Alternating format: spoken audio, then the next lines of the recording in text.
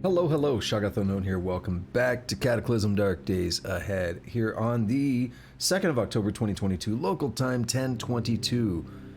And before I get started, I just got a fun little thing in the mail, or a little package. I just opened it. I haven't used it yet. I haven't even removed it from the wrapper. But if I can get the thing out of the box, it's stuck in the box. This is huge. This is gigantic. This is way bigger than I expected it to be. But it is a Steam Deck, which I just ordered on a whim a couple weeks ago.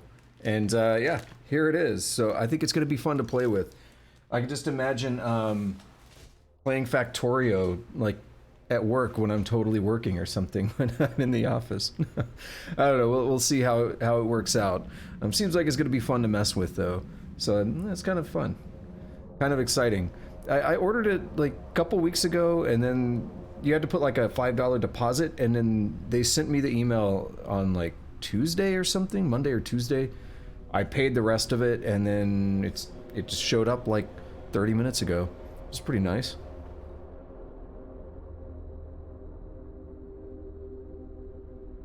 Oh yeah, the bison snorting. I don't know if like, so the thing is, just for the record, if you're watching this like on YouTube or something, we're talking in chat, just like typing before I started up here, and I'm talking about camping and how like the place that I typically go, there's a lot of bison. And you'll hear like a sound, like it sounds like something's moving around outside of the tent or something in the middle of the night, and you just wonder like, is that a bison? Like I have to go pee or something. Is it safe to walk out there? Like is something going to be angry at me? You never know, because bison are huge, and you don't want to make them mad. We had an incident where, I say we, I was involved in the chase, but I was not involved in provoking the bison. But there were people who were getting too close to it, we'll say that, and they were trying to take pictures and stuff, and it wasn't happy about it, so they ended up having to just like book it and get out of there, and it was of course like coming straight towards me, so I'm running as well. That was fun when you have a bison just running at you. That's a fun time. So what we're doing now, let's catch up on Mack Knapp, because it's been about a day. So what we're doing now is I'm just gonna unload everything from here onto the ground. We picked up a bunch of stuff from we'll bring it in the building. I'm gonna disassemble some robots and stuff, and then we'll go back to the city. And I think my first goal is actually going to be to we're gonna try and work our way to that doctor's office, because I'm hoping that we might find some antipsychotics there. And if that's the case, that'll help me out with, I think I only have 2 left. Where's it at? I have 2 left.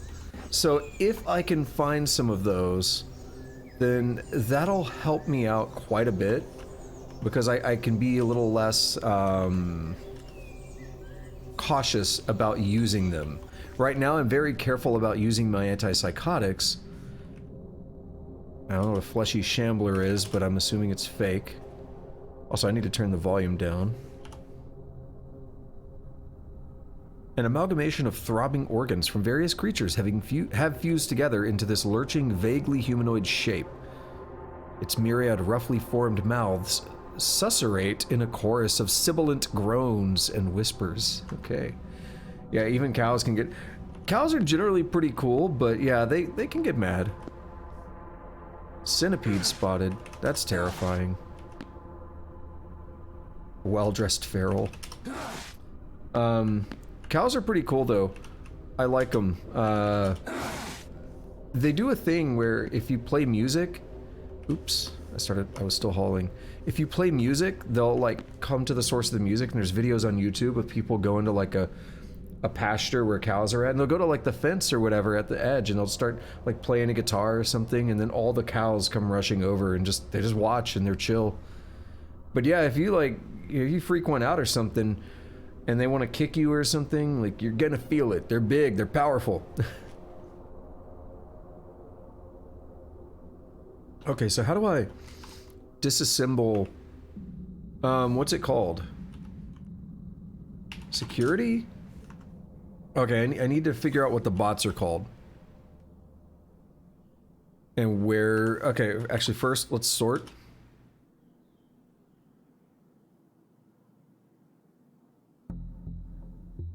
Another Shoggoth! It's a friend! What? A brown chick! That's adorable. A tiny yellow and brown chick. It could be from a number of different species. I'm assuming it's not hostile. I know it's not real, but... Yeah. Minimal threat. I wouldn't attack that. It's a friend. Alright, we have a faulty engine that I don't really know where it came from. And I need to find those robots. I thought you could probably do that. Whoops. What am I looking for? What? Oh yeah, this. And... robot. No. No security. What are they called? Riot. Broken Riot. Okay, it's down there. Then the other one's probably down there as well. Broken Riot Control Bot. And... I don't know how to scroll that menu over there. Page up didn't work, I tried it.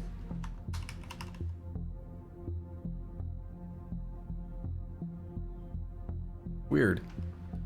Yeah, I tried the carrots, the left and right carrots. Greater than, less than.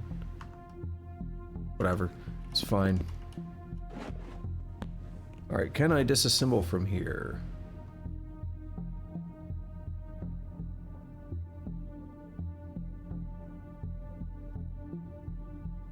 Oh, I need more soldering. Okay. I need more solder, rather. Where is the soldering iron? I have 21. I have enough, it's just not charged. So let's go ahead and get the solder. We'll take the iron as well. Just so, let's have both on me, just make it easier. Bot. Yeah, we have both bots here. Oh, I didn't charge it yet. Solder. Whoops. Soldering iron. Reload. Wait, I don't have any blank to reload my soldering iron. Why?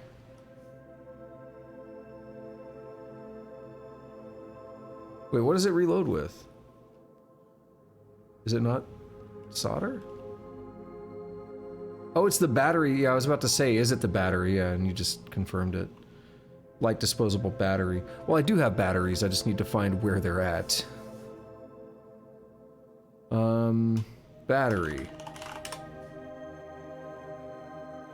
Light disposable. Okay.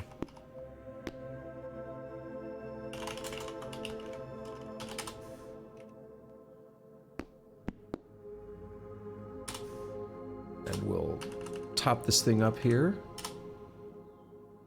Now, let's try it. So we can get... Okay. There's a lot of items here.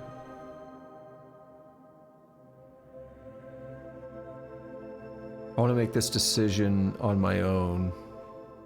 I'm probably going to go the Riot Control. They both give me chassis, AI core, Android arms. It's pretty similar. We're gonna give this a try. Don't care about the giant slug. I was about to say I need to turn the volume down. It's gonna be loud. The world takes on a dreamlike quality.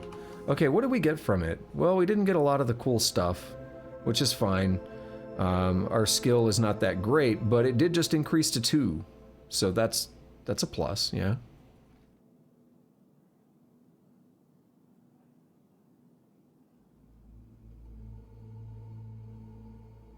So that'll just make it more likely to succeed next time. Yeah, so we did get some power converters, a solar cell, pathfinding module, and omni wheels. Pathfinding module, I think you could use that for automating vehicles. We have the tractor, the automatic tractor as they call it out here. So I guess that's done via a pathfinding module. So I dropped those things on the table somewhere. We'll just let things sort themselves out. We'll drop... Oh, wait. I didn't use the solder. Okay. Well, let's try again. Actually, we're very hungry. Let's take care of that first. And it might help our focus by the time we get around to doing the next one. So, let's make some food. Oh, rotten ingredients, no. So a lot of... Oh, the eggs died. That sucks. Using the solder to assemble makes sense because that's how it works, but... I thought it said you needed a soldering iron with 20 solder to disassemble it, and I assumed it was going to use it up. I mean, if it's not going to, I'm happy, but... It does make sense, because, like... What did I used to... I think it was my PlayStation 2 I used to solder. PlayStations used to have a lot of, like, disk issues, a lot of drive issues. And I remember learning online, you could just open it up and, like, solder this thing and it would work. And then I think I did something with my Xbox one time. Yo, we're gonna make some fried Spam. Now that it's been fried, this Spam is actually pretty tasty.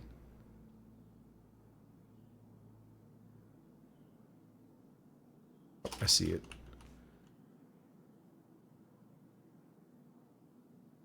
Alright, what else? We're not done yet. We need to make more. Deluxe vegetarian beans and rice. Let's do it. We'll have the canned corn. We'll put some black pepper in there. Put some clean water in there.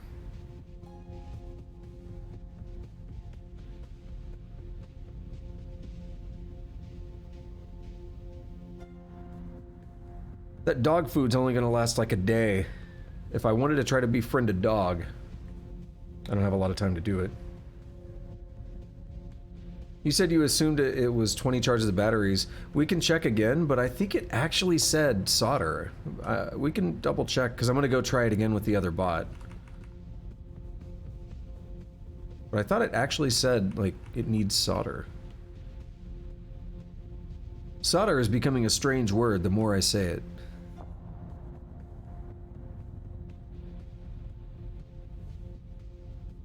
One of those. Right, we are satisfied. Let's get a little bit of water from here. Have a drink. Have another drink. We're hydrated and full. Full's a little bit much, but it's okay. What's going on here? Welding tanks are here. So let's imagine I'm going to go ahead and disassemble it.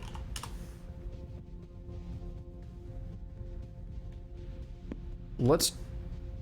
Oh, I threw up. Damn it. It's only happened a couple times. Oh, I'm not full anymore. Wait a minute. No, that's going to be bad for my hunger, isn't it? Oh well. We're going to drop that solder and just see what happens. Oh, totally correct. I just misunderstood it. Okay. So we'll try the broken police bot. Fractal patterns, okay. A Shoggoth disappeared. Okay, that was a lot of stuff happening. And we actually recovered, like, pretty much everything this time. Power converters. We actually recovered solder from it, which is cool. I don't think we did that last time. We didn't do that last time. So we got a stun gun, which is cool. Battery powered. I'm assuming it's going to be battery powered, and we can stun things with it. So we can put a battery charger in and then carry around some spare batteries and use that as an easy way to stun people if we wanted to. I've never tried it. Not lethal, but it could be helpful, I imagine. ID module. I think identification module is probably what the bot used to, like, just in the lore, like when it saw me, it was like, Citizen Mack Knapp, stop where you are, whatever it said, you know, and it was like yelling at me. I don't know if that's what it means by identification module. Memory banks, pathfinding. You know, we could actually get some info on it too. They're on the table, so let's take a look here. It's like a module. Continuously runs image recognition algorithms to identify friends from foe. So that's your automated vehicles and stuff. I guess you could use that in building maybe some defenses. Memory banks module. Allows for storage and recovery of information, sure. And then the pathfinding. Use a combination of vector integration and egocentric mapping to find the best path available. Also, let me adjust my AC real quick. I was on the phone just before stream, and I was, I walk around, I pace around a lot when I'm on the phone. So I turn the AC down too much. I don't want it running right now. Okay, we're good. Alright. So we got a lot of cool stuff there. I'm pretty happy with that. We got the wheels. I'm looking for Omni. So it's wheels that just let you go in any direction, right? Yeah. I mean, I'm guessing that's what Omni means, right? Like omnidirectional treadmill or something. That's how I'm interpreting that. So we have a couple of those. What was another thing I got that I'm not sure about? We'll look at the stun gun. Sensor array. Notice. Sensor array. Wide range of sensors meant to give the ability to perceive the surrounding world. That makes sense. Stun gun. High-powered stun gun. Use it to attempt to electrocute an adjacent enemy, temporarily paralyzing them. So it's not, yeah, it's not even a one block away thing. It is just like a taser that you zap somebody with.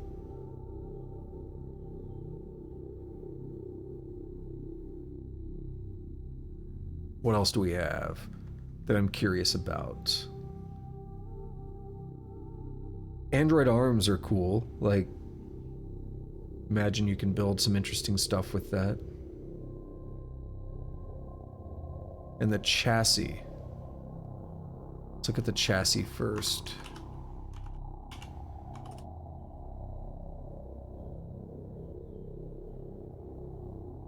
What's left when you remove all the moving parts and electronics, the skeleton armor of the police bot?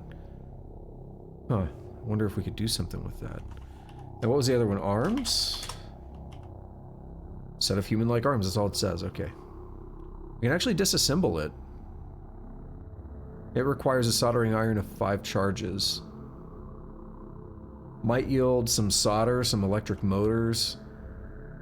Tiny electric motors, then some micro motors, power converters, copper wire chunks of steel, plastic chunks, scrap metal. I'm not going to do that. I'm going to keep it because I might want to use it. But that's cool. Let's see. I think I can maybe put it on a staff, huh? What is this? Bow stabilizer system. Oh, that's cool. It's because I have the electronics now, right? Because it's taking soldering. Wooden tonfa. What is that? Wooden truncheon of the sort commonly employed by police. Originally an Okinawan weapon, it consists of a stick with a perpendicular handle attached a third of the way down its length. So it's basically like the... What do we call those? Not batons. Nightstick? I think that's what we call those. I guess failure rate's there because we're not as proficient as we would like to be. Yeah, 2 of 3 on fabrication there.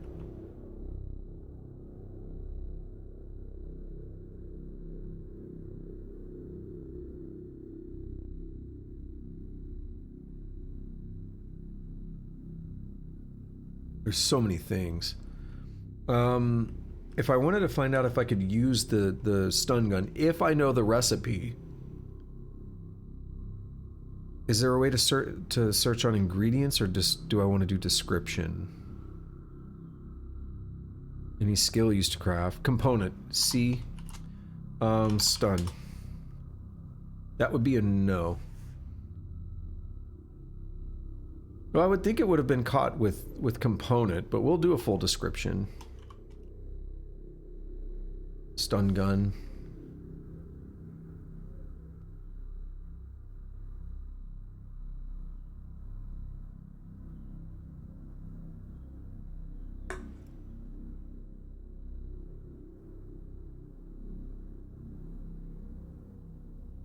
Drink opening time.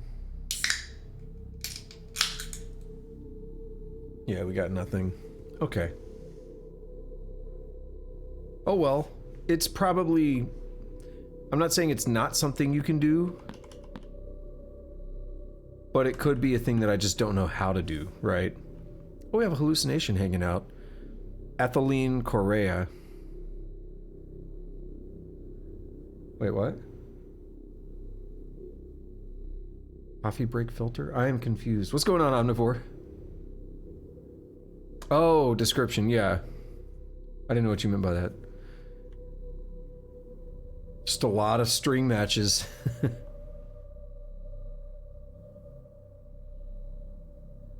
was I looking for? Solder. Oh my god. Yeah, I didn't realize what you meant at first though. I was like, coffee break? What are we talking about?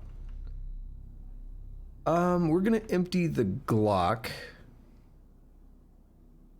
Yeah, I gotta do a little bit of management here of these weapons. So we're gonna take the Glock magazine and we're gonna unload it. We're gonna unload the Glock as well.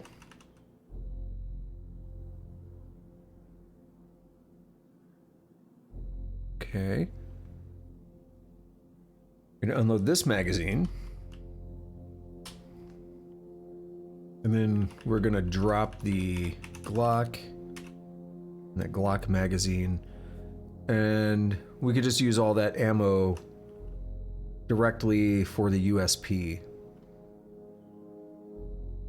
They're both similar weapons. They both use the same ammo.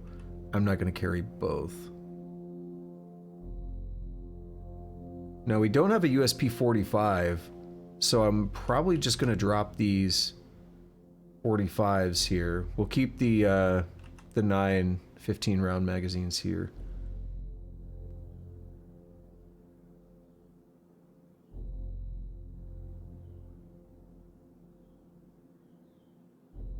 Take the shotgun. We don't need that, all the shotgun stuff, because we don't actually have a shotgun. Drop some of these. Trying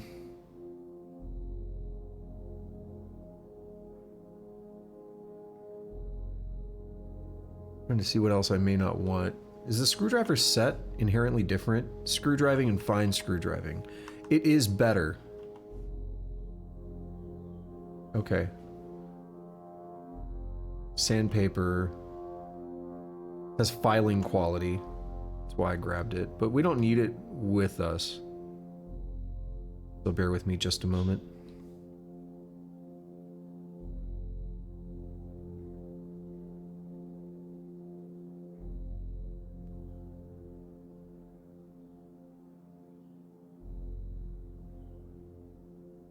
Alright, sorry about that. I should top off, top up on water. And probably dump a lot of these wallets as well. They're just kind of doing nothing for me.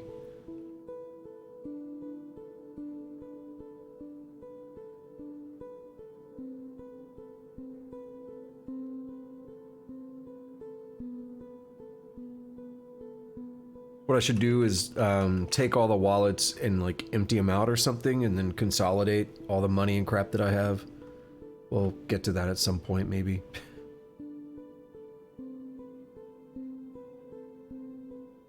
Just clearing out a little bit of room for things is going to be helpful, I think. Okay, where is this? Oh, there's the mask. Okay. And maybe we'll use the mask, maybe we won't. Don't believe it.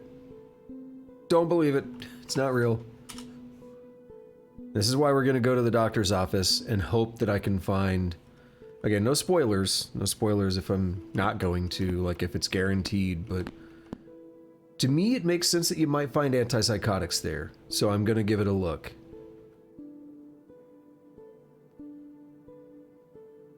And then if I do find them, I'll be a lot more comfortable using antipsychotics. Like if I go in there and get another bottle or two, I'm gonna feel a bit more comfortable. Right now, I've only got 2 left. So I want to be cautious with those. And what I want to do is save them until I start like pushing into the town where it's going to be a little bit more critical. If I'm dealing with hallucinations while I'm trying to fight things or something, that's going to be where it matters. Last time, we only kind of pushed around to here, I think. Maybe we pushed down this way. I don't feel like we went that far. Maybe we did though. What I was thinking, and it's actually dangerous to go through the forest. That is something to be concerned with. But I was actually thinking of maybe taking more of a forest route to just kind of skip around to the doctor's office. I know the risks associated with going to the doctor's office that way. In other words, what I mean is it then has dudes on both sides of the doctor's office, so that can pose a threat. But I do feel like it's worth taking a little bit of a risk trying to get there, trying to explore it. We're not gonna like be super careless with fighting and all that, but just trying to go on the outskirts and get there, maybe get some medicine that's gonna help us out in the long run, rather than try and push through every single building, crawling down there very slowly over multiple days or something. So that's the idea. Hopefully I can avoid shooting too much, but there's another thing that's on my mind. It's the knife. Because it's getting pretty weak. And to repair it, don't we use like solder? Don't we use a soldering iron or something? And then the question is like how... Whoops, totally hit the wrong... Hang on. Oh, that's why. There we go. I was on the wrong button. Repair kit. Soldering iron works too. We need steel and plastic. The question is how likely I would be to fail.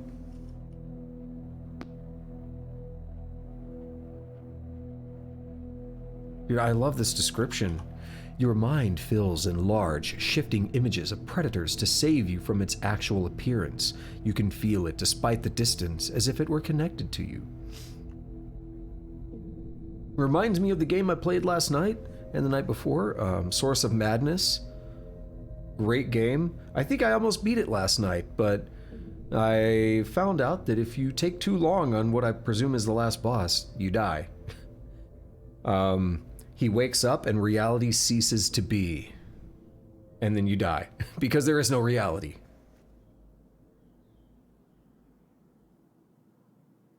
Pretty cool stuff.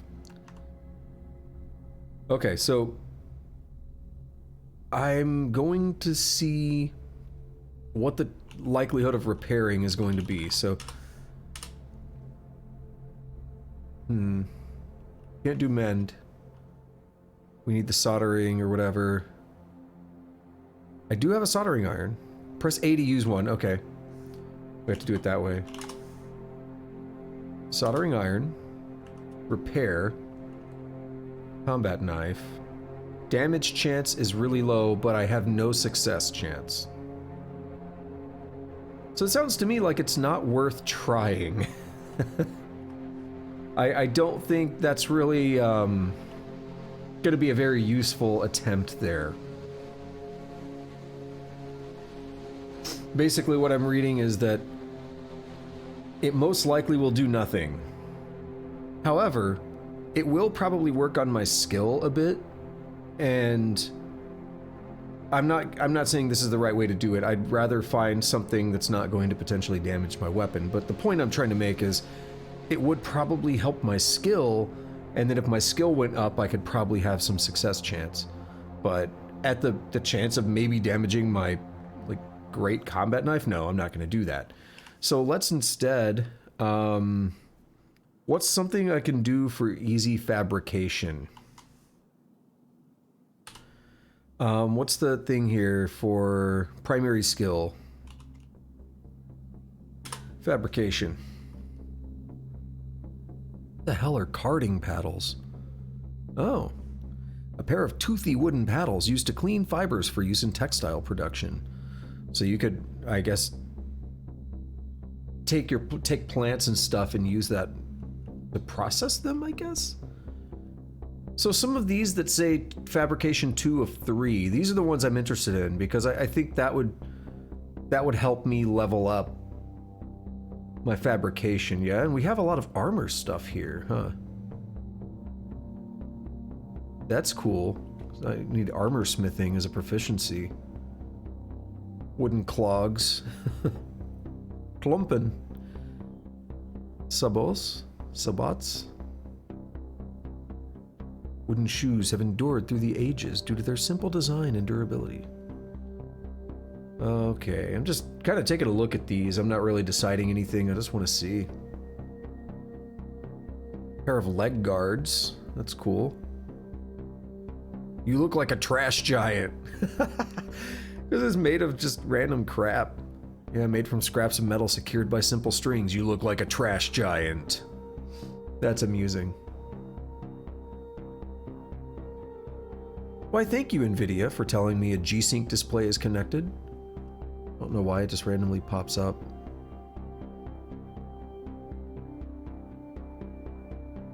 I was thinking it could be related to the KVM switch I was using.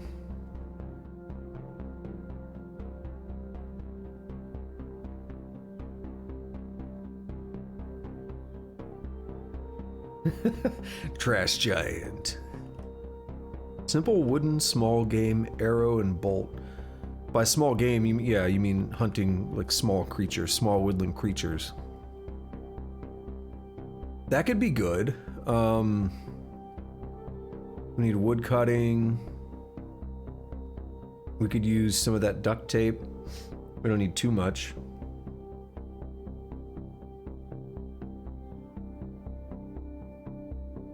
We need planks and sticks and stuff. That's easy. Plastic bags. Yeah, I might want to do that. That's an option. It's an easy enough thing to craft, I guess. Tobacco pipe. I'm basically wanting to do one of these 2 of 3 to maybe help my proficiency along.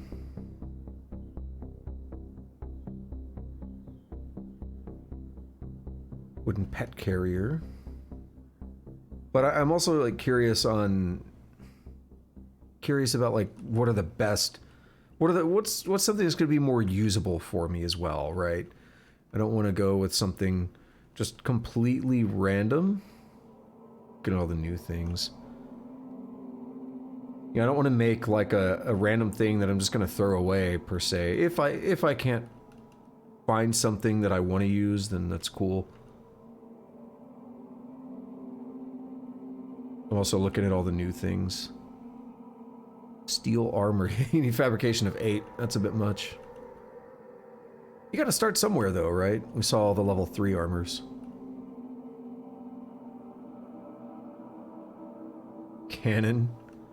Cannonball. Okay. Didn't know that was in the... See, this is why I like looking at stuff and kind of finding it on my own, because I'm like, that's cool. Cannonballs and stuff. Like, that, I didn't know that was in the game.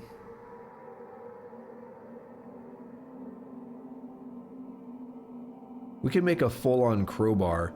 My heavy crowbar is actually not doing so great, but I don't use it very often.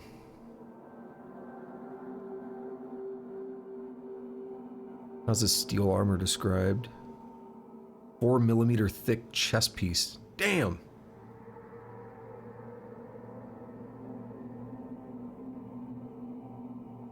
That's cool. An iron shod quarterstaff. A little bit beefier. We don't have any blacksmithing or manual tooling. This game is crazy. And we could keep going on and on. We need the, we need drilling and stuff. I'm surprised I don't have it.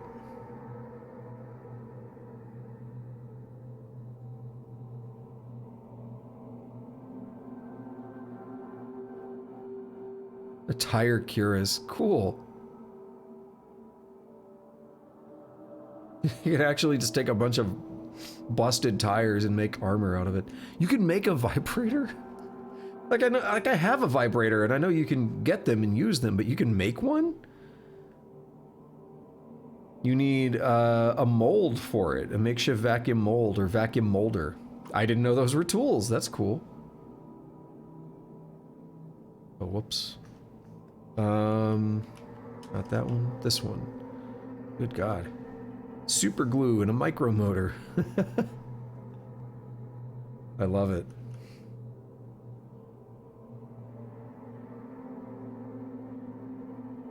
Lots and lots of armor and stuff here.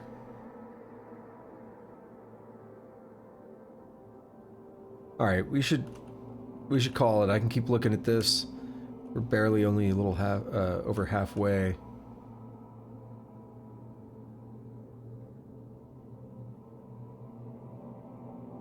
All right, let's pick something up here to make. I kind of wanted to make a bow before. Not a bow and arrow bow, a BO staff. Be a decent. It could be a decent weapon.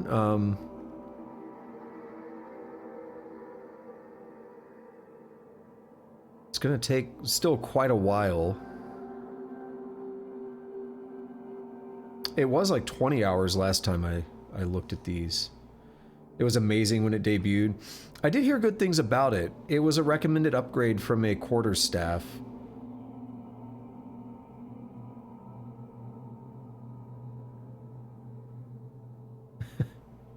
Not worth the effort. Well, let me double check one thing real quick. Let me just go back in here. Whoops. Typo.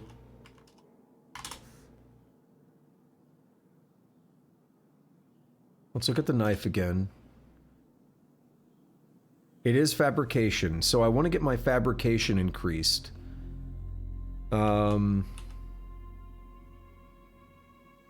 Let's see. P.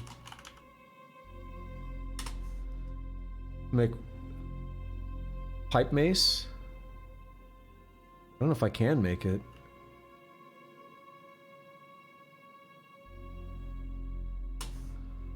I can.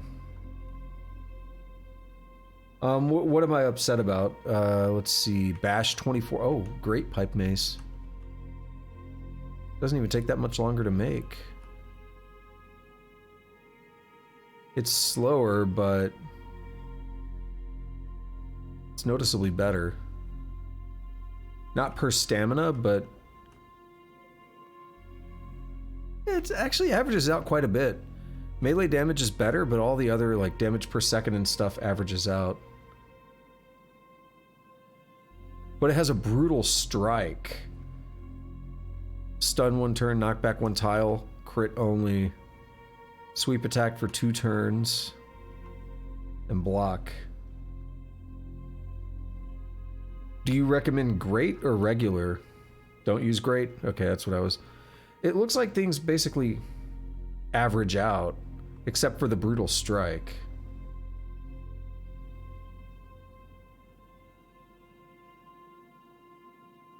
Only problem I have, like, this could be a good backup for my knife.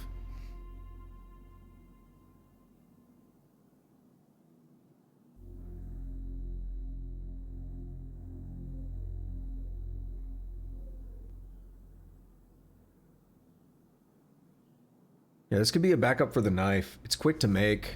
I'll make one. We'll check it out. Alright, we'll put that on the table.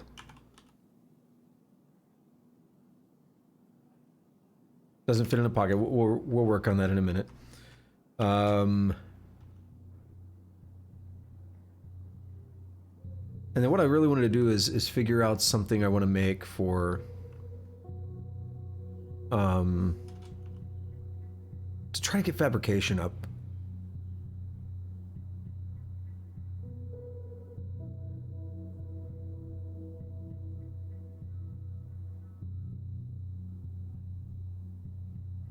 I don't have any armor smithing there.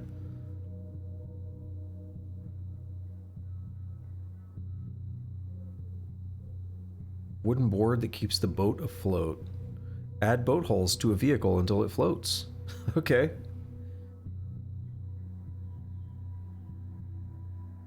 Sure, go for it, Nuke. I'll check it out here in a moment. Wooden cartwheel.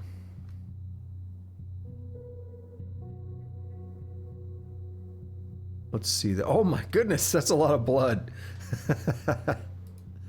Wow. So you have, what is that? You have a sword? I'm zooming in.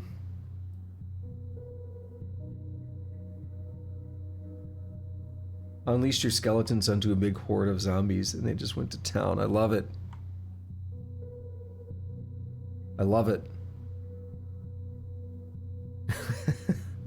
I don't have a browser set up here, but just in case anyone's watching this in the future on YouTube or something. I don't know how long this link stays live. I don't know the website, but we'll go here where you can see it in the chat and copy that down if you want to see it. It's a lot of blood.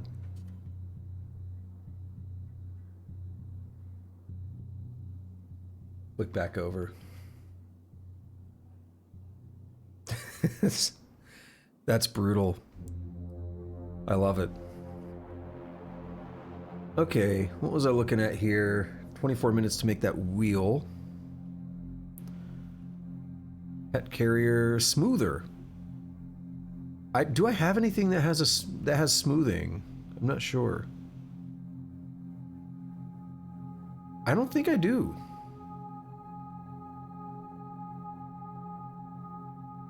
That could actually be something useful.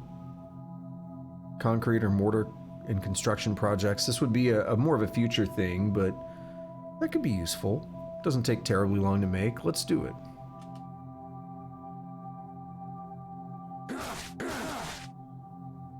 Well, we put it on the table. Okay. Let's take a look over here at fabrication. Oh, it's going to be a while.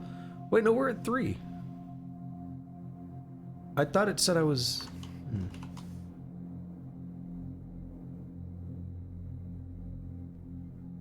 Oh, it did. It just increased to 3. Yeah, okay.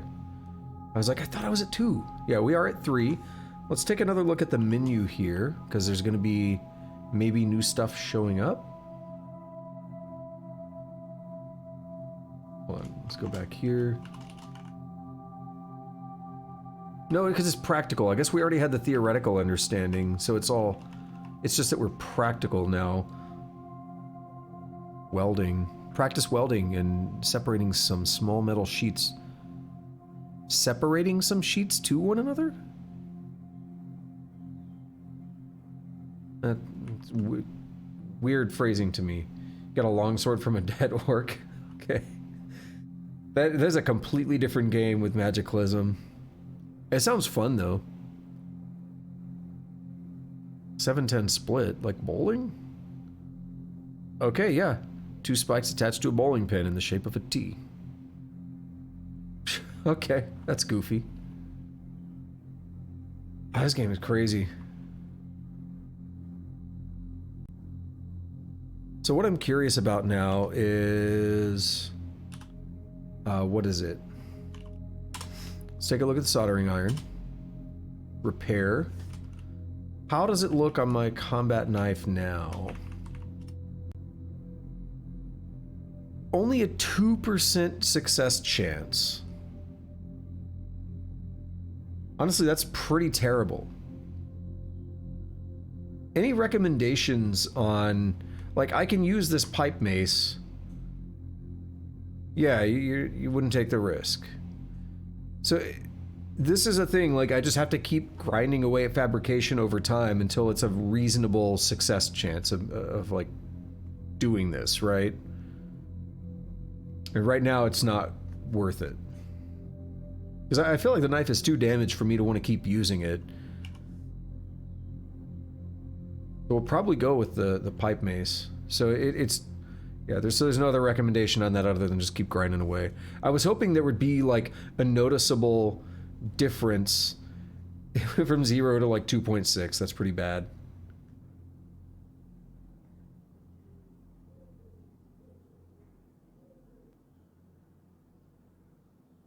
Yeah, you both said the same thing. Fabrication 4 or 5 because it's a higher tier weapon, yeah. Okay. In that case, I'm probably just going to drop it. I'm going to drop the knife in like a special spot here. Because, I mean, I don't want to be encumbered by it. But, I don't want to like lose it, you know. Can I get the pipe mace? No. I can wield it, but... I'd like to be able to hold it in my bag or something, so let's see what all I have that's holding me back. We're gonna keep the mag in case I get some ammo for it for my rifle. We're gonna have the rifle, we're gonna have the USP, and a little bit of backup ammo for the USP. I mean, the USP came in clutch yesterday for the security bots and stuff.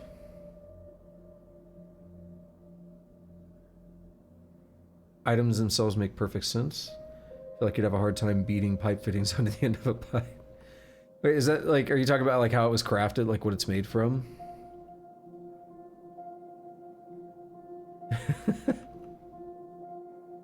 We got a bunch of rum. See, I don't need the rum.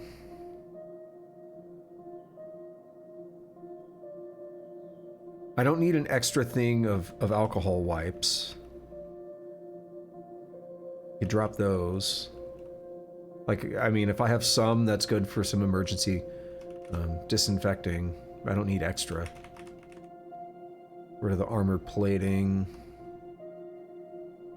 Get rid of that battery. Both of those. Those are definitely going to weigh me down. An empty tin can.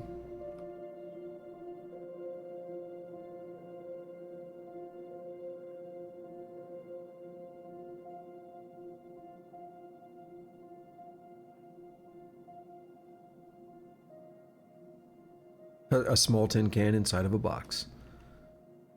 I just love how something about the way it just figures out like where to put things in containers amuses me from like a programming standpoint.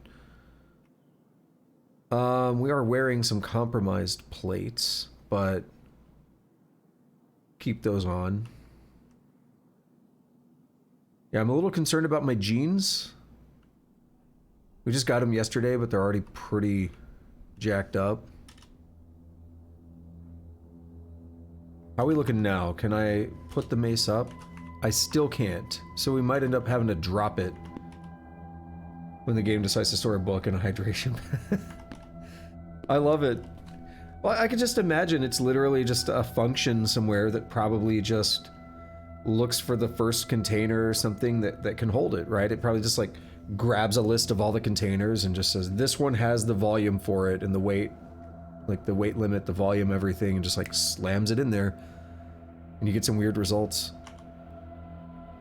Refill. Oh, whoops. That's not what I wanted. I wanted to do this. Pour into a container. We're going to fill up my canteen.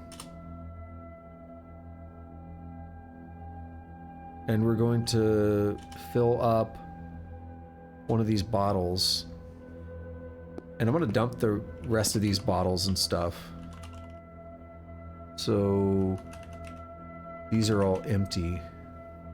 We're going to dump those. We're going to sort. Yeah, that's what I mean. Like,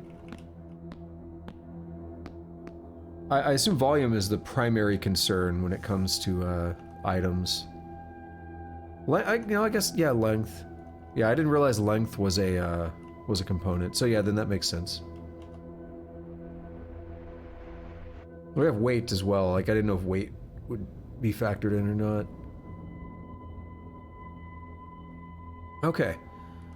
So I think that's good. Kind of sorts everything out a little bit. We're a little tired. Let's read about transistors. Oh, we got the makeshift vacuum mold if I want to build a vibrator from scratch. I think Omnivore saying, you know, you'll go looting, forget you're at 200% weight and die. I think by default, safe mode doesn't let you do that, right? I was looking in the settings the other day and I saw, like, the option to turn off a warning about weight limits or something. And yeah, I just noticed that nuke. So what's a transistor? Programmable autopilot, motorbike alternator, bicycle alternator. Bicycle alternator? Does that mean like a pedal bike can have an alternator that charges batteries? That's cool. UPS conversion mod. I don't know what that is. Lots of circuit related stuff. I mean, this is a transistor book. Solar panels, okay. Foodco Kitchen Buddy. That sounds cool. E-bikes. He says, do people not disable the weight thing? I mean, I didn't even know it was an option until recently. So we can practice electrical circuit design, semiconductor circuits, and electronic soldering. That's cool.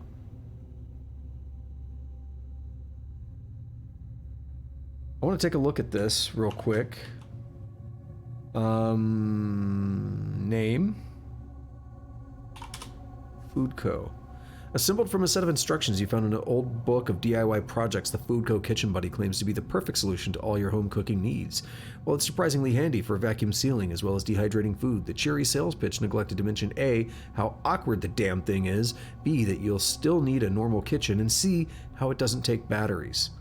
You're going to have to weld it to a vehicle or something else with a supply of electricity if you want to use it. In addition to the food preservation features, it also has a food processor, a water purification system, a drawer for holding extra tools, and for some insane reason, a press and die set for hand-loading ammunition. God, this thing does everything!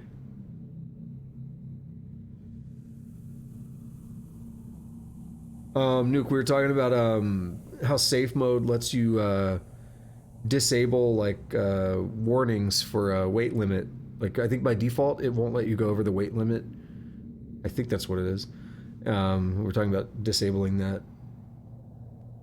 It's excellent for a quick mass looting, but only when an area is supremely locked down. Oh, okay, yeah. You play with Wandering Hordes. I don't know how I feel about Wandering Hordes. For just the little bit that I heard about the way the mechanic sounds, it doesn't sound like something I would really want. I like the idea of completely eliminating dudes forever. And it sounded to me like Wandering Hordes has like spawning zombies and they can just like spawn in areas even if you've cleared them. That's not really up my alley.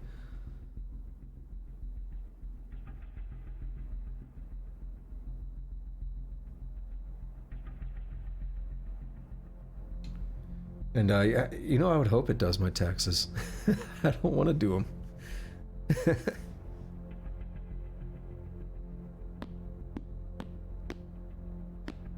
Well, so here's one of the impressions I got of Wandering Hordes, though, was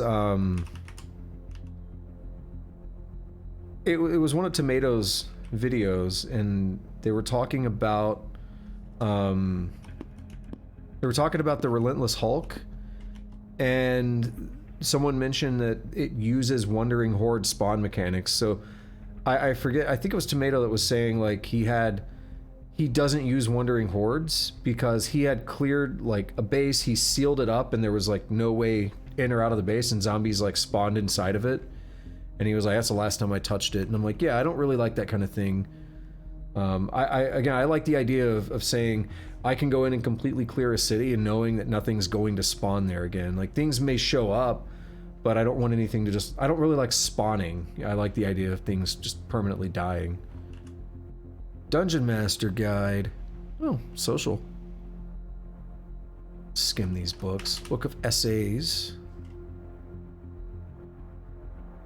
Gideon Bibble. Yeah, I'm sure he is talking about a huge base area, but that sets the stage of like, I don't like the sound of that.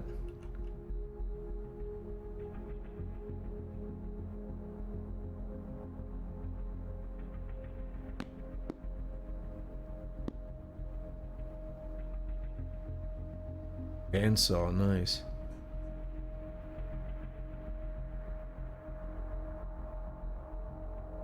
Hunters. Yeah, that's not really for me. Again, I like knowing that if something's clear, it's clear. Even out of the context of this game, just in general. I like more static things. Because to me, I like the idea that there's like a set finite portion of entities in a world, and then they can be completely depopulated.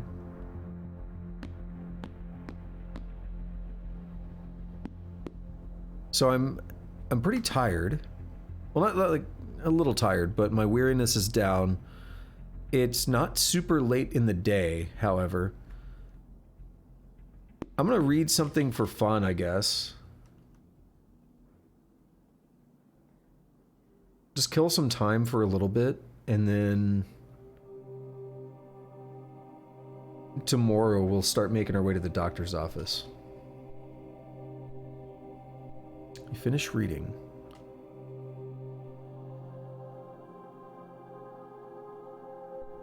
Talking to myself. Focus is going up. Weariness transition is getting better. See? That was the plan. Alpha Razor Claw. Wouldn't it be funny if I just died right there? It was real.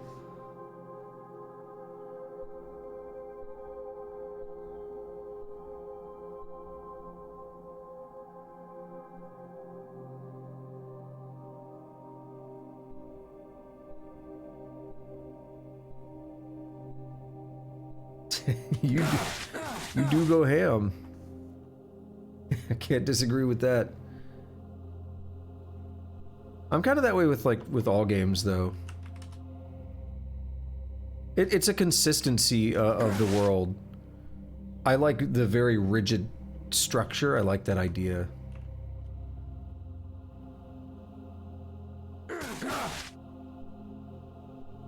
Like, if I end up making some kind of a roguelike or something, it's going to be very consistent like that.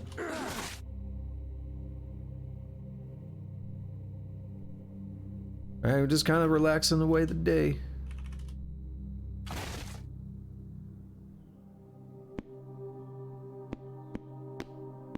Ready to go out in the morning. Armored Feral. You're not real. Come play.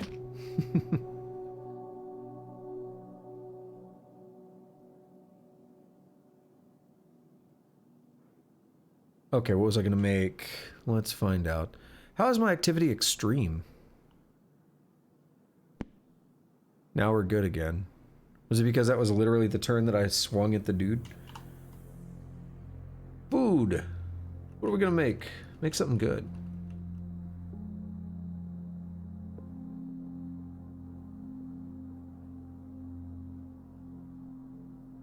I feel like we have a lot of good options right now.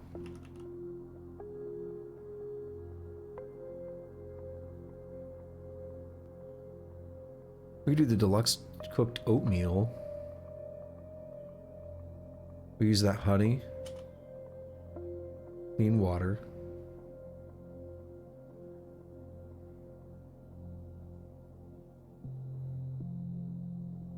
I took a quick look over like the repository, but I didn't really digest the code for sure.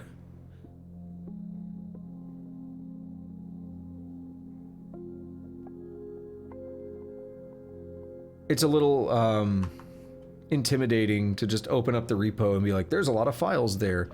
And unless you're in that mode where it's like, I am determined to go look into this, I'm like, yeah, it's a lot of work. I'm not gonna do that right now.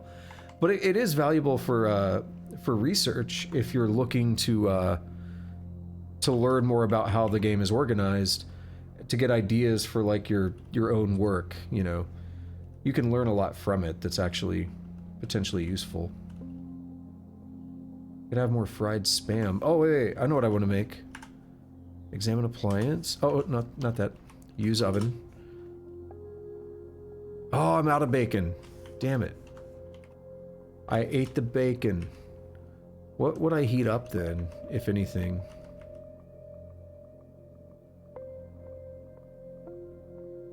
Smoked meat. Do you eat smoked meat cold or warm? I don't even know. Yeah, so what you said, you haven't even dug into the whole code yourself, you just looked at the parts you're interested in. I did a little bit of the same, like I opened up the repo and I was like, oh, we have all the modules here for like some of the different systems and stuff. And I poked into a couple of them, just skimmed it, but I'm like, yeah, I'm not gonna go over that whole thing.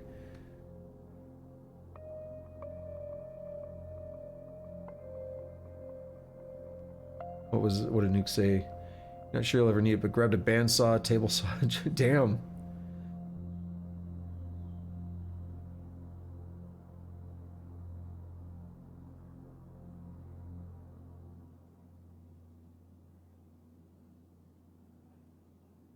Getting grid powered up when you found Exodi. I don't know what that is.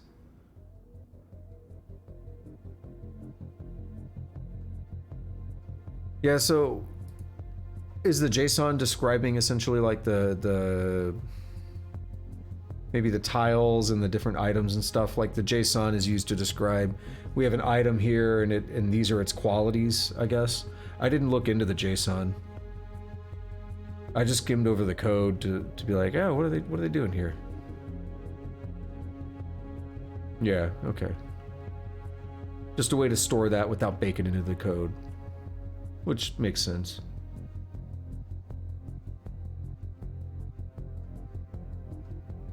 All right, what am I gonna do?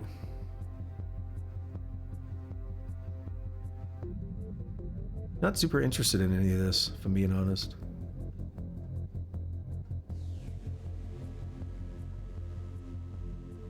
Yeah, okay, whatever.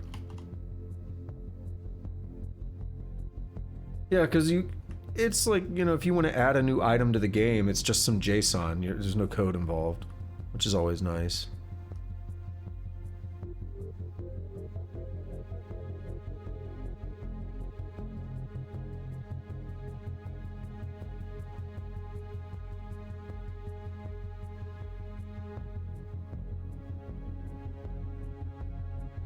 JSON is definitely a lot easier for, you know, like a non-coder to understand, right?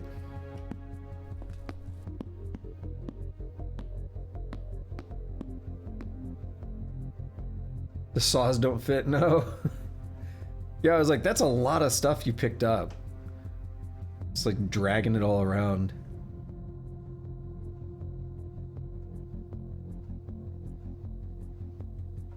Yeah, everything I do, I try to separate that, like the descriptions of things, you know, objectification.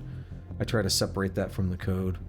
If it's like a quick prototype or something, you know, I'll bake it into the code, and in Rust, there's the Serre crate, which you can use to serialize and deserialize. So I might bake it into the code and then just like serialize it into whatever format I'm using, JSON or TOML or whatever, just as a quick way to like spit it out on the disk, and then I can read that.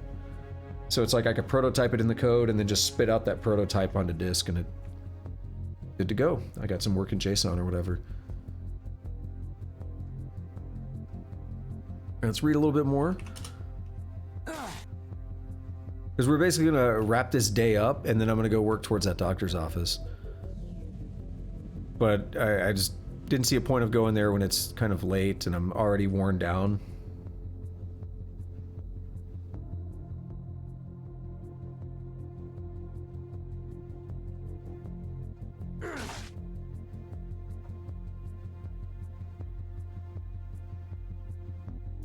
Oh, my pipe.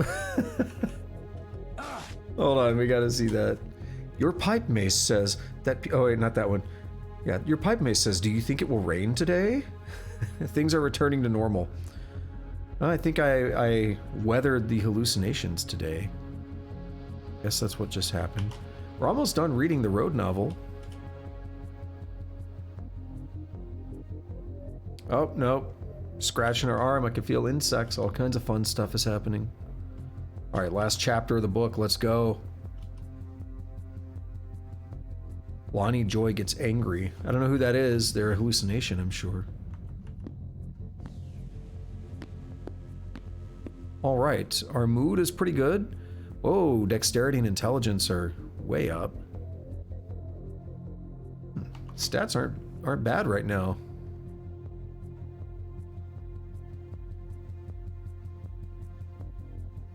Cool. Alright, let's drop these books and stuff that I just got.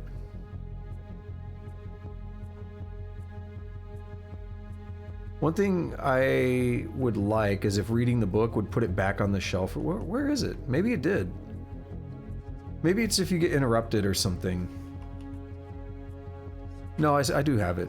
I was just missing it. Yeah, I'd like if you read it from a shelf, if it would like put it back. Alright, we are pretty much done with the day here now for real. So before I go on to the next day, might do a quick bit of exercise or something. But I'm gonna take a quick break, step away for a couple minutes. I'll be right back, and then we'll continue on. We'll go to the next day. We'll try to get to that doctor's office and see if I can get some good drugs.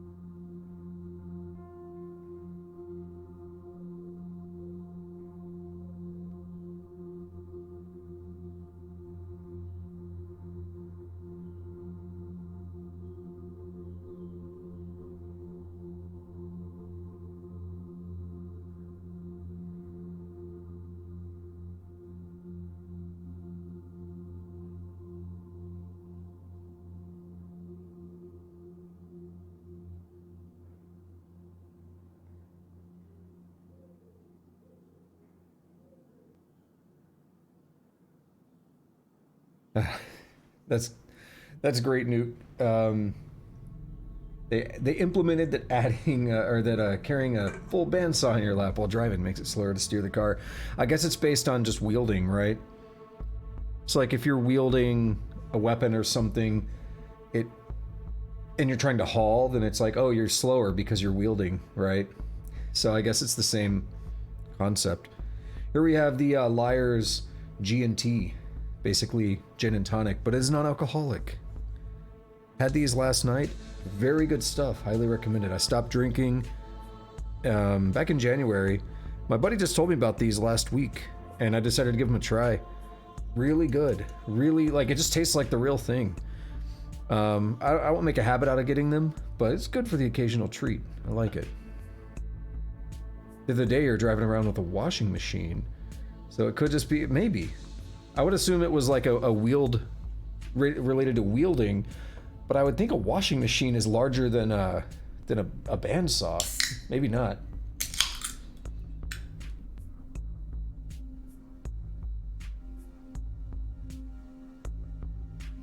Or that they're comparable sizes. I would think that they're maybe comparable. And I'm thinking about the washing machine I have in the other room over there, and it's pretty sizable. Okay. We got just a little bit more time. Or do I just want to go ahead and sleep? You know what I want to check? You know, I keep forgetting to look this up. Okay, I am going to look this up right now. Give me a minute, because I have yet to find out an explanation for this. Cataclysm. Calories are below safe levels. Let's see. Yeah, here's someone talking about it in April. Pretty recent.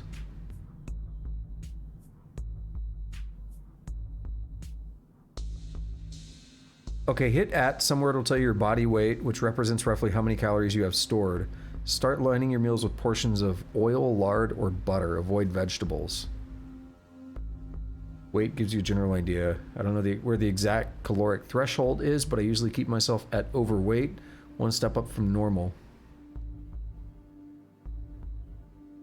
Normal weight blocks the recharge. Eat as much calorie-dense food as you have available. Okay.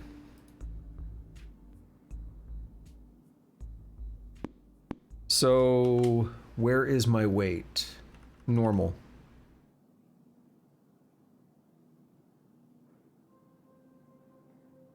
All right, time to eat more.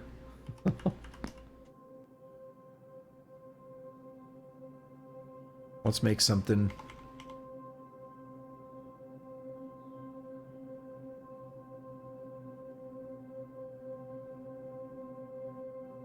Make some mac and cheese, I guess.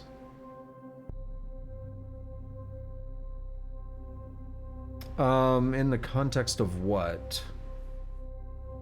Weak points in what context? Maybe, maybe not.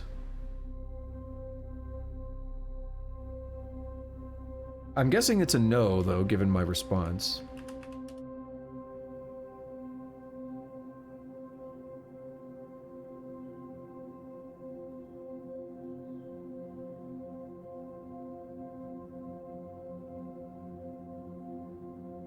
Cattle fodder, in case you want to get a cow or something. Spam isn't really that heavy in terms of calories. Deluxe milkshake is. Well, it depends on how you make it.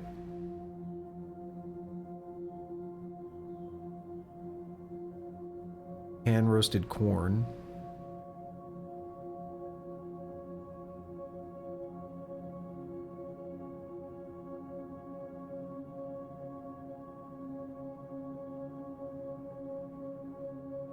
I don't think I've seen those. I've seen some kind of gas zombie in a hallucination, but I don't think it was that. Sounds terrible. Do you mean weak points on, like, enemies? Can butcher? Oh, I do know about butchering. I just haven't done it. Yeah.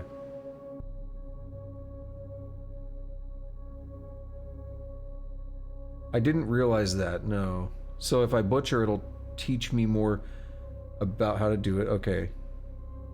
And then certain things help speed that up. And then that's going to work in fighting, I guess.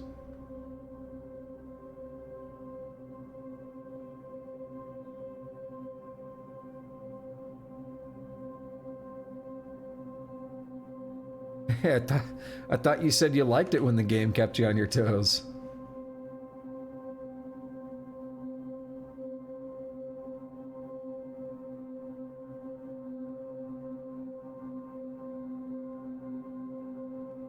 Cheese sandwich. Nice. Scrambled eggs uses rotten ingredients. No. Have some almonds.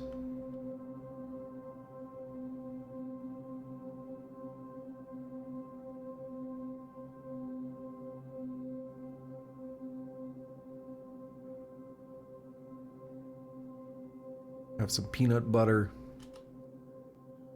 How's that for calories, huh? Let me use my damn thing. We need to basically become overweight to recharge my stuff. That's just crazy. Okay, proficiencies? We have everything in here. We can go over to weakness. Or weak points. Ossified exoskeletons and synthetic armors. Yeah, so they are both in here. You're familiar with creatures presenting unsettling bones on their outer structure. Okay. So I fought a skeletal zombie, and that's probably why I know a little bit about that, right? Synthetic armors, man-made armors and ways to exploit them.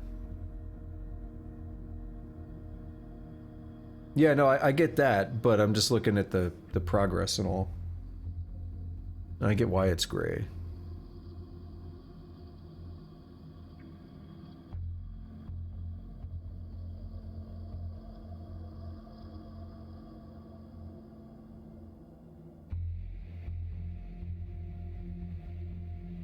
So, doesn't really lead to anything on synthetic armors or ossified. So I don't have any other weakness stuff. I only have those two. But I guess where I got that from was the skeletal zombie or something.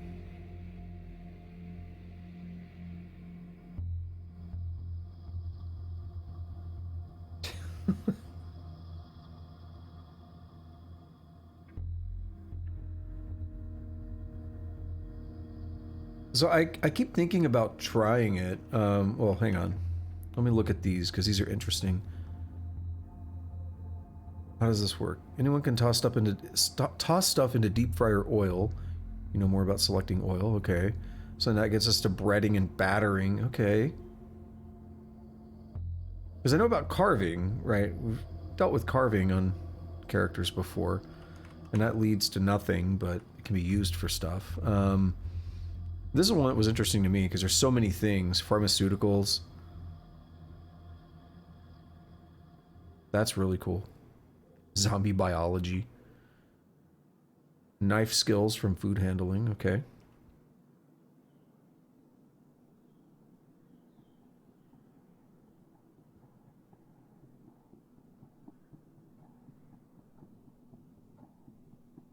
So I had actually seen, you know, talk about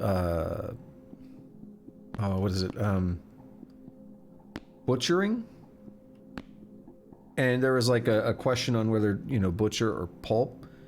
And one thing I read initially was that people were recommending not to butcher like zombies and stuff because it would spawn a bunch of roaches and it could be very bad. But I was looking again later about something and it said, oh no, that's actually been removed. Like that was in the game a long time ago and then they removed it also a long time ago. So is there a reason not to pulp? Like, I mean, I'm probably assuming butchering is more time consuming, but is there a negative reason for butchering other than time?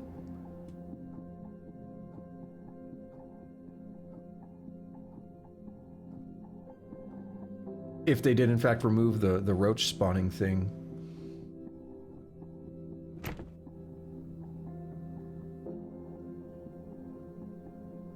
Right, no, but that's not my question. I'm asking, is there a negative to doing... What? Okay, what made me wake up? Why did I wake up? Did I hear something?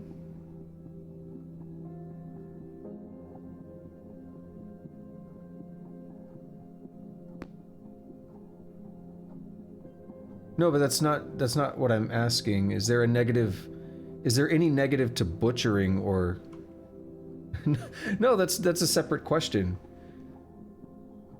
I'm not asking about pulping, I'm asking about butchering. Is there a downside to butchering or whatever? That's what I'm asking.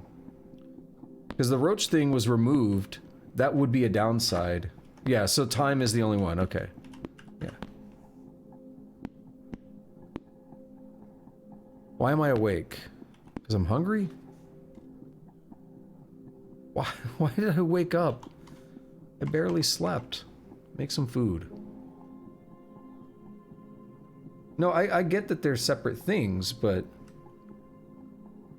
Newt gave me the answer I was looking for. It's time.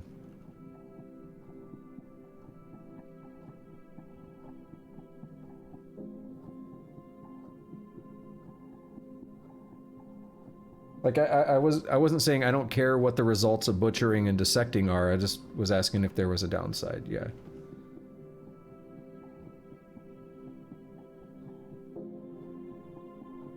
Pour into a container. I guess this bag, I don't... no, pour it in this bottle.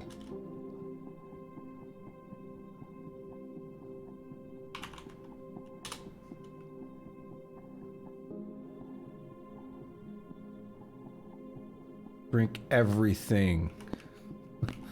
I'm still tired. Why did I wake up?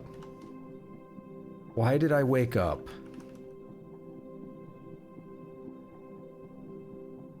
Oh, whoops. Can I... Fine, we'll drop it.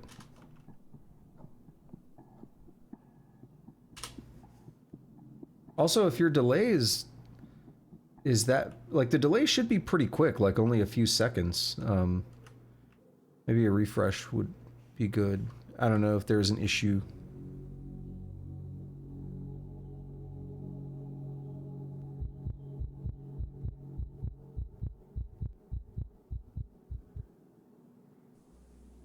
Oh, whoops, I didn't want the knife. Because that sounded like it was a pretty bad delay. If... Oh, not pickup. Wheeled. Ah, oh, son of a... Did it again. I'm so used to the thing I want being there. I'm so terrible. Mace. I mean, stupid mace. Alright, let me sleep again. What time is it? Okay, so let's wake up in like 8 hours. Let's see what happens.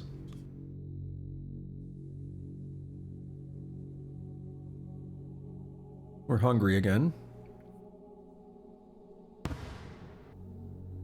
Definitely not 8 hours, but I heard a noise. From the northwest, you hear huge explosion. Well, I was scratching my arm and stuff before I went to sleep, so it could still be fake. It probably is fake.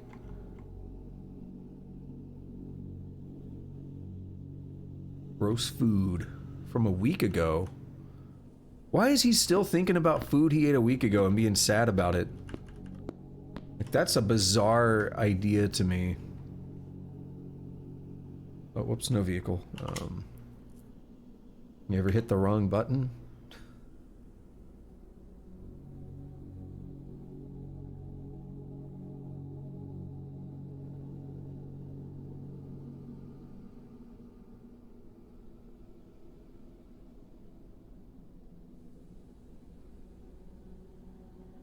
We'll have this deluxe cooked oatmeal with honey, clean water.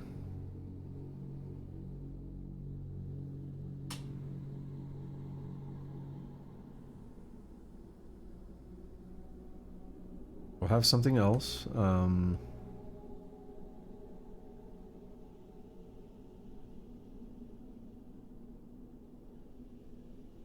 Meat sandwich. Some bread. Cancel. What if I let's try this. Fried spam. Let's make a sandwich with that. If I can. I'll eat the spam either way. I should filter instead of scrolling through, since I knew exactly what I was looking for. No, it's not showing it. Okay.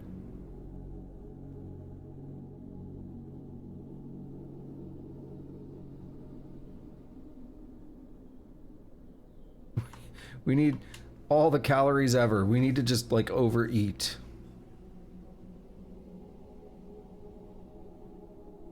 That's literally what the game is telling me. Or what Reddit was telling me.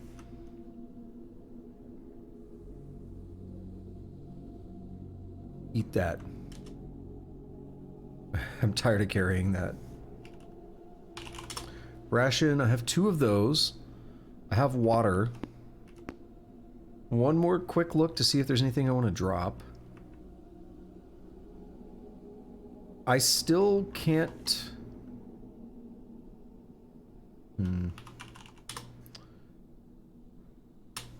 I still can't put a, put my pipe up in my bag. Actually, there's something to look at. So, mace. It can tell you how you can store it, right? This item can be clipped onto a belt loop of the appropriate size. I don't have a belt, but if I find one, I could just put it... I've seen plenty of belts. Like, I've seen them all over on zombies and stuff. Finding a belt's not going to be hard.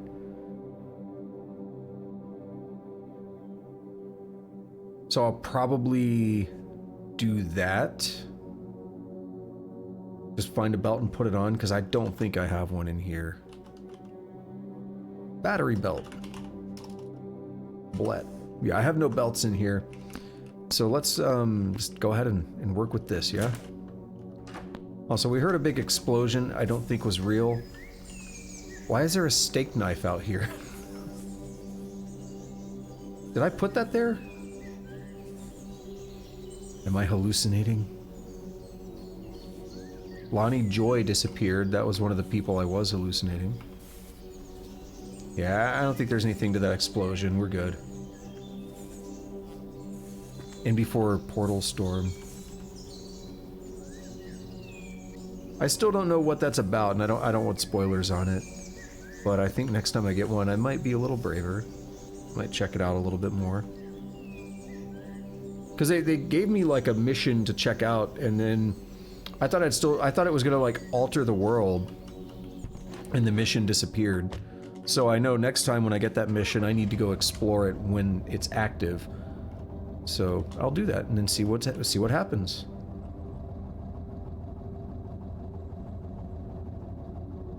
Like the way I look at it, that's how you learn. Like, oh, the game is telling me this thing is happening and there's a mission. Let's check it out. And then if you die, that sucks, but it happens. That's part of the game.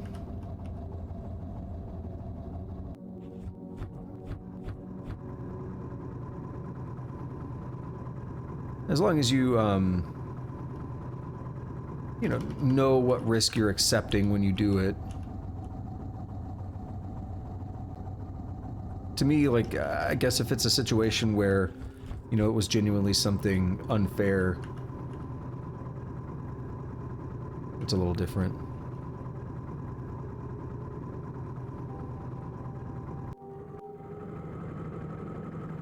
Like, one of Dunker Slam's Noita runs, I forget how far he was into it. It was supposed to be like an all-orb run or something, and he was like, I don't know, 6 hours or something into the run, and he was going multiple parallel worlds deep, which if you don't know the game, that means nothing, but basically, the Noita map is, you have your default game, which is a set of, like, biomes going down.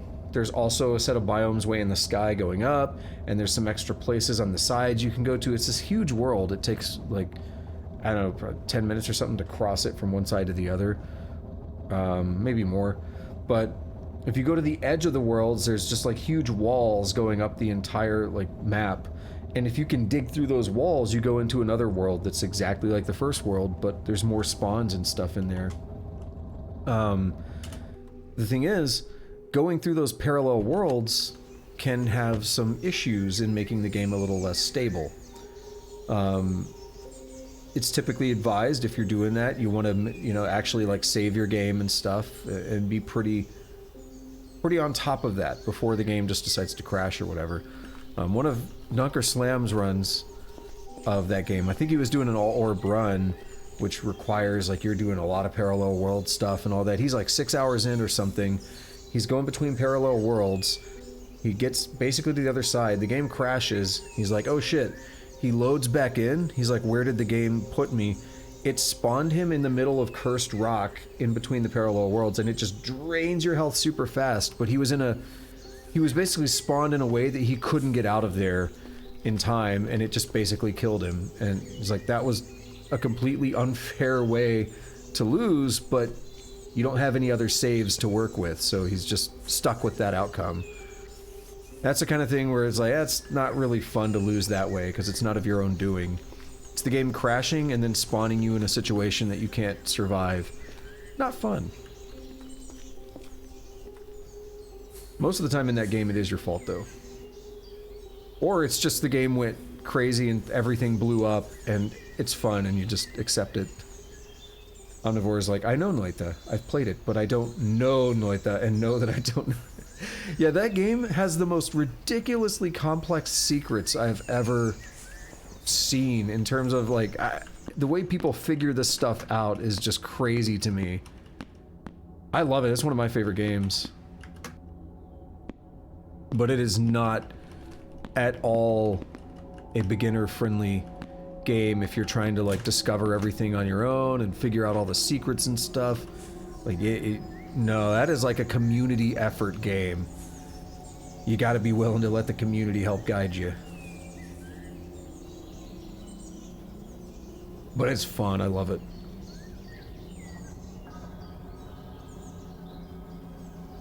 What do you have here? Do you have a belt? Yep, potato chips. I should check some of these corpses that have been passing, I think. That's a rat. I don't know who killed that. Maybe one of the bots? I don't think I did. No belts there. I could probably just do a V search around a bunch of zombies. Spider? No, that's a rat. That's a spider. Belt.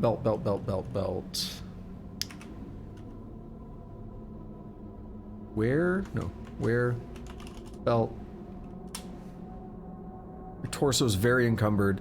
Yeah, that is a slight problem.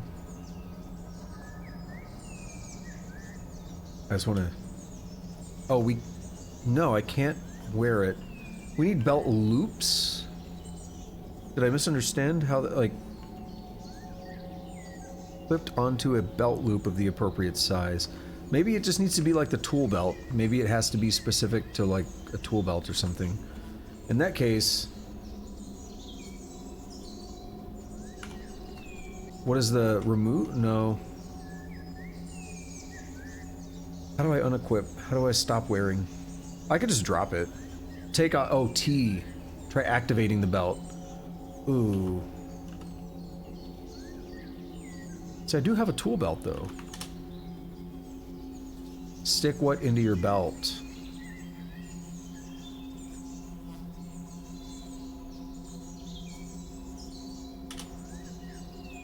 Designed to look good and hold up a pair of pants, but you should be able to attach a small tool.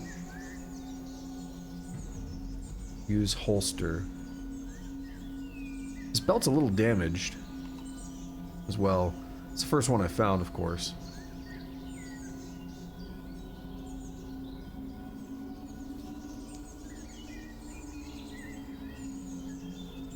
A little worried about the encumbrance. Let me try something.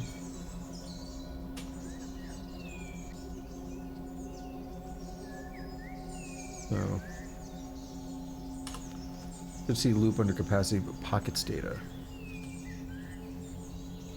Oops, that's not what I meant. Belt.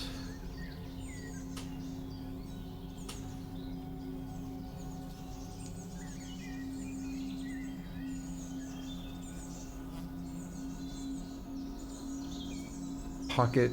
Okay, yeah, it has a pocket.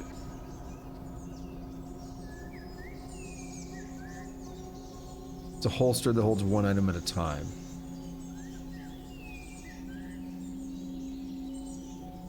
Curious about that encumbrance issue, though. I know the thing you're supposed to do is take your stuff off when you fight. I never really do that. I really should, though.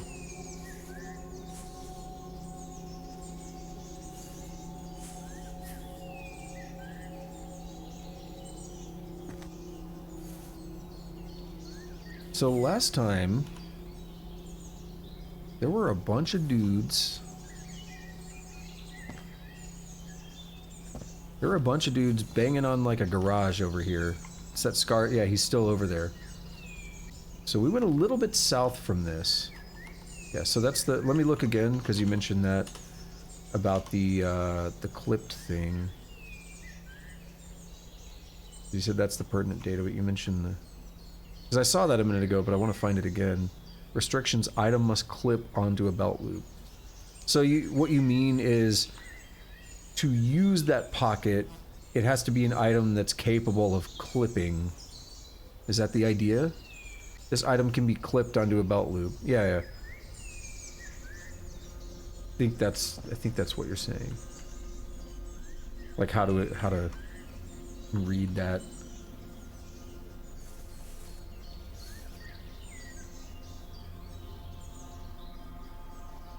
So we have this pipe mace wielded. I want to try something. Where's my big old bag? Molly assault pack, probably. It's pretty heavy.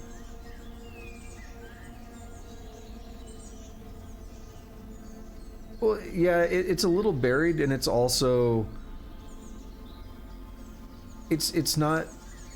It's an issue of like if you've never seen it before, if you've never worked with it, it's so hard to like parse the information because it's a lot of information coming at you at once, right?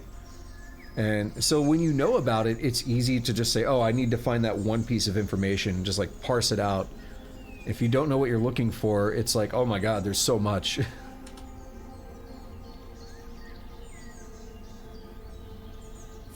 So we'll drop the assault pack, and that should make me a little bit less encumbered. Actually, we can check encumbrance. Is it in here? It's not there.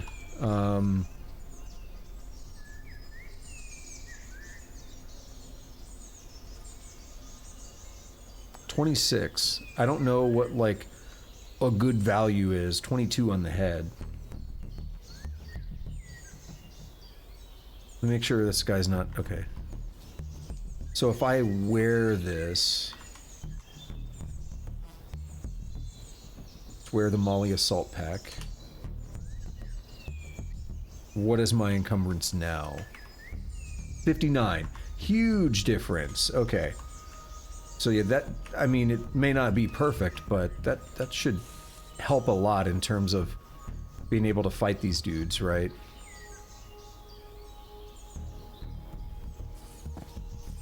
I get a little concerned, however, because I think my... Yeah, my gun is actually in there. My holster is strapped to the Molly assault pack, right? Oh, no, wait. Yeah, we have holsters here, but what's in them? That patrol officer kit and a makeshift hammer. No, we're gonna change that. We're gonna get the hammer out of there. We're gonna swap my gun. That's a stupid way. That's stupid. Makeshift hammer. Let's drop that. Went to the wrong menu, but we could do it from here. Let's get the USP.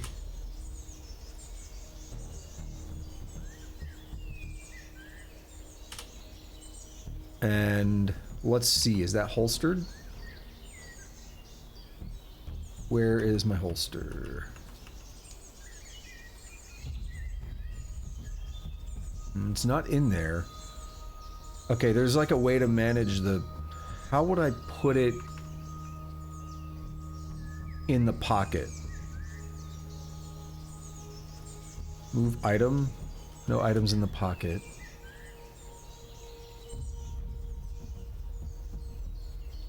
And I guess it's a question of...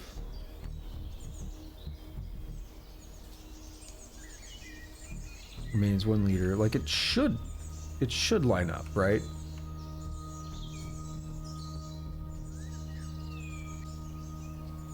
You found a Glock 31, replaced your P38, dropped it into the driver's side of your car load. That's actually not bad. Yeah, have a backup gun. That's... I might do that. Because I've got that, I've got the Glock back at the, the house.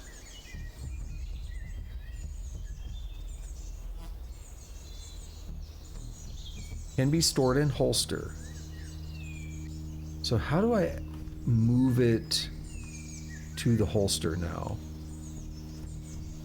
What is reassign? No, don't do that. We're not gonna set a letter for it.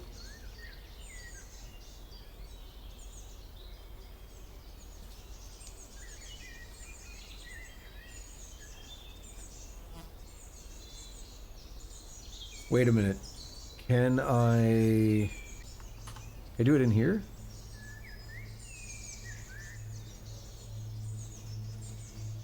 I don't know how I would get to it though.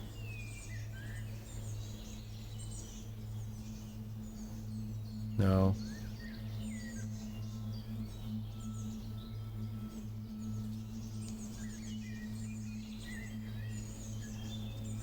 I have no idea how to do this.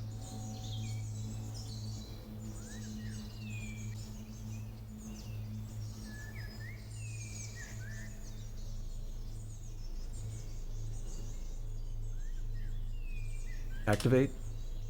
There we are. Figured it out. So we'll put the USP in there. Oh, whoops. Cool. There we are. Also, I want to... Well, I'm thinking about it. I forgot to do this earlier. Reload.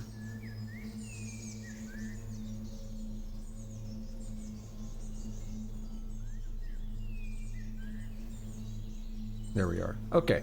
So we got the gun. It's holstered. That makes sense. You got an M4A1. Nice. Damn.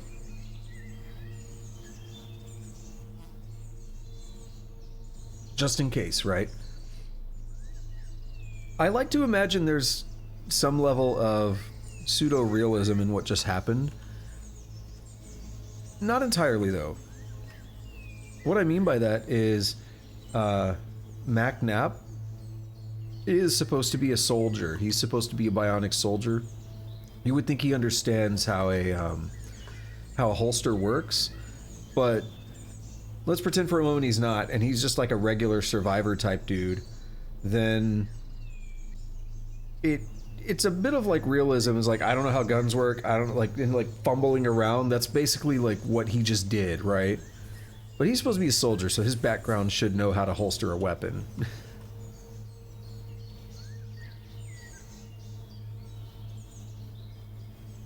I don't think I've used a shotgun on this game before. Of course I want to. Oh, where'd the tough zombie go? Okay, he's still down there.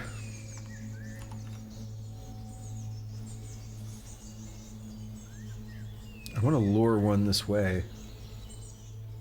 Putting important items in the main jacket like magazines. Yeah, that's actually something I need to do. I need to spend a bunch of time sorting things out. I paused there because I had a question that just came to mind. There is a way to pocket settings. Can you... Yeah, whitelist and blacklist item. you can actually specify what kind of things you maybe want to go in specific pockets. Be very granular about it and make sure you only get certain things. That's good to think about. That's a lot of micromanagement that I'm not ready to commit to, but it's something that I probably would like to do at some point. I'm not ready to commit to it because I don't really think I know enough about how I would want to organize it yet, if that makes sense. I think I still need more time to kind of learn the ins and outs, right? Right, the tough zombie should be on the way. Yeah, he's coming up here. This window has a 200 move cost. I'd rather take him into something worse.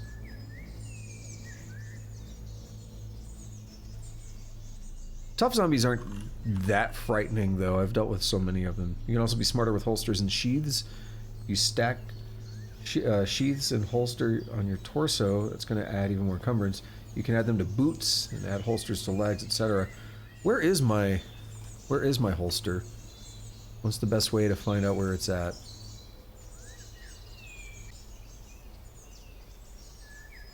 It's just on, like, how do I get an understanding of where it's at? It's on my torso, okay. So, how do I force it to go somewhere? Change side. Leg holster or boot sheath or something, okay. I'm not gonna do it now because we got a zombie bearing down on me, but it's good to think about.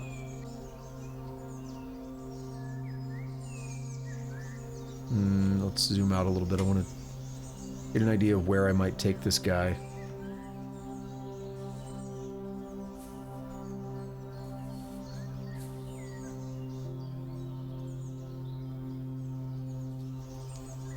Move cost on that's not terrible.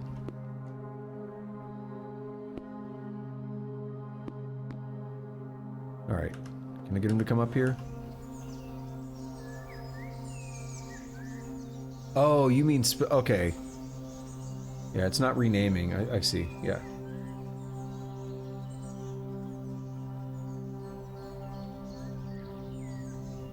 But you just have to find those things, of course. So if you haven't found one, then work with what you got, right? Alright, that's 200, that's only 150.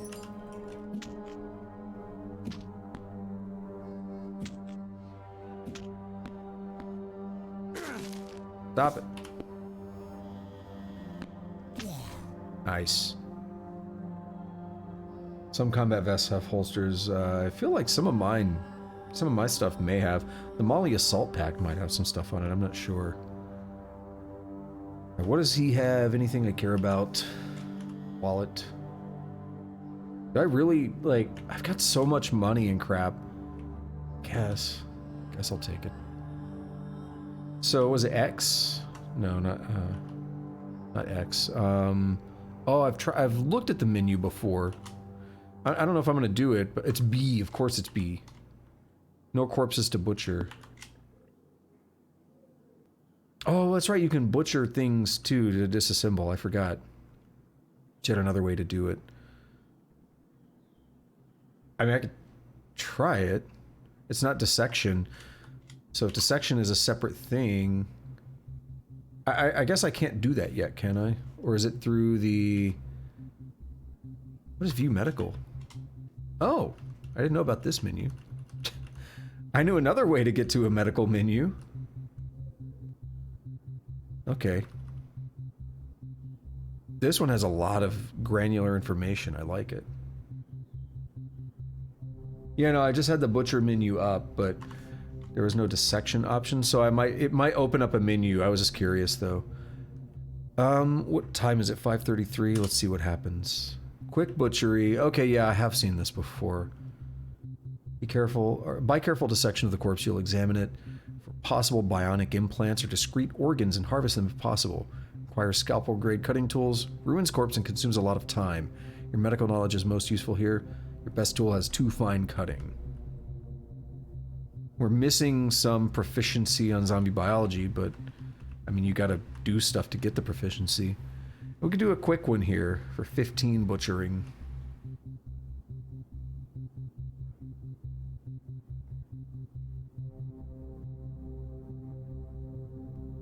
Bleeding involves severing the carotid arteries and jugular veins.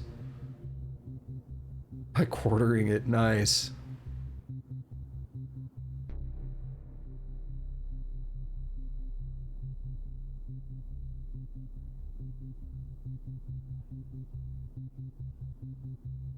Dude, it's 45 minutes basically. I kind of want to do it just because we talked about it. I know it's probably going to be terrible because fine cutting, but hey, you got to try things to learn about it. This tool is great, but you'd still like a scalpel. I don't think this guy's getting up anymore, is he? Some tainted meat, fresh. You could eat it, but it'll poison you. Okay, don't do that. Tainted blood, tainted bone. Rotten, brittle bone from some unnatural creature or other. Could be used to make some stuff like charcoal or glue. You could eat it, but it will poison you. Tainted bone marrow, a wet green chunk of spongy goop extracted from a rotten bone. You could eat it, but it will poison you, yep. Tainted fat. Watery yellow glob of fat from some unnatural creature or other. You make tainted tallow out of it. Trying to remember what tallow actually is. I vaguely am familiar with the term.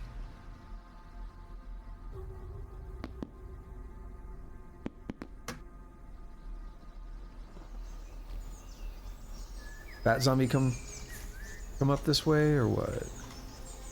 No, he's still way down there. A child, where? Way down there. Don't care right now. It is rendered fat. Yeah, that's... I was thinking it was related to that, because I think it's in Dwarf Fortress 2. It's been a while since I've done Fortress mode, though.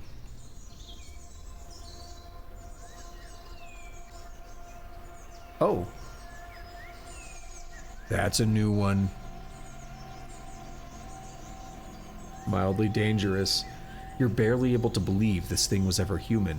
It scrambles about on all fours, its nails and teeth sharpened into dangerous-looking spikes. It makes me think of a liquor from Resident Evil. That's the first thing, like, with the description and the little tile here, I think of a liquor.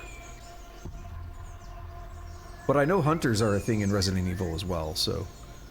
I basically only played, like, Resident Evil 2 for the most part. That was the one. I just played that game over and over. I never really got into, like, the series as a whole.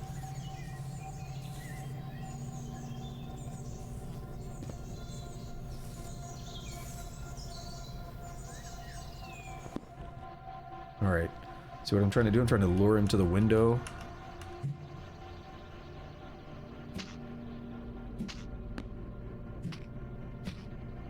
This thing's dealing pretty good damage. Not a bad recommendation.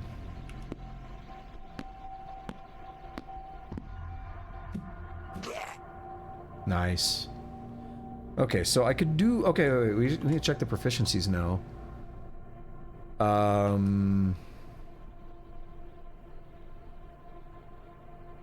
We got some applied science there. Is that what I just got from that? Because it said it would do... I don't remember which ones, but I think it was these, yeah. Well, these lead to... not sure. Food handling, electronics.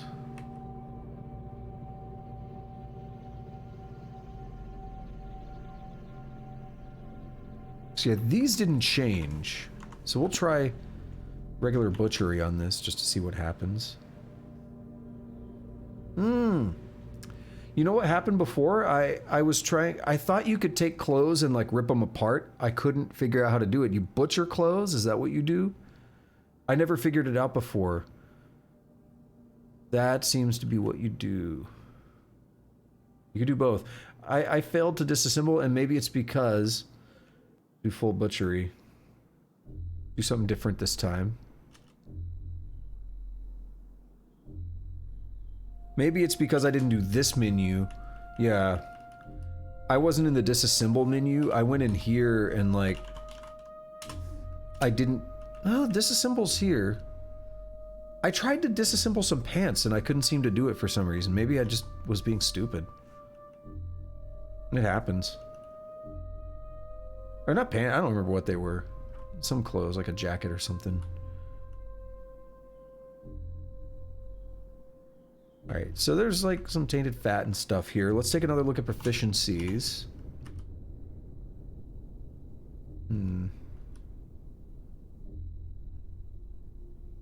I think this did go up. I think it was 12 something, now it's 13.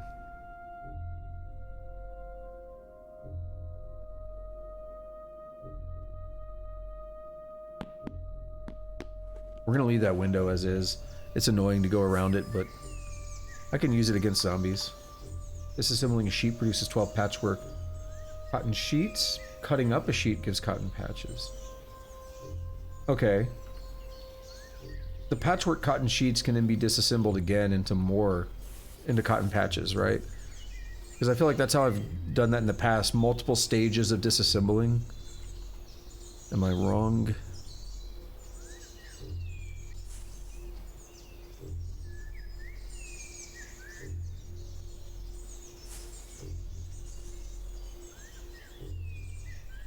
Quick bandages, cut it up, direct to cotton patches, yeah.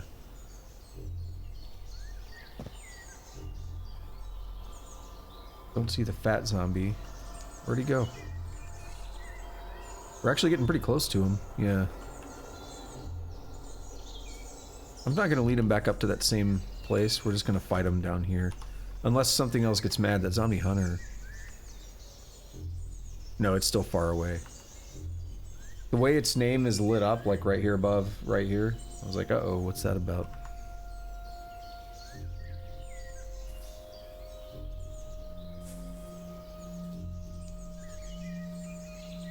Ah, they're actually both onto me, that's fine. They're just fat zombies.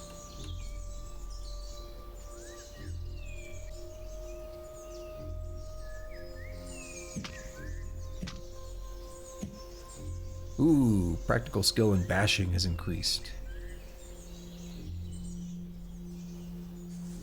Don't you know you were supposed to go the other way?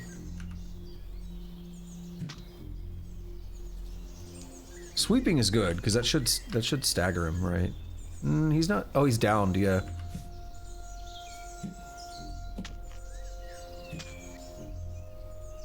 He's having a hard time. Only problem I have is that they're not bleeding. So I basically have to finish them more manually. Yeah, I did notice that. He was still sweeping at me. Go up. Go straight up, buddy.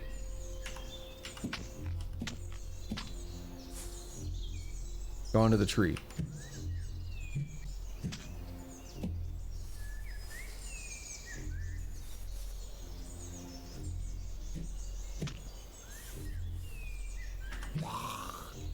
Alrighty.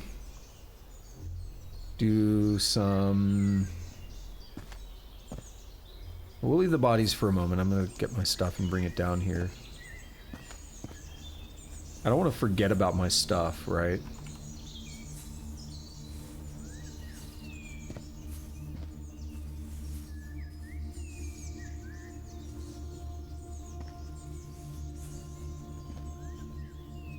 Okay, so is strength? Strength is only 11. I'm hoping working on like bashing weapons should increase my strength a bit. I would assume.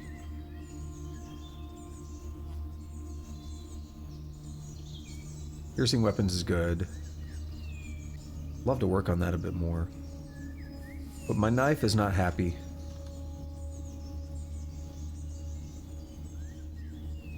Ooh, that's gonna take a while. We'll do a quick butchery.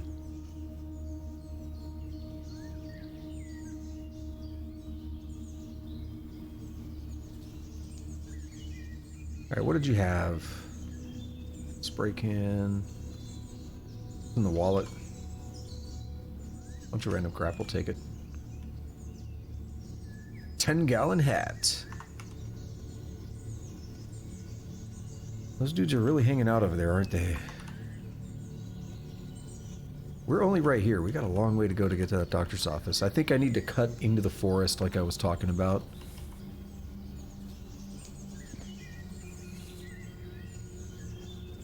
I know it's more risky, but we got to get there somehow. Where is the dog? He's pretty far away, so I'll commit to the butchering. Apply a few quick cuts and leave what's left for the scavengers. Chili beans and diced bacon. Nice.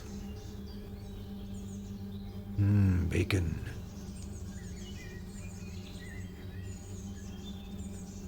I've not yet had bacon today, but I will have some later, like in real life.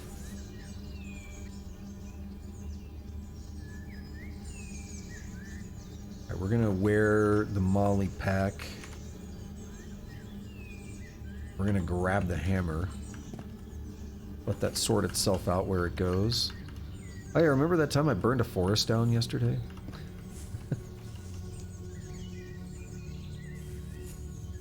That was fun. Brawling zombie. He's super close. He hasn't seen me. He's super damaged as well.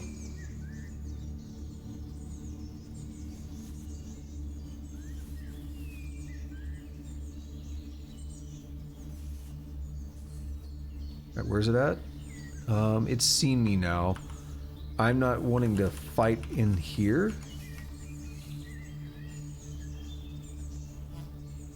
We're gonna let that crawling zombie make its way to me. I hear movement. Okay, I see it moving. I don't want to fight in that because I can't see what I'm doing.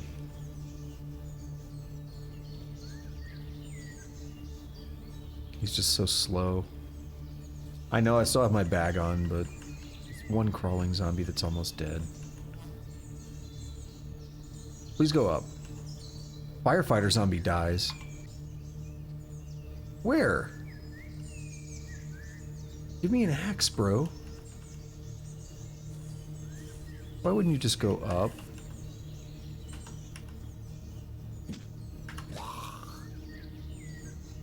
Smash him like normal. Pulp him. Or her.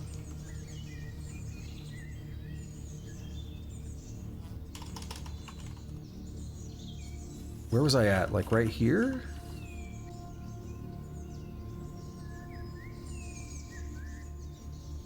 Corpse. No?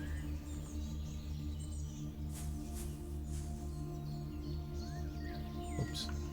Actually, no, that was the menu. They're kind of far that way, so yeah, I should be able to stay here and make out all right. Gotta cut over to the side here. There's a butcher shop, which would be nice. Maybe stop in.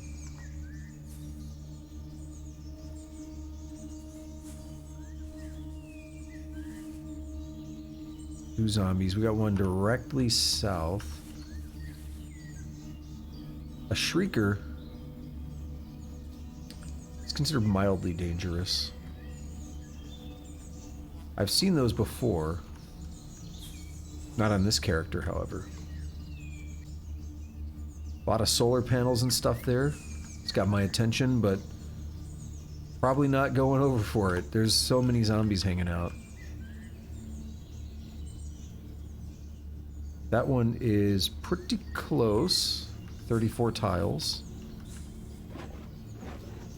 So we're going to do as I suggested. We're going to go in here and get caught by a trapdoor spider.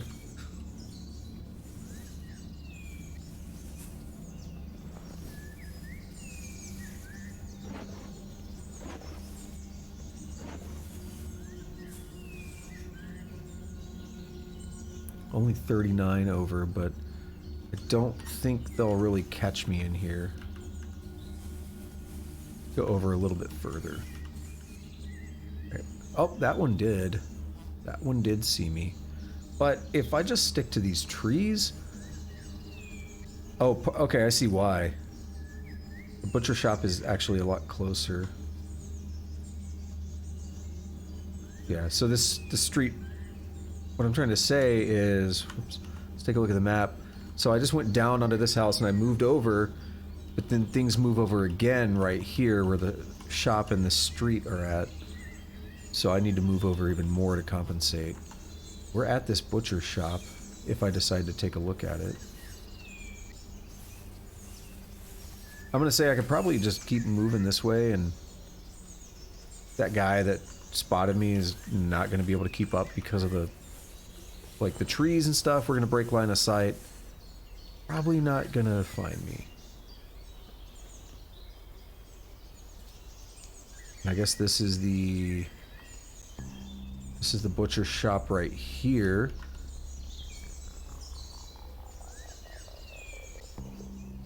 I'll maybe check it out on the way back. Doctor's office is taking priority. I want to see what kind of meds we can get. I may end up doing this again later. It's gonna suck to get through, but we have a gun store there. What I might actually do is come in from the north, and depending on my ammo situation, I might actually just use guns, because that's not the worst, like, to go in from a side like that where there's nothing else there. It's going to be a lot less likely that I pull, like, I'm not going to be pulling from every direction, right, coming from the forest like that. That's what I'm trying to say. Just like how when I approached over here the first time, I used guns, and I just kind of pulled some dudes, and then it was fairly safe after that. Relatively.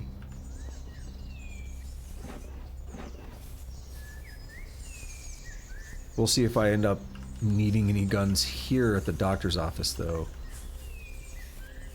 Doctor's office is always a fun place to hold up on Zomboid. You can find an early doctor's office and kind of convert it. It's a great starting position. Alright, we're actually coming up on an opening here where the forest is going to break. It's going to be easier to navigate. What time is it? It is still pretty early, so that's good.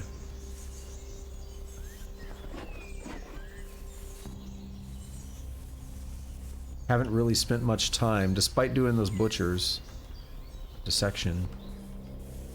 Yeah, so we've opened up now. We gotta go down a handful of tiles and then go over to that doctor's office. A boxing gym. Oh no.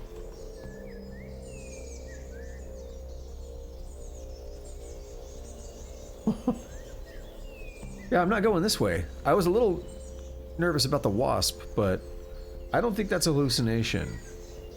But I want to read about it. I think we've seen these as hallucinations, but I don't think I'm hallucinating right now.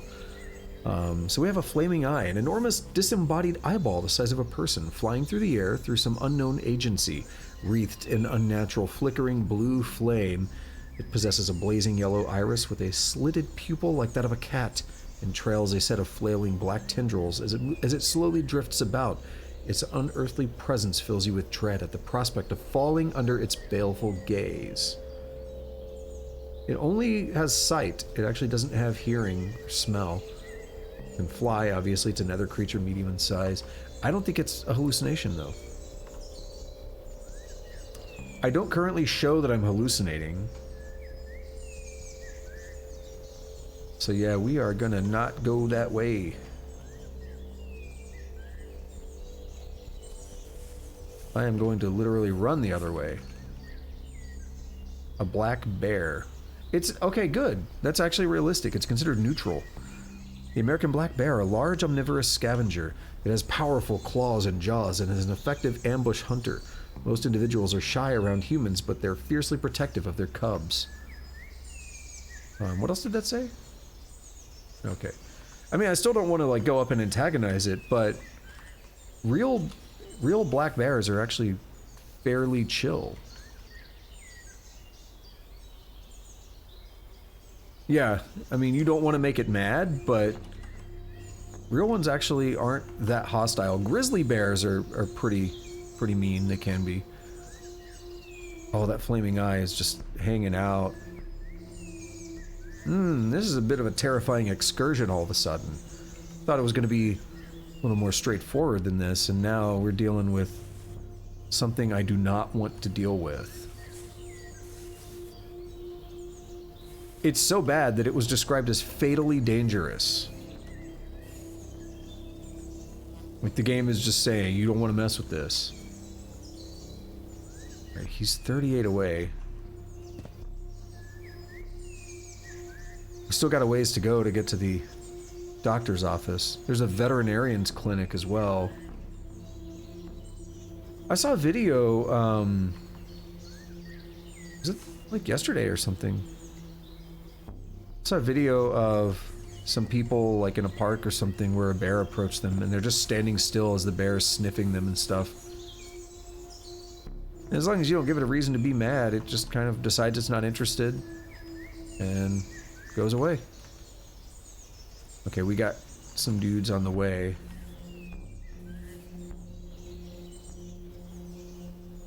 Oh, we got another one. No, I don't like that.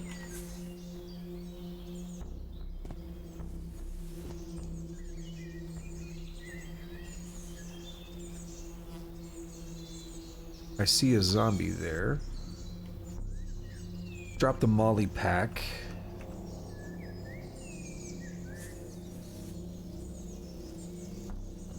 Let's hope I don't get caught up here. They're all pretty... They're all about the same apart. They're like 10 apart.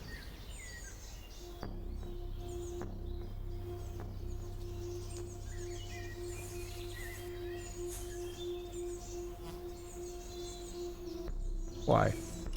There.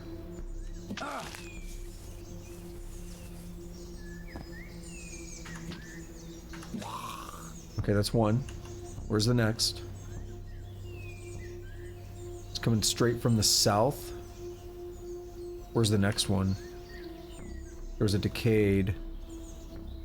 They're coming from the same direction. The wasp is hitting the flaming eye.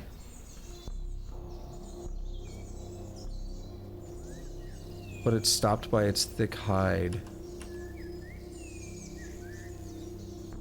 That's terrifying. The wasp hits something. The wasp misses it. I can't see the flaming eye. They're right on the edge of my view.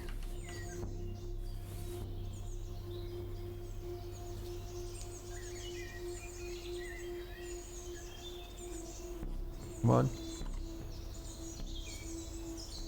Zombie Child gave up. Were they fighting? What's happening?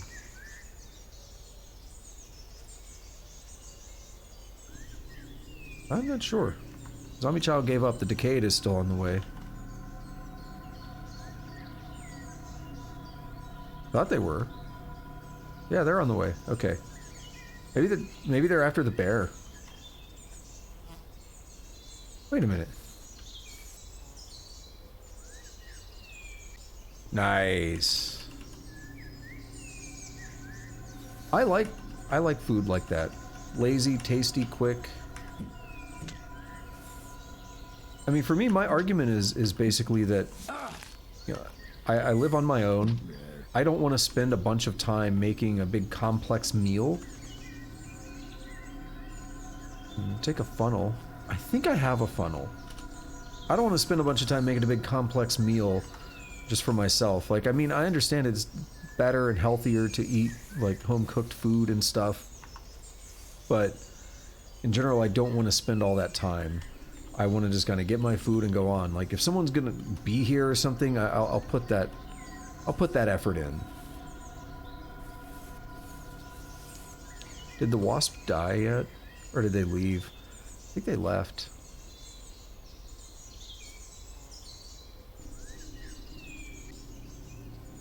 I think they went off screen. They're still fighting, probably. There's the bear.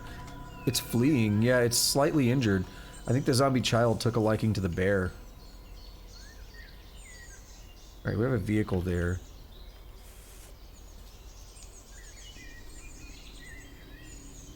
This is back to where we were earlier. How's this in... Okay, there's the doctor's office right there. We're pretty close.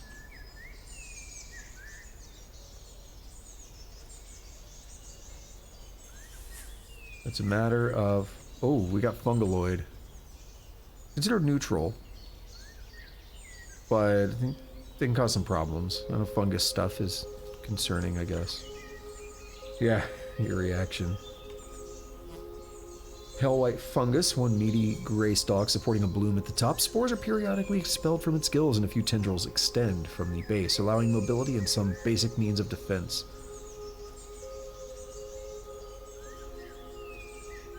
Yeah, it's a minimal threat, but I think the other fungal things are the bigger concerns, right? Speaking of, there is a fungal, like, what is it called? Right up here, this tea. Fungal flowers. Right next. This is the cabin I almost made my home, but I didn't want to keep driving by the fungus stuff, and I didn't want to try and kill it, because there's a lot. Garage could be cool to check out.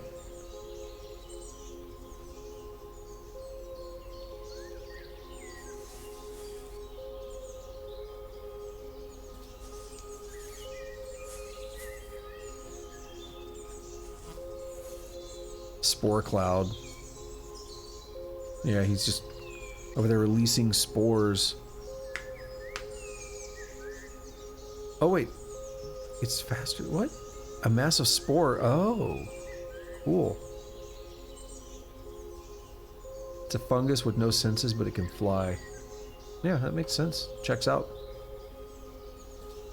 We can see fungal bed. That's basically that entire map spot I just pointed out. Zombie soldier. That could be a jackpot. They could drop grenades and all kinds of fun stuff. The spore cloud disappears. I don't know this ammo type. 700 NX. These are rare, so you might want to hold on to them. I usually pick up casings because I have a vision. I'm a dreamer, and I assume that I'm going to live long enough to be able to get into, like, all that crafting. Whether it's going to happen or not, I don't know.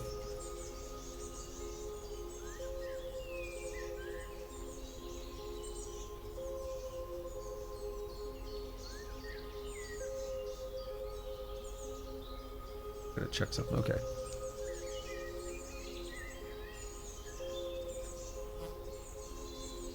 What is that?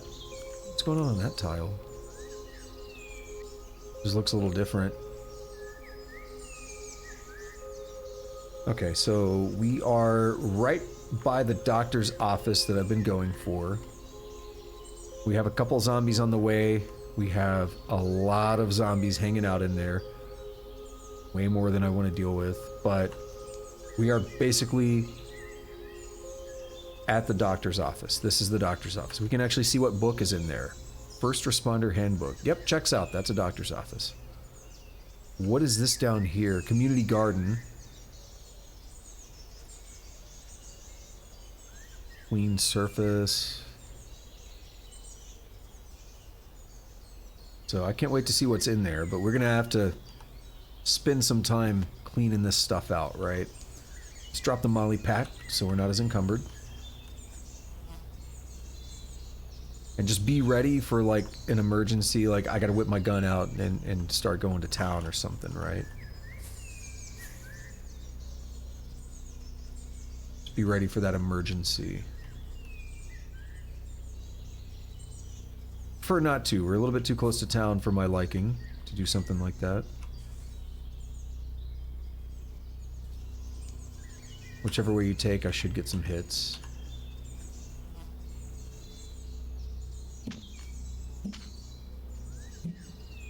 They grab me.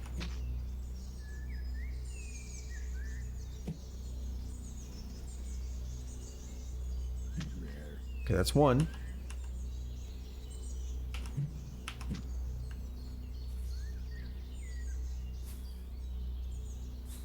Have another one on the way. Zombie soldiers still hanging out.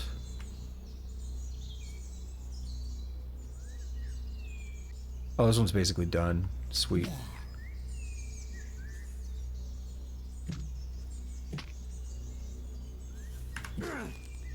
Bleeding.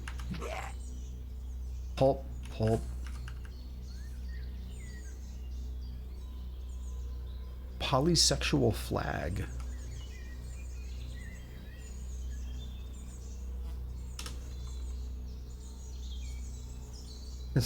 Such an interesting piece of loot to find. A large blue, green, and pink polysexual flag. Pink for people on the female spectrum, blue for people on the male spectrum, and green for non-binary or genderqueer people.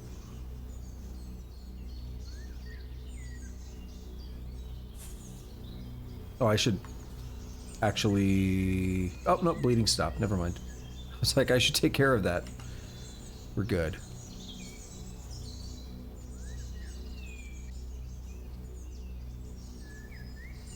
God, there's so many. It's going to be like that. I mean, we're going into a heavily populated area of the city, or like we're basically going in the middle of a city. Like, what I'm trying to say is over here, this is the complete outskirts. There is nothing else like around it. But right here, we're like right on the side of the meat of the city. We should expect to see a lot of resistance. Alright, we got a fat zombie on the way. He's going to attract a bunch of people. I guarantee that.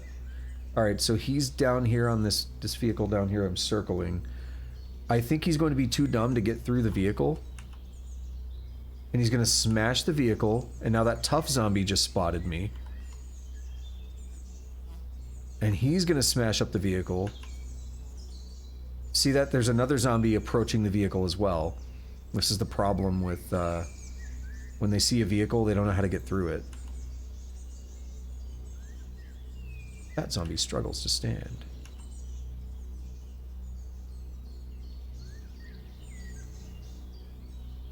And it's pretty hard to see. It's hard to see for me as well. But yeah, I think they're just slapping the vehicle. Zombie soldier would be nice to take out because he could have some really good equipment. We got a military type vehicle here, right? Oh, it's a Humvee, kind of. Looks like it's been kitted out a little bit. We got solar panels there. Solar panels there. Good to have. What I want to maybe do is step back a little bit and wait. Okay, they're just swarming around the vehicle, but I think they'll maybe...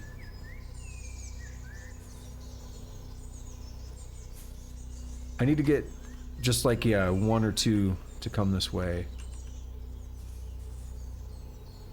We want to pull, right? We don't want to take... Oh, the flaming eye is coming back. I don't want to deal with that. That would be an emergency gun situation for sure.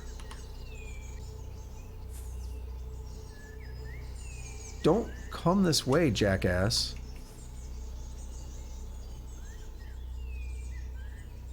He's not mad at... Oh, he's almost dead.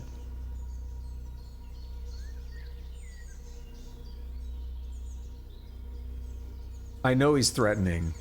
I understand. I know he's listed as fatally dangerous. But he's almost dead and I've got a gun. I don't know. I do know... I'm gonna leave it here for a moment because my drink is empty and I need another one. Just give me like 20, 30 seconds.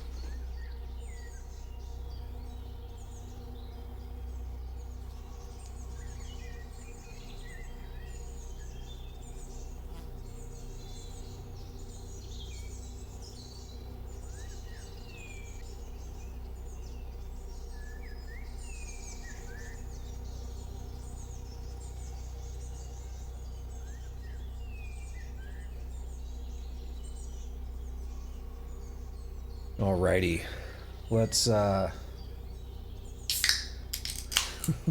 see what's gonna happen here. I really am considering doing it.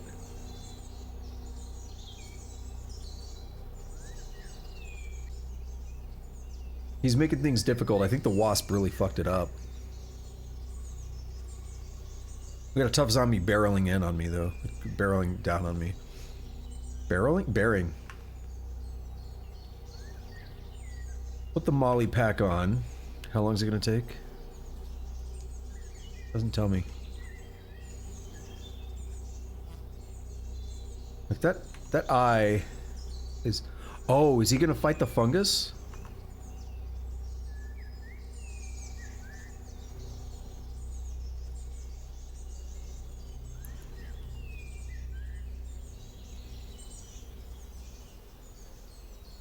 The flaming eye is covered in spores. It died. Amazing. Thank you, based fungaloid. Bruised corpse of a flaming eye. Then I'm not gonna do it. I'm not gonna worry about going and killing it myself. I actually kind of wanted to, because I would get the achievement probably for killing my first creature of that type. I assume there's one. There's one for killing like a robot, and I got that one yesterday. Alright, take the bush, dude. Take the bush.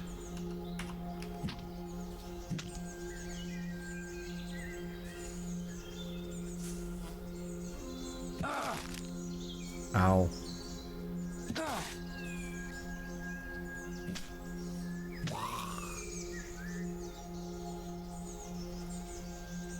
Alright, what happened? Is my shirt even closer to dying? It's gonna happen, right? I'm bleeding. Alright, we'll drop my mace real quick and we'll just stem that bleeding.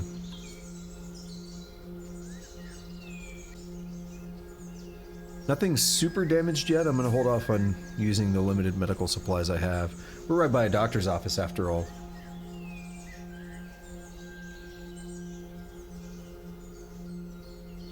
Fungaloid is just hanging out, just chilling. Dude, that wasp must have put up a big fight or something. I don't know what happened to the flaming eye. It came out of there with like no health left. It was ready to die.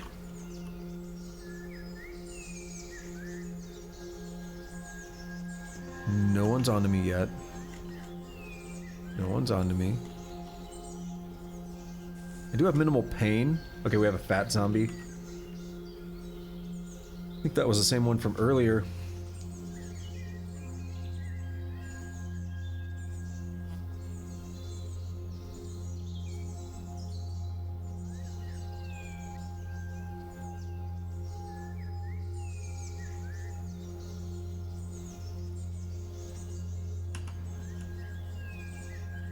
The pickup truck's vehicle tank is destroyed. Okay.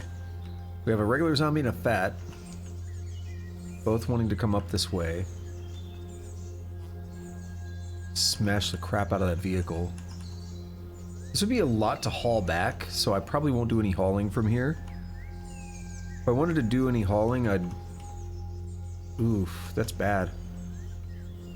I would probably honestly take my pickup off-road, cut through here, maybe take the forest trail, which still sucks, or just stay in the open fields, past the Migos, and come way out here. Kinda suck. You got a random survivor attack, tried to take him with the longsword. Oh no! Oh, okay. Okay, you one-shot him with the Glock, good. When you said he got a good hit, I was like, uh-oh. This disaster. I mean, it's still not great, but it's not full disaster mode yet. Oh, right, I came here because I wanted to eat an aspirin. Hit your eyes, blinded. Oh, no. Yeah, that's not good. I throw up. Why?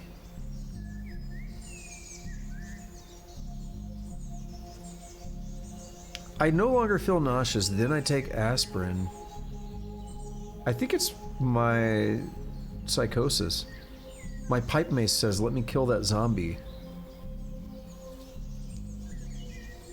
Having some issues. Touched mind. Or is that fungus stuff? What is that about? Like, I don't think spores aren't getting over here, are they? I don't know. Started 3 minutes ago.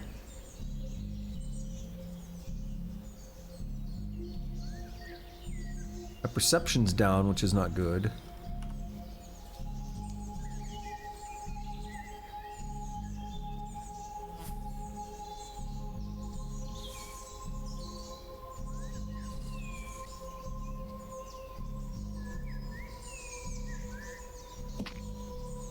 I want to be honest, I can't hear the music that well, but it just sounds like the intro to Dream Theater's Octavarium right now.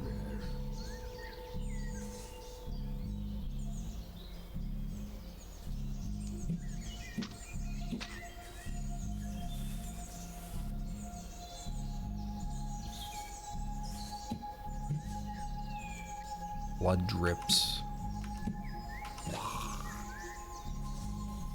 We'll stop the bleeding.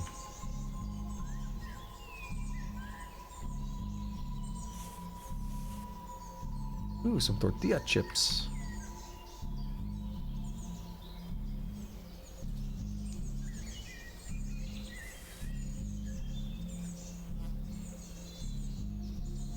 Zombie soldier, I can actually drag him up here now, but that's going to be a bit of a tougher fight.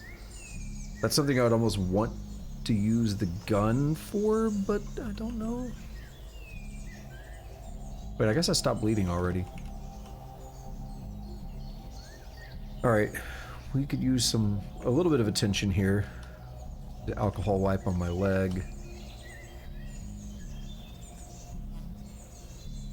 Put some crappy adhesive bandages on a couple things.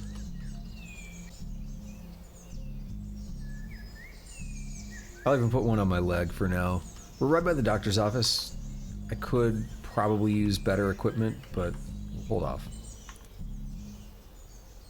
What if I don't get good stuff, right? Then setting myself up for failure.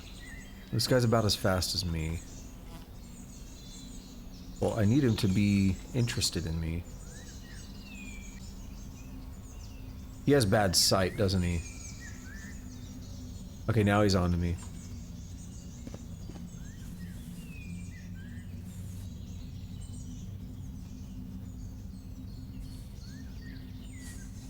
So, one of the problems is he's armored. I think Knapp has actually taken out some, yeah, he's taken out some zombie soldiers, maybe. I know one of my other bionic soldiers I did, well, I've only done one more on my offline world. I didn't really play it too much. But, he found a FEMA base. He found a FEMA camp. And I took the whole thing out.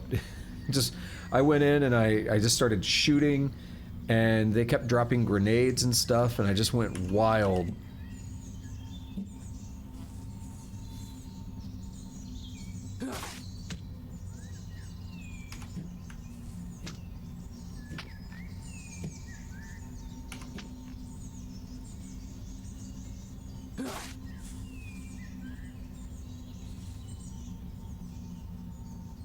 Come on, buddy.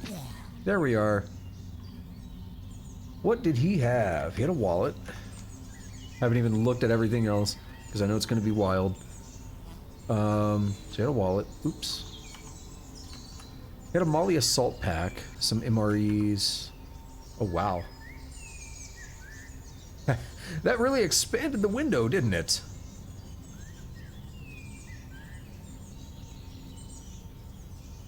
Spork! He has a spork! The bastardized hybrid of a spoon and fork with all the power and capabilities of both in a more annoying to use package.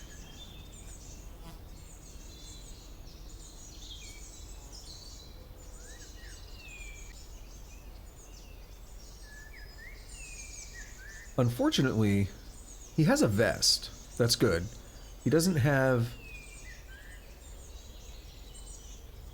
any guns or ammo. What is the webbing belt? 2-inch nylon webbing belt commonly used by military forces. Molly-compatible pouches can be attached to the webbing for extra storage. It's like a net, it's like fish net or something. It's like webbing. It lets you put a bunch of stuff on it.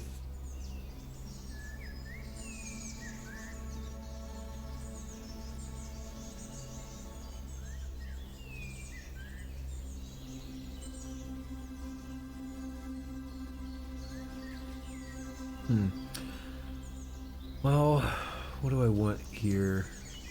Pepper jack beef entree. Cool.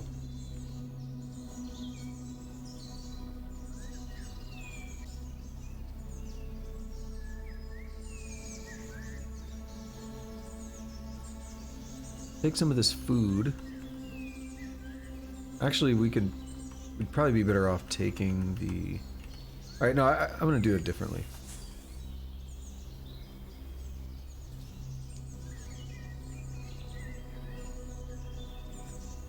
What am I potentially interested in here? Get a Molly assault pack. Okay, that doesn't work. The assault pack, because he had a bunch of stuff in it.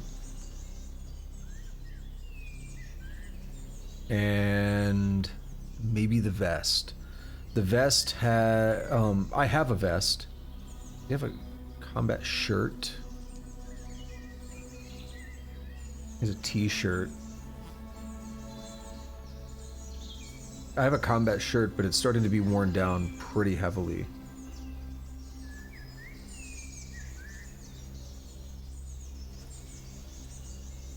Okay. So now we got stuff here. It's a little easier to just see those specific things. So the ballistic vest with the compromised plates. ESBI ballistic plate.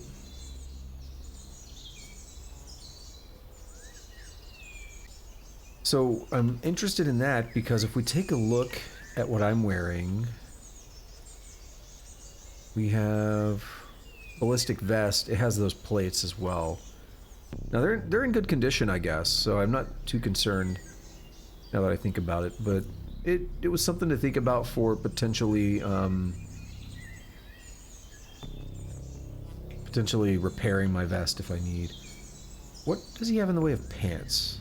Army winter pants. Poor fit, though. Also has a canteen. And a combat knife. Wait a minute. That's a new combat knife. We'll take that. Where was that canteen? Where did I not see it? It's inside of something, right?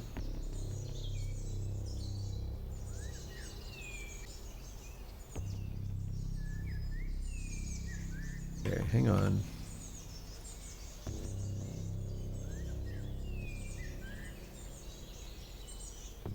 How do I move it out of... What's it in? It's in the winter jacket. What if I just want the canteen? I mean, granted, I have a canteen, but... You know what? We'll drink from that canteen.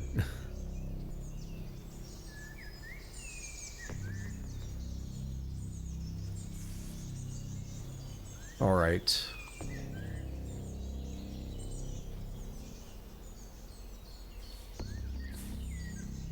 That's their stuff.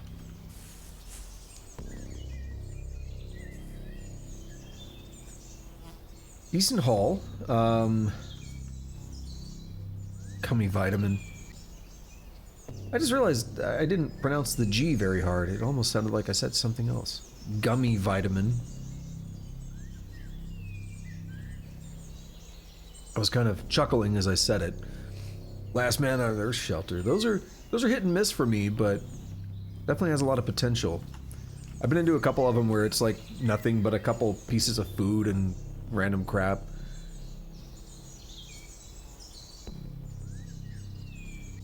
They've been very, very hit and miss for me. Alright, we have mild pain.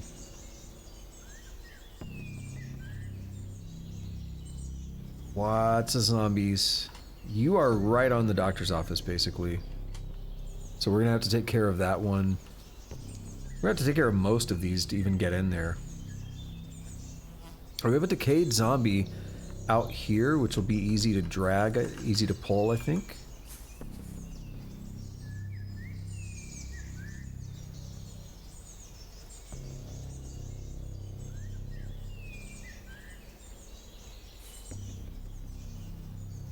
Alright, yeah, he's on to me now. It's probably a little bit too far south, but yeah, it's fine. We'll grab them.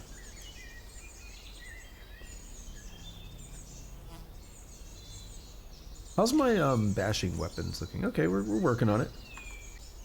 What is the secret about Last Men on Earth shelters? What you got?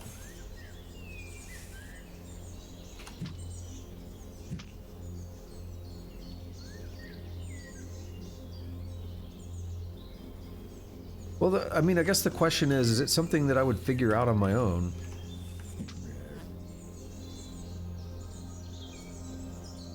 No? Okay, then yeah, go for it. I appreciate asking. So I mean, that's kind of what I would suggest. I always appreciate asking, and then if, you know, I might have a clarification question like that, and then, you know, maybe we go for it. That's how I approach, like, discoveries and stuff. If it's, like, something that I'm probably not going to discover, then I'm probably going to be cool with hearing about it. It's like I mentioned Noita earlier, and the secrets in that game, how just ridiculously complex they are. Same idea. Like, I don't think it's realistic to... Whoa. Okay, hold on. What are you? You're just a regular dude. What you got all this for? 40 Smith & Wesson Full Metal Jacket. 141. Beretta P4 Storm. And it actually takes that 40 Smith & Wesson. This is a beefy boy. Lighter than Beretta's iconic 92 series of guns, the P4 Storm was built by utilizing lightweight polymer construction with steel inserts. Its shape was also optimized for concealed carry. This one's chambered in 40 Smith & Wesson. Yeah, the 40's not a... It's not really a joke, is it? There are secret rooms in... Okay.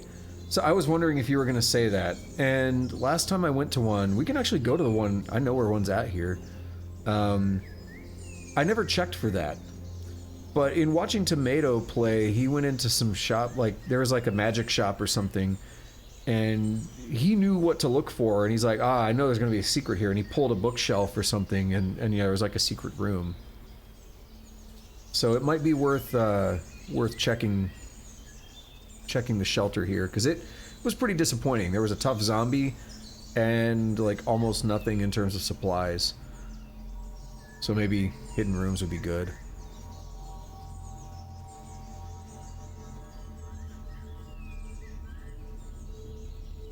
So, 26 damage. What does my USP say? 25. -1 plus 26. Why do I have a -1 modifier there? What's that about?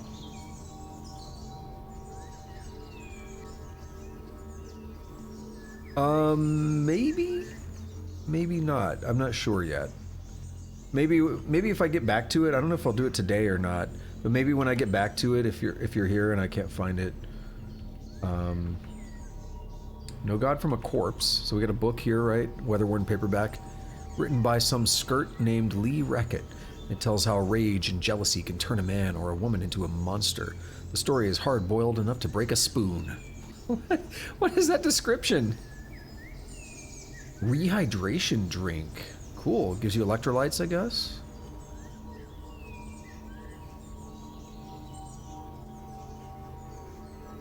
Rehydrate you faster than water, but tastes like bottled sweat. Mmm, delicious. We have 2 14-round magazines. Yo, this dude was kitted out. This is crazy. Okay, so I was gonna say, let me ask a question, but let me look at the options here. Examine items in container. That's how I do it. So if I go to the day pack and hit O, no, that's not what I really want.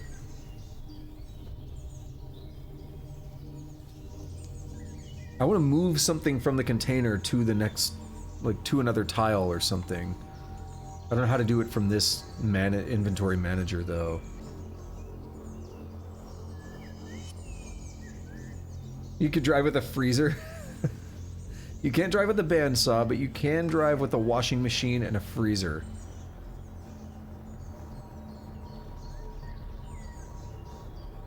Okay, what else do I have? Use U to unload it. That should put the items... Well, the problem is I don't think I can really fit anything in my inventory.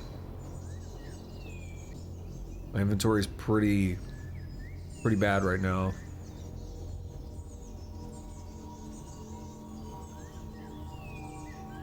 Select items in container. I want to see what like shows up as the different options here. So we can examine items in container. Move a single item, move some, move stack, move all. That's actually useful. Okay. Move all. I'll have to remember that. Toggle category selection. I know what that does. That's not what I need. Toggle tab. What does that do? Oh, no. So I'm reading the controls and it makes no sense to me, but when I'm in the menu, I do it all the time. Okay. Use you to unload. That should put... Then it'll just drop on the ground. Okay. So let's try it. Day pack. Oh no, are you saying I have to do it from this other menu?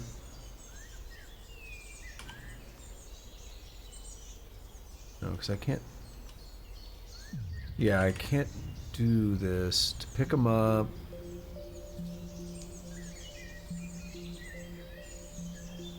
Take the ammo. Exit all menus. Oh, unload from here. I see. Ah, I got you. Okay.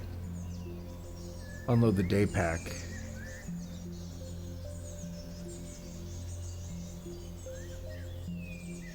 What's in there? Okay, so there's some stuff inside the day pack. Yeah, so the Beretta and stuff, it's all in the day pack. So we'll just unload the day pack.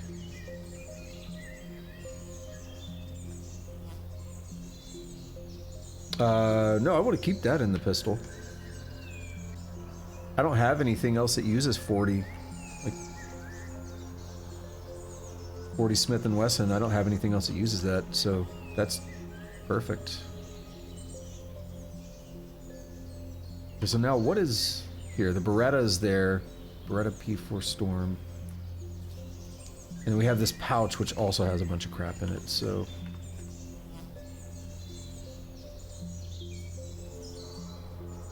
Alright, let's take a look. We have a tourniquet? Cool. Medical gauze bottles. So now I can actually like scoot things around. Interested in the tourniquet, gauze, that. Beretta. What is an IFAC pouch? Fabric pouch designed to contain a personalized trauma kit. These supplies are used to address immediate life-threatening conditions. Yeah, but it's empty now, right? Yeah.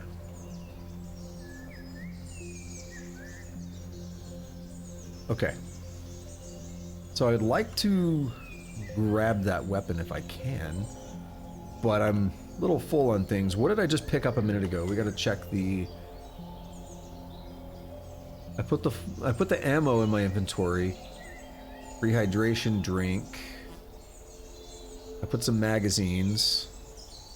Ration, bandage, scissors, adhesive band. Yeah, I put a lot of crap in there. Medical gloves.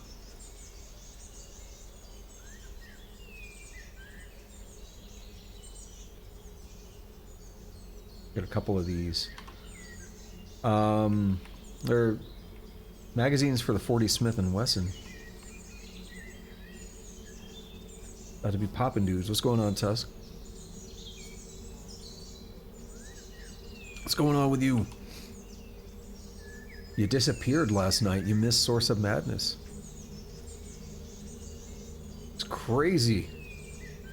It got crazy last night. Reality ceased to exist.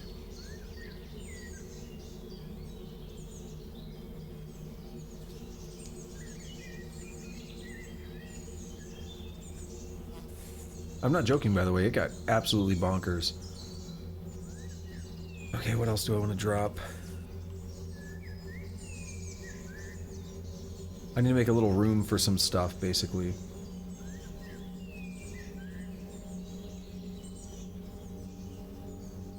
Yeah, this is gonna be a problem.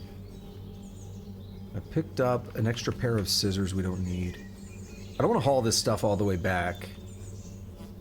We're gonna have to make some decisions, or and hopefully, you know, I have room in my bag. I tried to drop some stuff earlier, but we'll see what happens.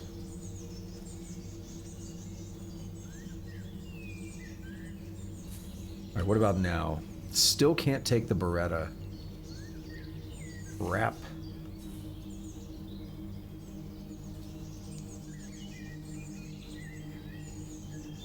Hooked up the free. Oh, you're gonna get a moose? Damn. Endless supply of meat.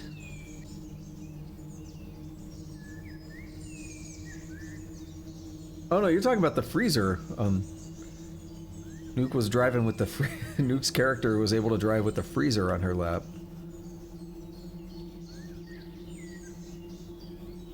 I think that's what you're talking about. Dude, I got too much crap.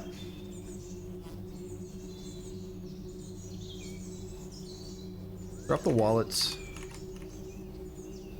See if dropping a bunch of wallets makes room for the gun. Still no. You know, I have an idea though. We have an extra holster. One of them's holding the USP. This one's holding a patrol officer kit.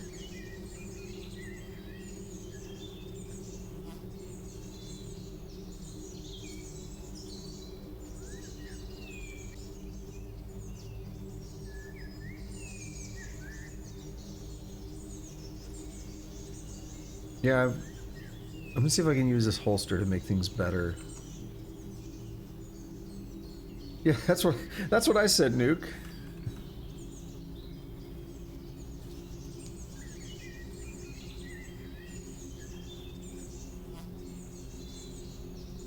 So the individual, let me just drop those real quick. Individual patrol officer kit. Now we could take that, and it's probably going to go into the holster, which makes sense. We have a holster with a Beretta and a USP. No, I probably can't pick... Oh, I can pick these up. We're playing Tetris here.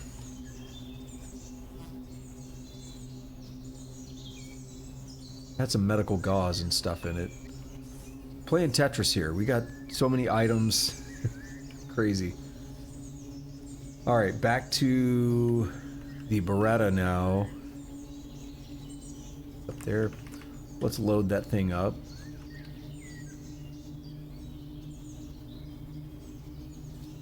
Let's have like...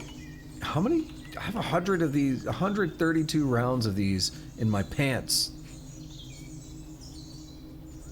Just hanging out on my jeans. Ready to go to war. I should be able to quick draw either of these weapons. I have a new combat knife, which just shows up. It's in my tool belt. Shows up from that soldier dude. And we got my Molly assault pack, which I really need to be able to put everything I care about in there. So we might run into some problems. I might end up having to like just carry something in my hands to get back to the vehicle. But we are far away. It's gonna be a while to get back. AR-15, nice. I think I've seen one on the game, but I don't think I've used it. Alright, we need to drag someone else over here. We need to get into the doctor's office at some point. That's my goal. We got like an hour left, and I want to get to the doctor's office. I want to check it out. We got a zombie on the way.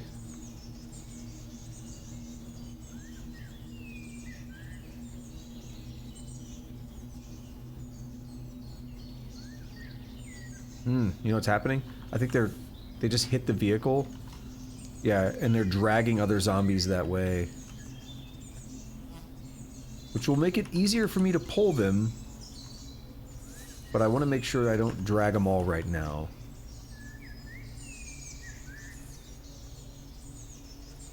Okay, yeah, we're good.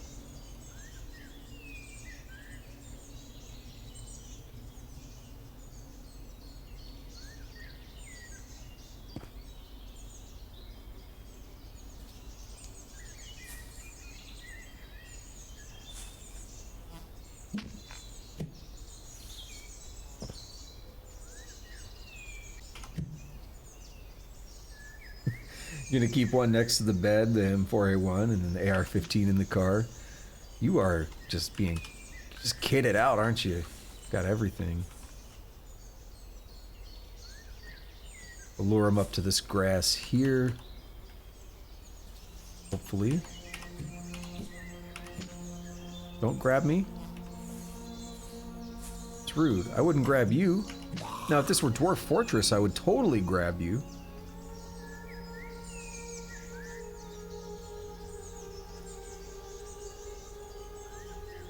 Don't think you need what, like the guns? Until you're restarting a run?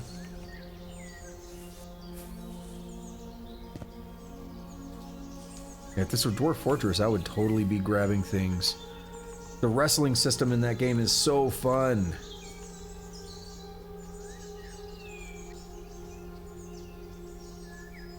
I like going into arena mode in Dwarf Fortress, and you can spawn in anything and control it. So you'll pick something goofy like a roach man or something, and then they have a bunch of arms, right? So each arm can wield a weapon, and not even just the wrestling mode, but when you go to attack, you can be like, use my upper right arm and swing it at their like lower left leg. I love the detail of like how precise you can be with where you're targeting and stuff. But then it's a wrestling system that's like, use my, you know, lower left arm to grab their whatever, and then you can like snap and like throw them down and rip their limbs off and stuff. It's brutal. It's crazy. My pipe mace says, hey, let's go kill that fungaloid. Nah, you're on your own for that, buddy. Not doing that one today.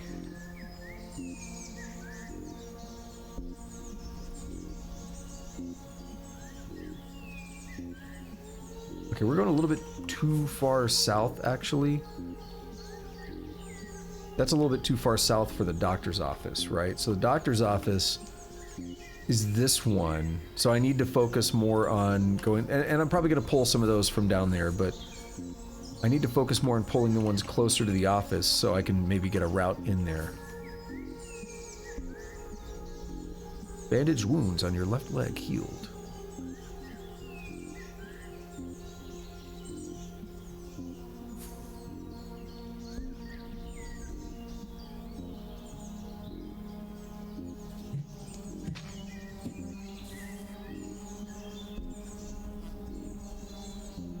We got a hazmat on the way too. It'll be okay.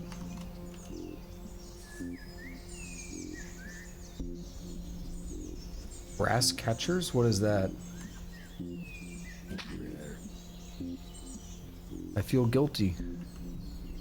I don't know what to tell you. It's all about survival, right? The hazmat's on the way. There he is. Let's take a look. This zombie is completely encased in a protective suit that apparently failed to protect it from whatever the infection is. At least it can't bite you from inside that suit. It's considered a minimal threat.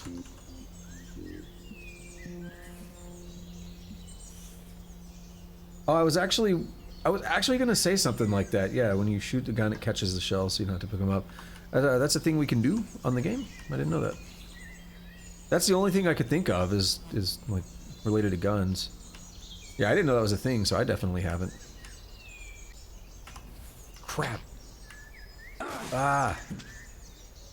When you hit the stupid wrong button. We're good. Jumpsuit. Wrapped radiation badge. Does that get me into something? Use it. This is a badge that detects radiation dosage sealed in a radiation blocking bag. Oh, use it to remove it from the bag. Interesting. Sounds fun enough to take.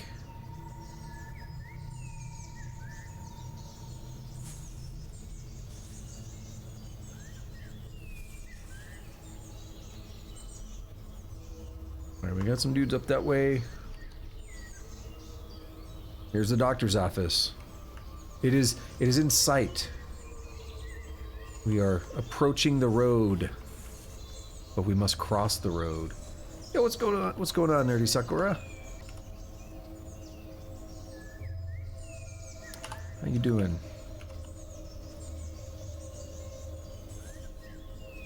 Oh, there we go. Zombie and tough zombie.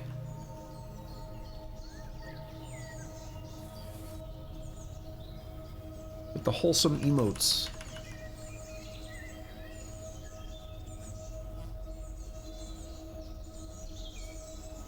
Alright, I need this dude to make things easy on me. Biscuits and jelly. I had biscuits and gravy earlier.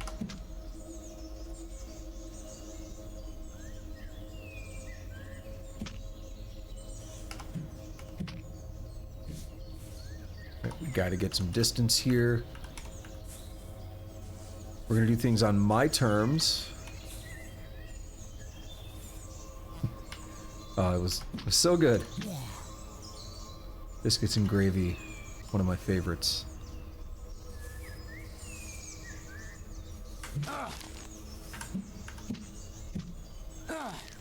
Ow! Uh-oh. Something's damaged. Quite a bit. I need to get some, like, real butter. You mentioned that.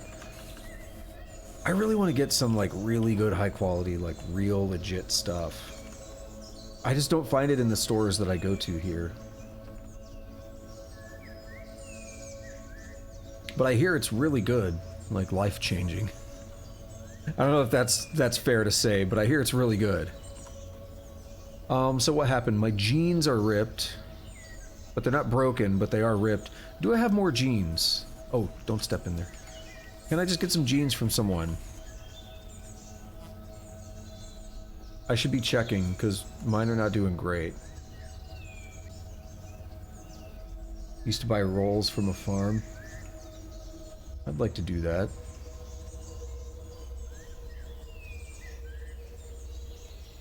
Not seeing any jeans there. Oh wait, can I do this? No jeans.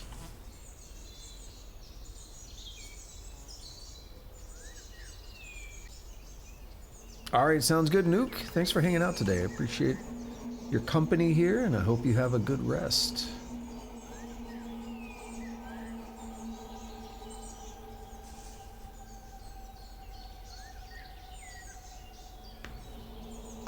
Aldi's. There's got to be an Aldi's near here. Where I used to live, I knew where an Aldi's was, but I haven't seen one here. There's got to be one though. Yeah, it's definitely one of those things though, like everyone who has like real butter talks about how good it is. And I know I need to try it.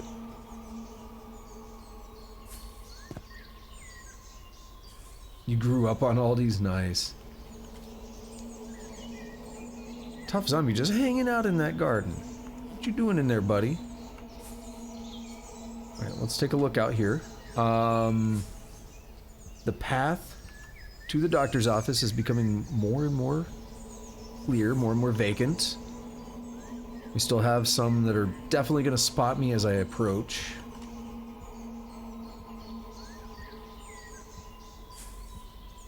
I'm just waiting on my pants to break.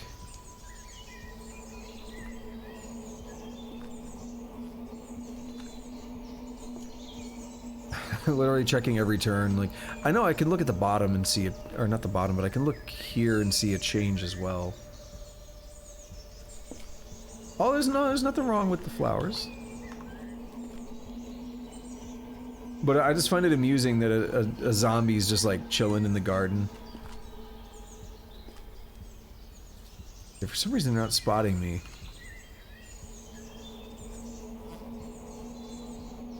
Frozen pizza brand, which one is that?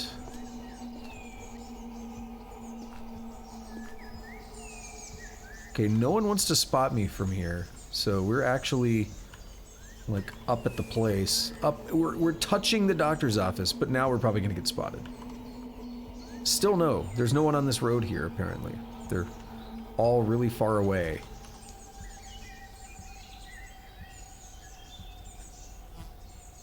Alright, we got a decayed.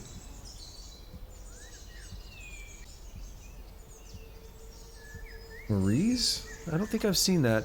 They might have it. I mean, I just honestly go to Target these days.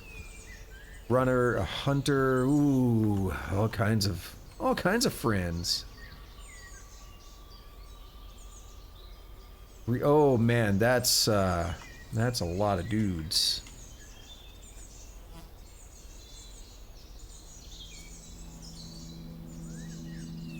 Getting you through college.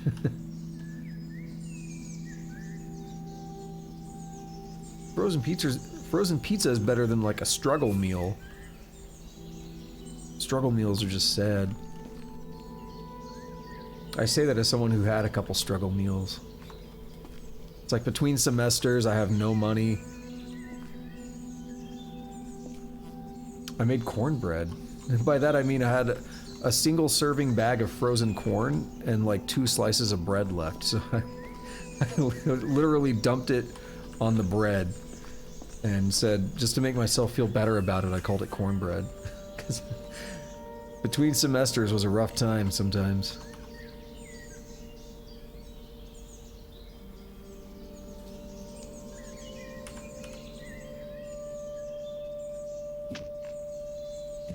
That's also when I found out about the hard way how bad caffeine addiction or caffeine withdrawals can be. Because between semesters, I was like, all right, I used to drink a lot of Dr. Pepper, like a lot, and I came to a decision because I had so little money that I could buy groceries to get me through like the next week until like, you know, school would kick in. I'd start, you know, I'd get some student loans. I'd start working. Like I did like, we had a help lab where you do like tutoring and stuff. I did that while I was working on my bachelor's in computer science. And then when I was doing graduate work, I was like working as a TA and all that. But between semesters, that doesn't get you any money. So like I just had to make it like 1 week, and it's like I can get food or I can get more Dr. Pepper. And I got food at that point because it's like whatever, I'll make it. And I started having withdrawals. It was terrible. Awful week. Got a feral human down there. Cheap bag of frozen veggies, dump a little bit into the ramen. Yeah, that's a way to like really, like, it really brings out the flavor in that ramen though. You just dump a couple things in there, like put an egg in it or something. Like that's the secret.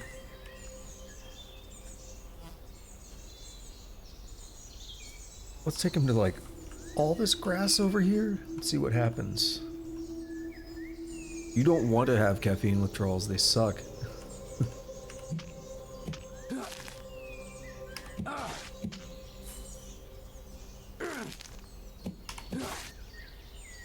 Dude, he will not stop hitting me.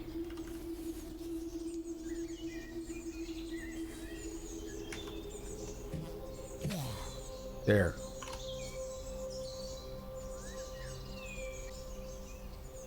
Yeah, the frozen veggies and stuff can be pretty cheap, so yeah, that makes sense.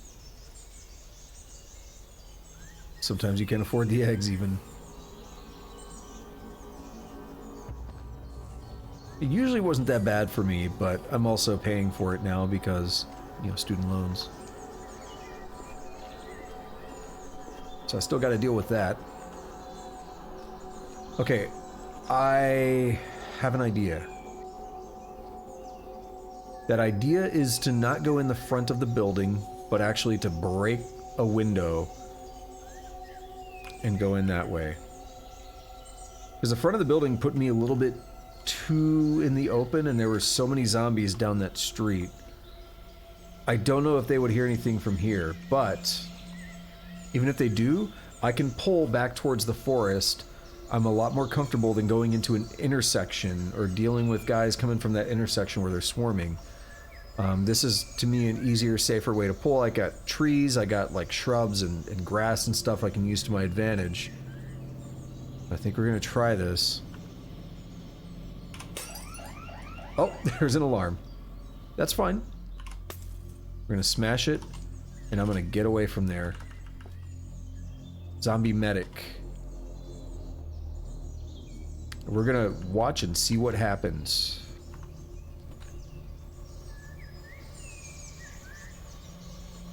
And before that feral human's coming.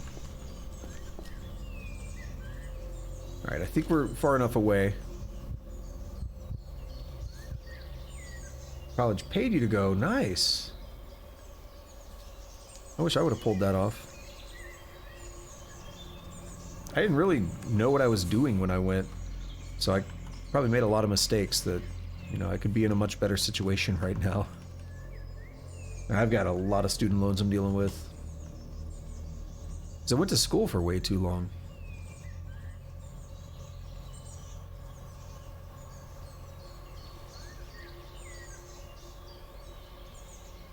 There was a zombie, disappeared. Full ride program. Ooh. Damn.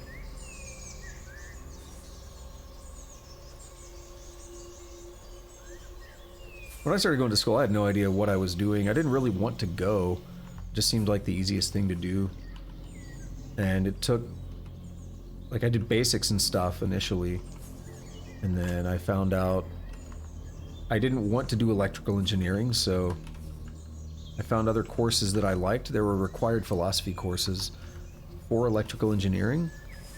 For all engineering, actually. There were required philosophy courses. So I took those. I really liked them. I switched over to that. Never once thinking about jobs or anything. So eventually, around the time I finished that degree, I'm like, oh, guess I'm supposed to get a job. What am I supposed to do? So then I went and I decided I was going to get a PhD in computer science, but I had to basically get a bachelor's in it. Like, they accepted me into the grad program, but like, you can't take the grad courses until you take certain computer science courses. So it basically ended up being another bachelor's, and by the time I finished that, I did go into the PhD program, and I spent like a year and a half in that, and then I was like, I'm done with school. I've been going to school for like 10 years. So I stopped.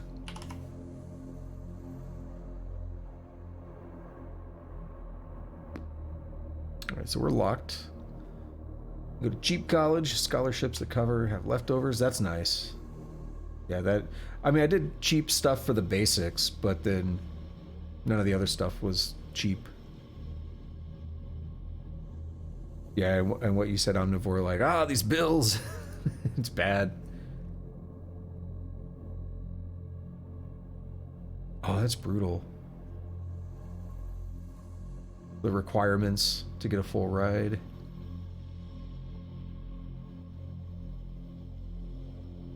I mean, I'd been going for so long, and I was concerned about things when I decided I'm done. I partially regret it, because I think I probably would rather be doing some research or something than working in the industry. I really don't like working as a software engineer. I really hate it. So I think there could be situations I'd be happier in, is what I'm trying to say. But at that point, I'd been going to school for so long, and I was thinking, what good is it going to be to have a PhD if I have no experience in the field, right? I'm going to be coming out of 10 years of school, but I'm not going to have any actual experience in the workforce. And in my mind at the time, I thought, it's probably not going to be a good situation, so let's go ahead and try to, maybe find a job or something. And my thinking at that point was, if I do get one, I'll back off of school. So, like, for the first time in 10 years, I didn't do courses in the summer. And then that was my decision, was if I do end up getting something, then... Oh, wait. Oh, no, that's fine. Yeah, that's what I wanted. Oh, not wheeled. That's what was wrong, yeah. I said if I do end up getting something over that summer, then I'm going to focus on the job and, maybe come back to school. So that's what ended up happening. Scroll back up and read. 3 years is too much for you. Would have quit year one. Yeah, I don't mind school. Like, my thing was finding what I enjoyed. When I was first going to school, it was literally because it seemed like the easiest thing for me to do. Not a great reason to go. And stop. Yes.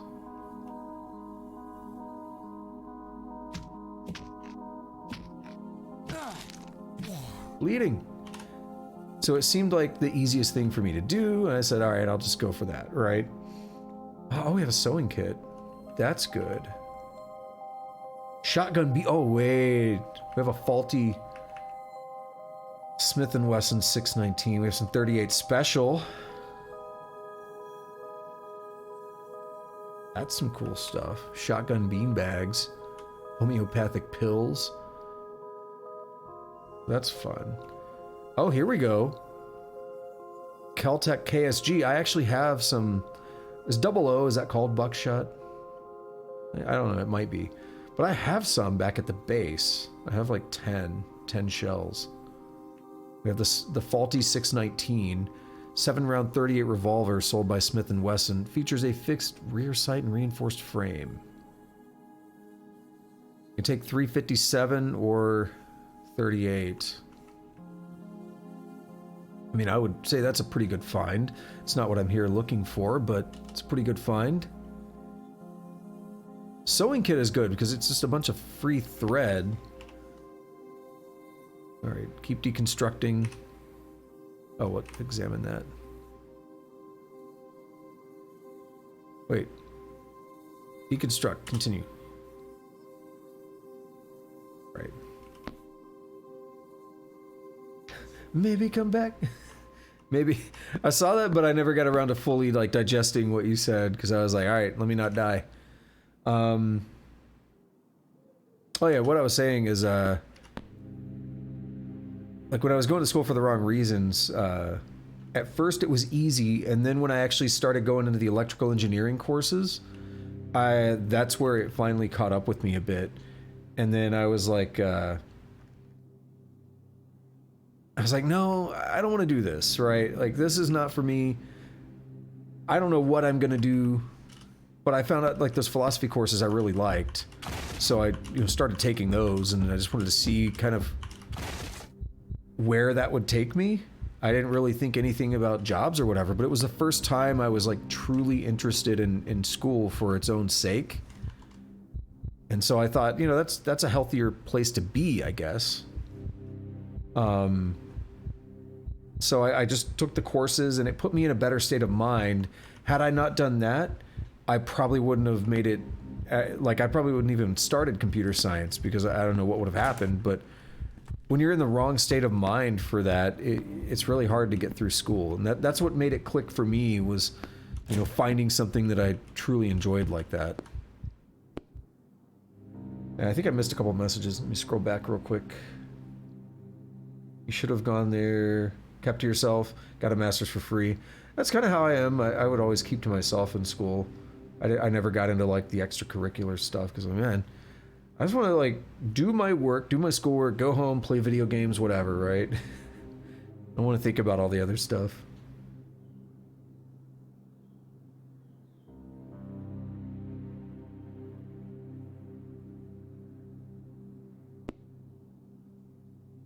Most software dev is circuit logic once you're writing code. Maybe. You can kind of think of it like that, I guess. I mean, logic is logic.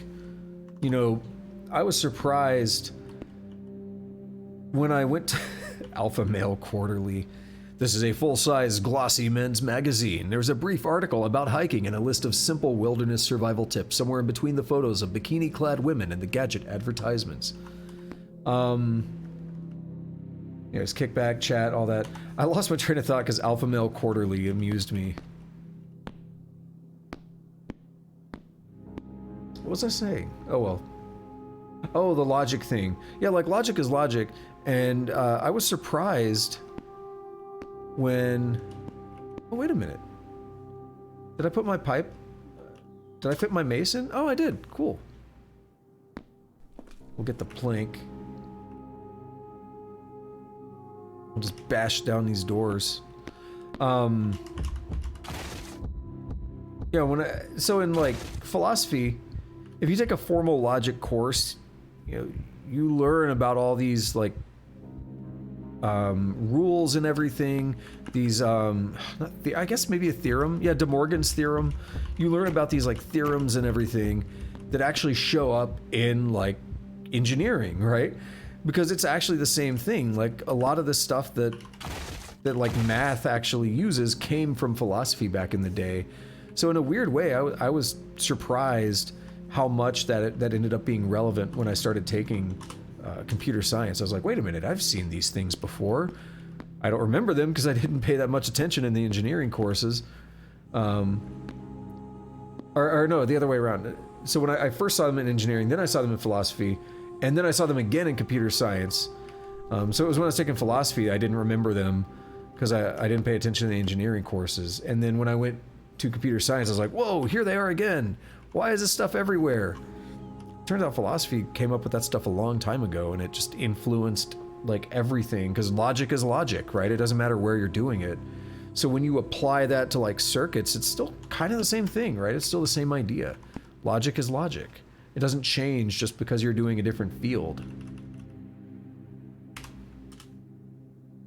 Zombie brute spotted.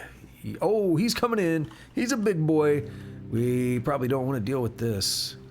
This zombie's entire body bulges with distended muscles and swollen, festering wounds.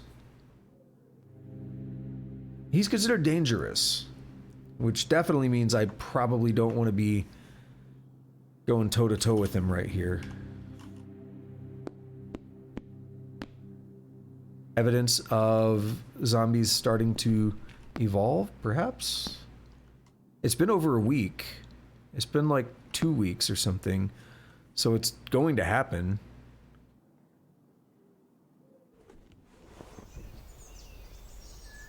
Where did he go?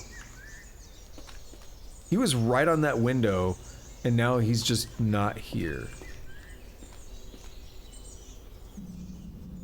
Am I hallucinating? I am. Yo, I busted out of there. I was like, nope. I didn't realize I started hallucinating. Well, we're gonna eat some antipsychotics. And let's see. Got about half an hour left, but I gotta go to the bathroom, so I'll be back in a couple minutes. And we'll keep looking around here and hopefully find more antipsychotics. I'll be right back.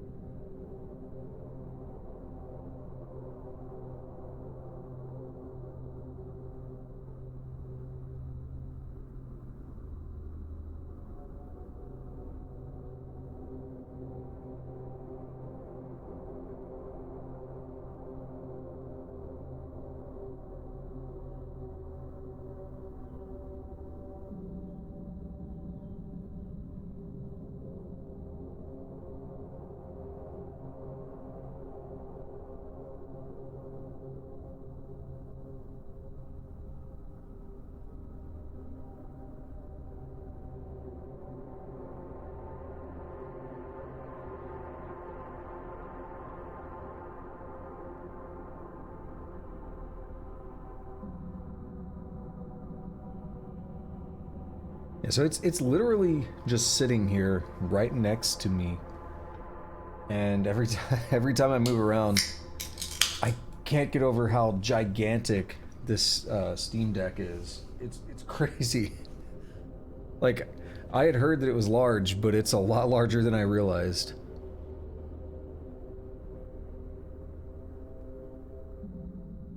Alrighty. So, also, yeah, that hallucination, like, that one seemed real enough that there was, like, a big boy hanging out here in town. I believed it. I really believed it. We're gonna wield a plank here, work on these other doors.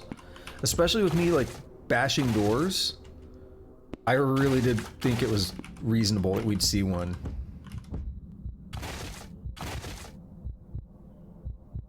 Right now, we want to drop that plank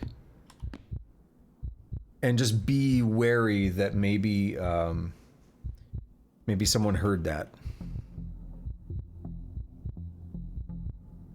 We're gonna crouch.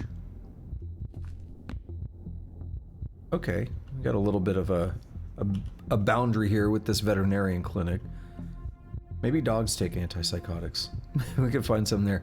Patient treatment records. Why would I want that?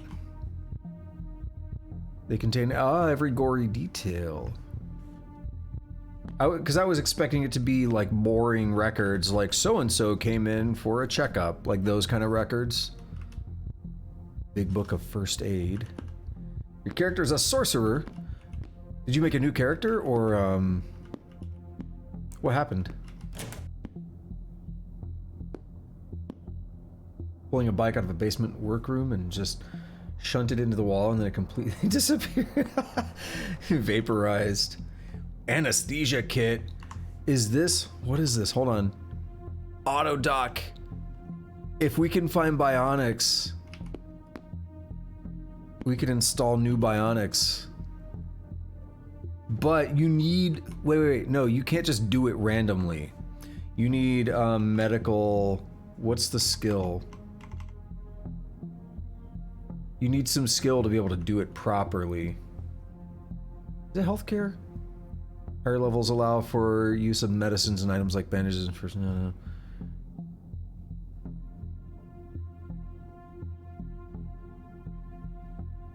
Wait, what randomly thing? Hold on.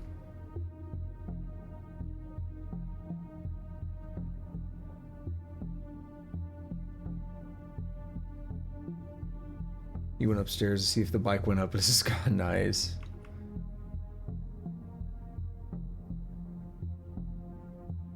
Is it applied science? I swear there was like a particular skill you needed to be able to use.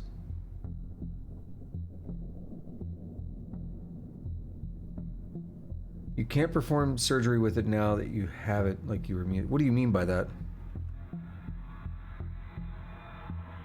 I've seen someone do that, so I don't know if we're talking about the same thing, but like I know it's possible to install bionics on yourself. So I don't understand, like I've seen it done.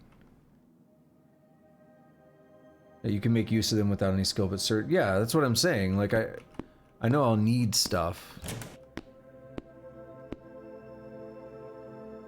We have closed metal door.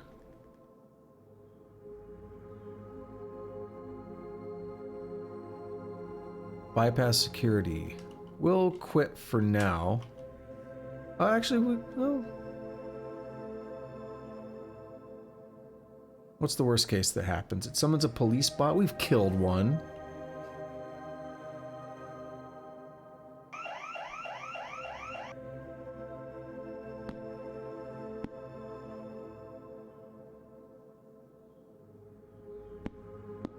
Okay, so it was a...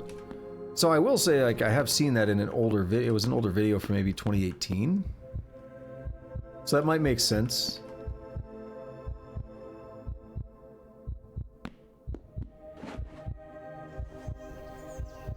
I'm getting out of there with that alarm going off. Zombie medic. I'd kind of like to fight that zombie medic. Okay, good. He's on the way.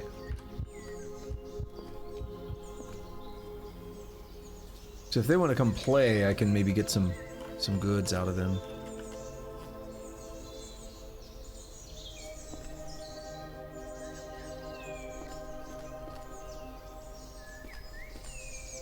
Feral human? No, he's still way down there. I was like, is he close? We'll drop the Molly assault pack.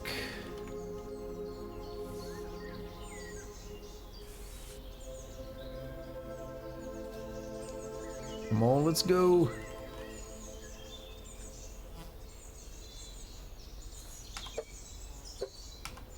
Why am I missing? Ah, oops. My bad. It's in my bag. Okay. We can dance around here. You can dance if you wanna.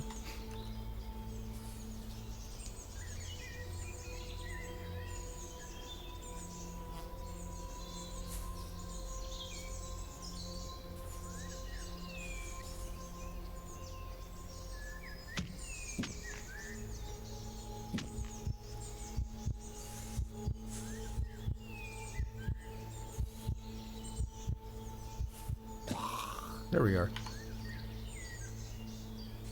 Just like that. 9 hidden items. Lots of medical stuff, as we should expect.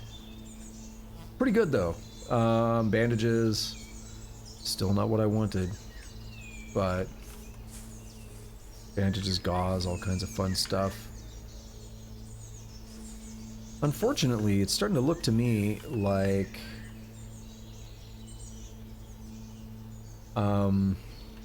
my journey here did not produce what I wanted.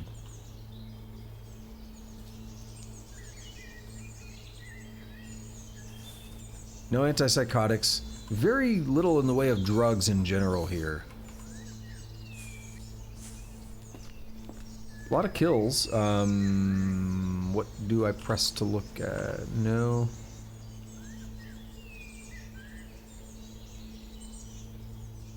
That. We've killed over 200. It's ridiculous.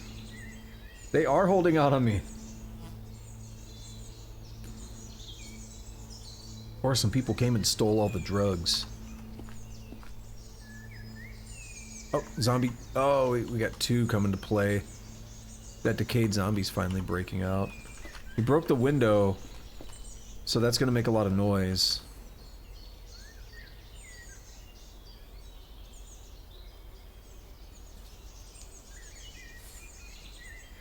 We might draw some more of this direction. Honestly, don't mind doing that.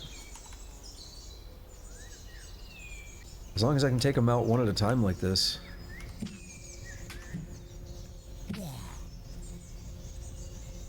Swiss Army knife. What all does it do? Butchering, cutting, metal sawing, wood sawing, screw driving. I'll take it.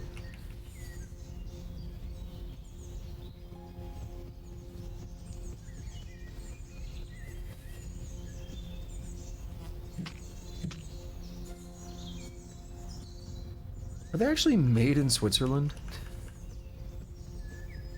I don't know.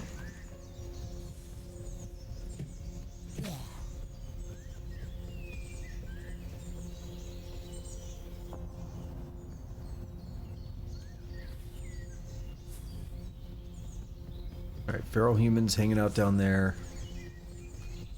I want to go back in.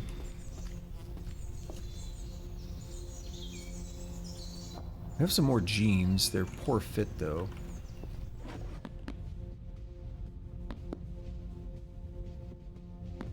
I'm still filtering on jeans, apparently. Hey, what's up? Welcome back. Willkommen zurück.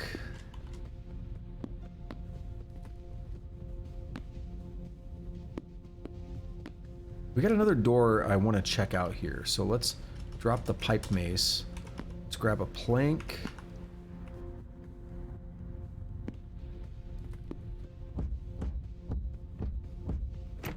Probably not much. It's an upstairs. That could be good or bad. There could be dudes up there.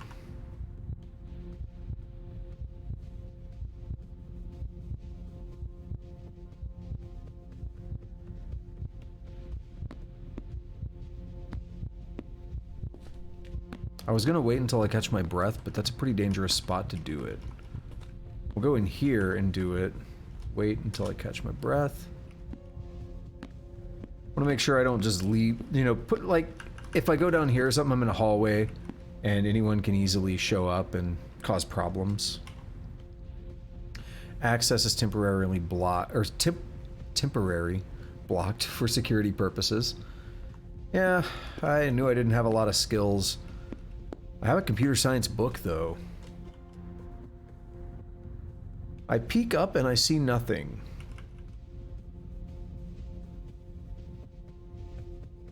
YOLO.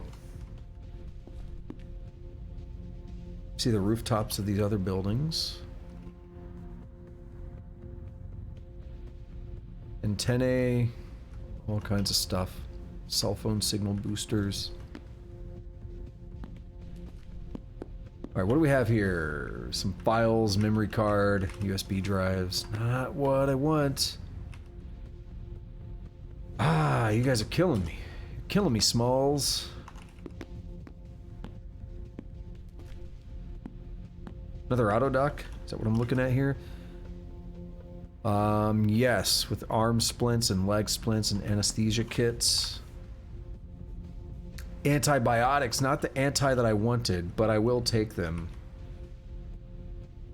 I wanted antipsychotics. Uniform boy.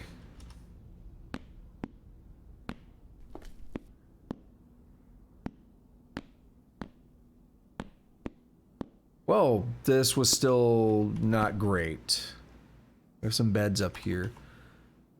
We can just go onto the roof here. They have a skylight. You have to break our way onto the roof. How do normal people get to the roof? Do they just walk up, like, take a ladder? Walk up there. I say take a ladder.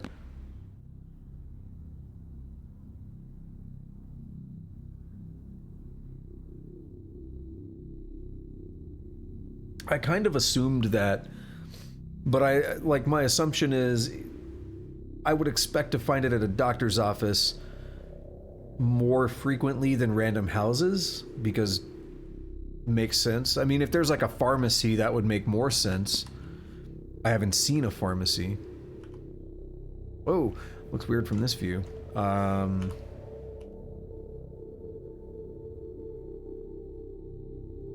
We got a better view into the city now. Salon. Because being on the rooftop here is actually good. Road stop, a bar, pavilion, hardware store, eh? That's somewhere I'd like to go. Yeah, that gun store, we're not going there. There is a gun store on the side of town. We'd go there first. There is a pharmacy. That's going to be hard to get to. But there is a pharmacy, so that would be my next stop for finding the antipsychotics. To be honest, I don't know what most of these mean yet. These ASCII tile. I mean, I know what the greater than, less than, left and right carets typically are houses if they're green. Red, I've noticed, is gun store. We have red on these two. Something you kind of learn. I think there is a beauty to it. I like ASCII. Actually, the first time when I played this game on stream like 2 years ago, I started with ASCII and then people were complaining and I started using a tile set.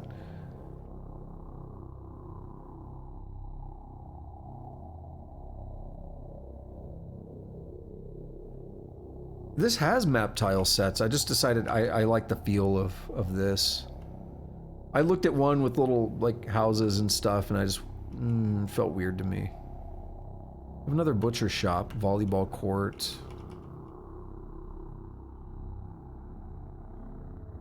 I don't know. I don't know what my next move is going to be on this. Pharmacy's a bit too hard to get to. We have Candy Shop. Candy Shop looks the same as the gun store. That'd be an awkward thing to mix up.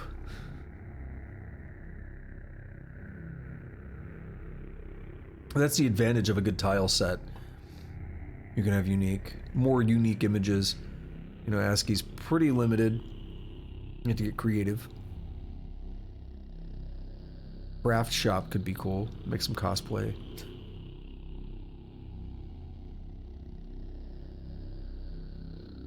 Restaurant, fast food restaurant. Okay, well, doctor's office was a bit of a bust. I didn't fully grow up on ASCII either, I don't think. I mean, I was playing games in the early and mid 90s, but I was playing like Doom and SimCity 2000 and Hexen and Heretic on the PC. I never played ASCII games back then.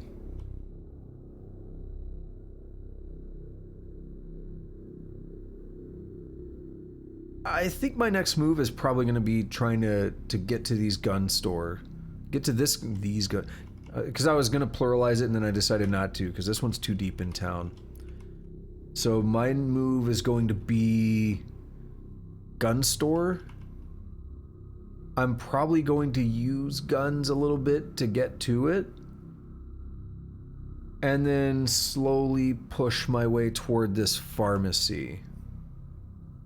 That's not going to be today, because we're pretty close to when I want to wrap up.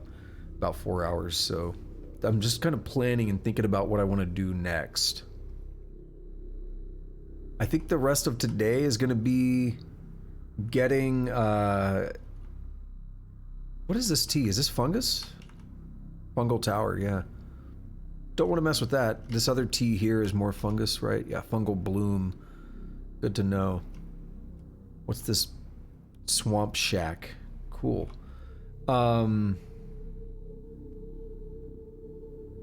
What white M? Oh, this one down here. Was that as a hospital or something? Museum. I have not... It's a little bit deeper in than where I want to be right now. I'll take a note of that.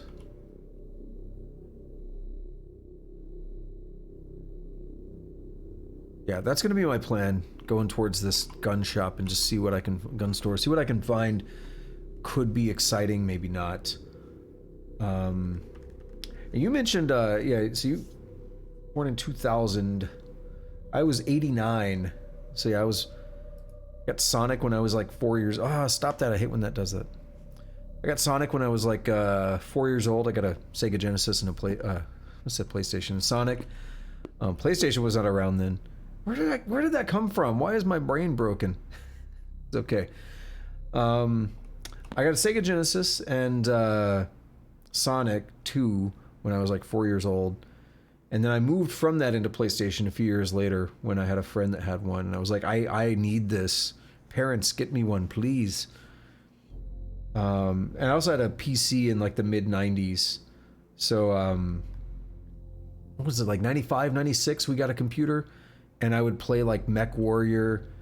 I said Hexen Heretic, Doom, SimCity, all kinds of stuff like that. That's kind of what I grew up on the PC side of things. And I missed out on Elder Scrolls. So you mentioned Daggerfall. I never played Daggerfall until years later. I remember Elder Scrolls is one of my favorite game series though. And Mech Warrior 2, yep. Mercenaries and regular Mech Warrior 2. Our computer came, it was a Sony Vaio, and it came with this big like little binder of like 50 CDs. And it actually came with Mech Warrior 2. And then later on, I got Mech Warrior 2 Mercenaries because I played so much Mech Warrior. It was good stuff.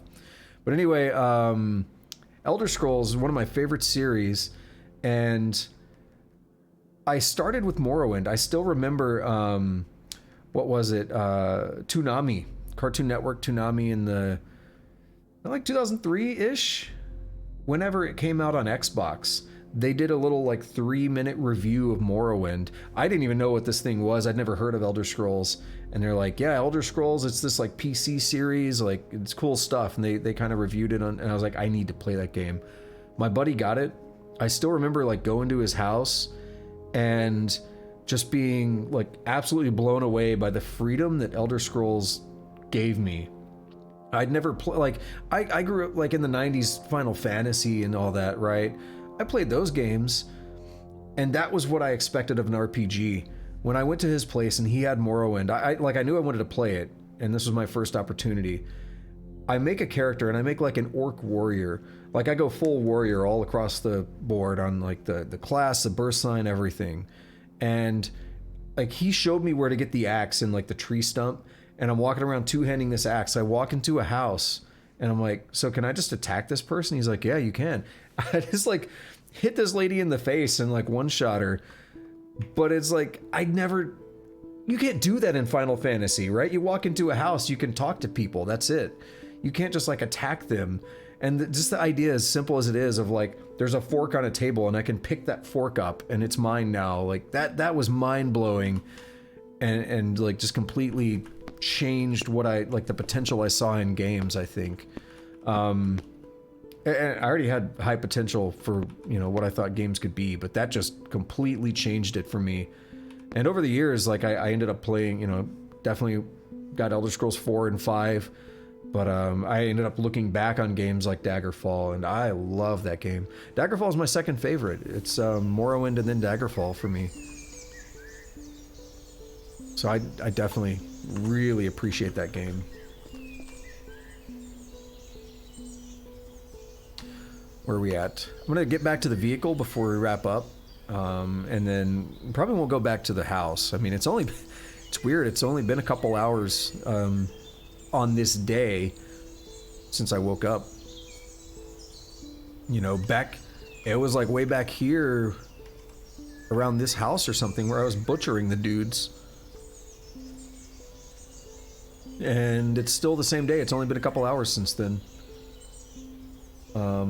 As for the game Medieval, I know the Medieval game, which was like it was PlayStation, right? And you controlled like the little skeleton guy. I don't remember his name or anything. I think they re-released those not too many years ago. That's the Medieval game I know of. I loved that game. I don't know about any other ones though. There's a little like hack and slash thing. So then I don't think I know the one you're talking about. Yeah, there were some real pinnacle games. Yeah, for sure. PC games, in my opinion, are really special in that you don't get this on a console, a game of this kind of detail. Granted, this game is not for everyone. This game is way too in depth. Oh, Medieval Total War? Because there's like Rome Total War, Medieval, what else is there? There's a bunch of Total War games. I know that one. Definitely know that one.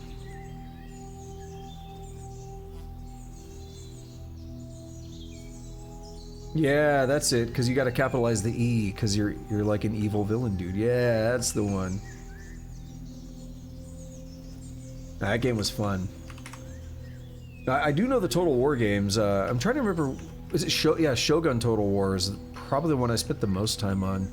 One of my friends and I got really into doing a big, long, like co-op campaign of that game. Boy, that is a commitment. That is a commitment right there. Doing a co-op campaign of a Total War game. We basically worked together and took over all of Japan. It was fun.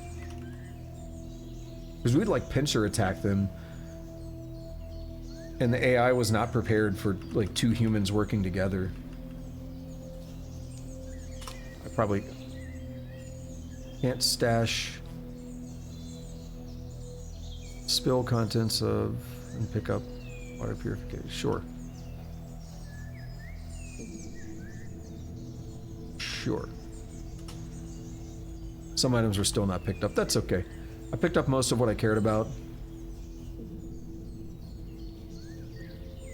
Alright, now we gotta work our way back. Let's take a look at what's going on here with this fungus man. He is just really spreading the fungus, isn't he?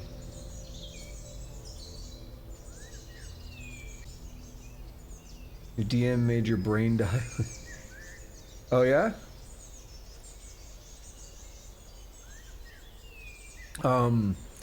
I tried playing a couple times. I couldn't really get into it myself. I love D&D on the like the theory of the game, like the concept of the game, but I couldn't, like, just, it didn't work when I tried to play it. Drop the pipe mace. All right, we're taking a risk here.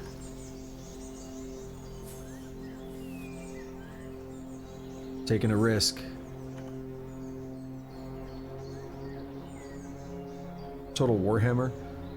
I didn't play that one. I know about it. I got some friends that are super... I think, like, we all got that friend that's, like, really into Warhammer. I got a couple of those.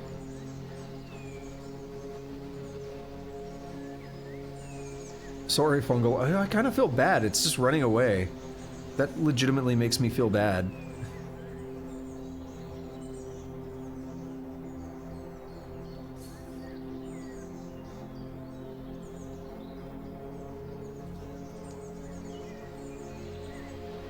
You don't have that one?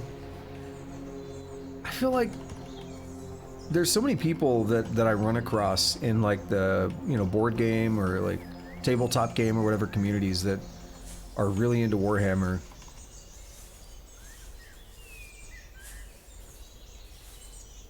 Like, I don't seek it out or anything, but I have a friend that would do, like, board game get-togethers and stuff, and there'd always be, like, different people rotating in and out. Sometimes we'd go to, like, actual, like, places. Sometimes he'd host them at his house. Sometimes we'd go to, like, board game, like, stores or whatever where they'd let you play. And there'd always be random people in there that were, like, just super into Warhammer.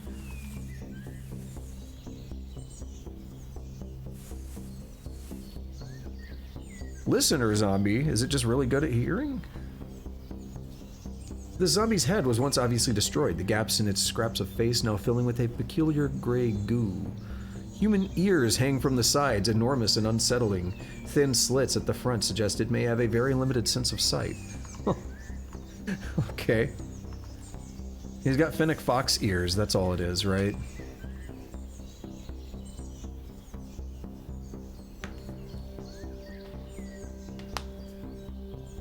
See, I love the idea, though, because I'm looking back at your other message, and like, you know, your character has this flaw, and I love that idea. It actually goes along very well with what I was talking about on the potential of, like, you know, PC games, that something like this, that you don't really get this on consoles or anything because of the level of depth. It's just, you can't replicate it without the crazy complex keyboard controls that we're dealing with here, basically. D&D is a good example of that, and that's why, like, on the surface, I should love everything about it. And I love, like, the mathematical approach to the combat and everything. I do love that as well. But just something about, like, getting into the role-playing side I just couldn't do. Oh, this guy followed me earlier.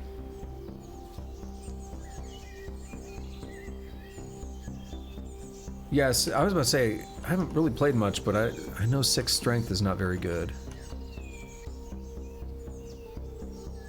This guy followed me earlier. And I was like, I'm not worried about him, I'll lose him in the forest. Well, eventually you got it.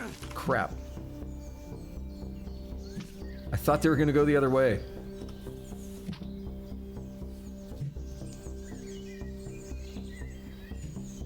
Oh, we got a couple.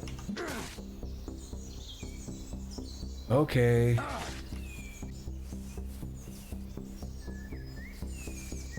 $19 charisma, like 20 is max, isn't it? Super beefy.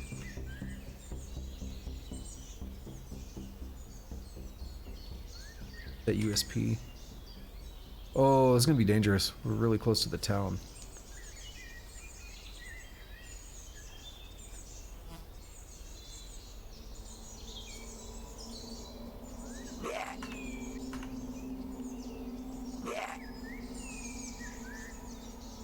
We're getting out of here.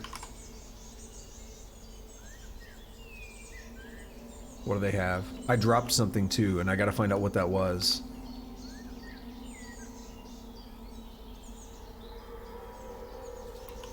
Shrieker. Oh, you're on the way, okay.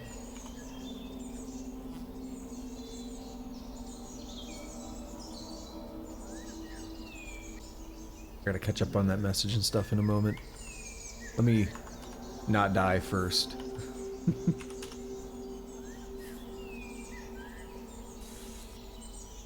There are all humans on the... Oh, there's so many dudes on the way now.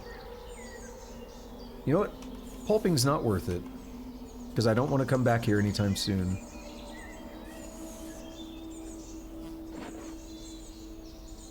Alright, let me catch up on these messages real quick. Because they scrolled off, so I gotta scroll back up real quick. Alright, the 10 strength, very tough to replicate. People talk about mobile control setups all the time on Reddit, 'cause the difficulty. Oh yeah, talking about, like, can't really do this on consoles very effectively, yeah. Heavy charisma, you're just gonna talk talk your way out of everything. I've been playing for much of my life, deeming much of that. Want a balance of RP and system / crunch. Without that balance, you lose interest quickly. Dropped running entire groups because they all got caught up into their own selfish RP. No clean way to tell people I'm quitting because you're all intolerable. That's true. And the campaign has taken weeks to level up once. Oh, yes. So that's actually a thing. Nice thought, I agree with. If you have no interest in securing that area, pulping is kind of... Oh, yeah, okay. Yep, that's what I was just saying. It's like, you know what? I could do that, but maybe not. This is all inside of a box. And this box is what just fell, isn't it?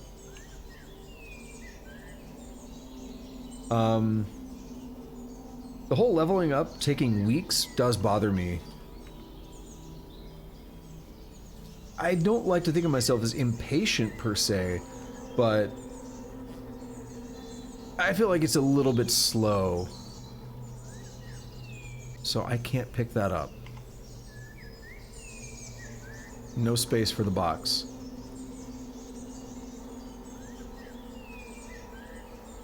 There's a lot of stuff in there. There's some gauze, there's a wallet I don't really care about. You know what it is? I know what it is.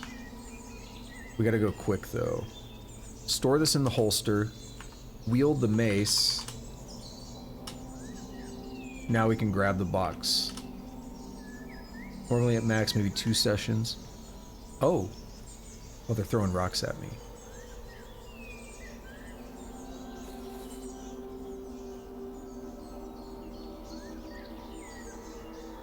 Okay.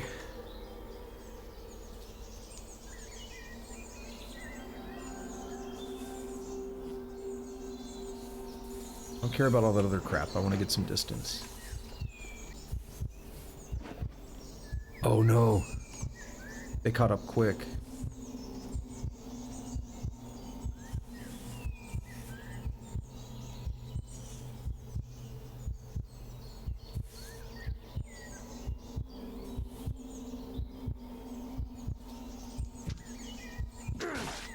Alright, I just need to go for it. Let's get this over with. Stupid person! Too fast. I need to get distance from where I was shooting, basically. Yeah, I think we're good.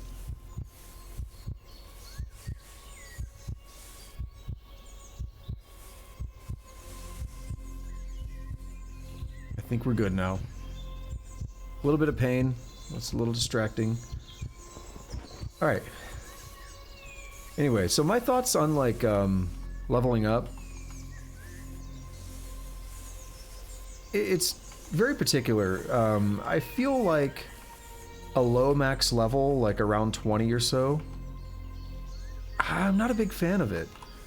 So a game I really like, and it actually does have that kind of system, is Divinity Original Sin and Original Sin 2. If you do a playthrough, you're probably not going to be getting past like level 21 or 22 if you're really pushing it. as much as I like the games, I don't like how low of a level that is. I mean, I know the game is balanced around that, so it works, but I like kind of like larger differences in power, and I like maybe the ability to learn more skills and stuff over time. So when I look at like the way a level up works in D&D, I feel like it, in general, takes too long for my taste because there's only like about 20 levels you're gonna get. And I look at like, oh, there's all these cool stuff you can do, but you got to be this, you know, much higher level to do it. And even like 2 sessions to me feels a lot. I want to be able to level up like multiple times a session or something, right? That would be more ideal for me. So even like once every 2 sessions, I'm like, oh, that's so slow. I feel weak. Yeah, and you can homebrew. I mean, really, you can homebrew in anything like that, because who's going to tell you can't do it, right? As long as you're having fun with it, it's up to the players to figure out what works for them. Well, so that's the deal, like, at that pace is, how would I say it? It's like, opinion? I don't know. I don't know if I'd say it's an opinion, but it's based on the way the rules are set up now. Yeah, you gotta implement like timers and stuff. You could get a level in a level per session at times, but a lot happen. Usually went 8+ hours. Yeah, like, so the way I'm saying it is a complete change in the rule set where it would be more normal to get multiple level ups per session. So it would be a complete change in the system.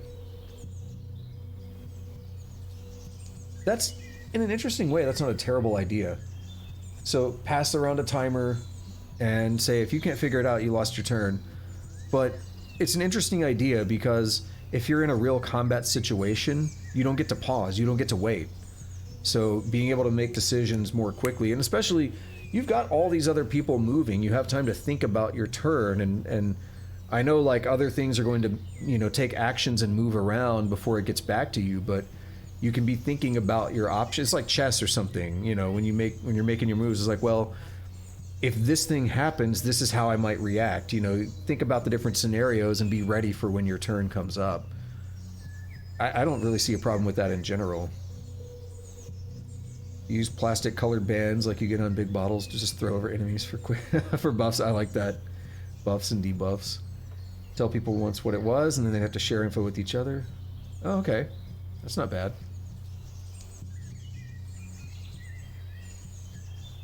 Yeah, but again, just to be clear, I would be talking about a completely different rule set and everything.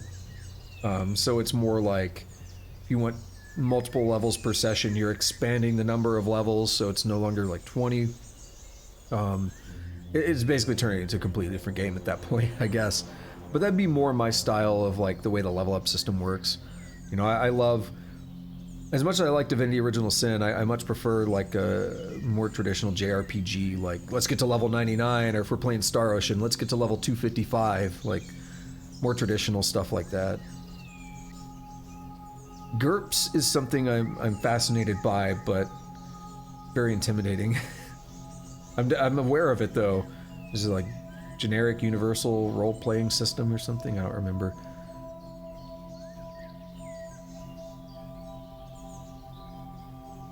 And what you said, you like chill sessions, but less taxing, less draining, but yeah, people want to advance, they don't.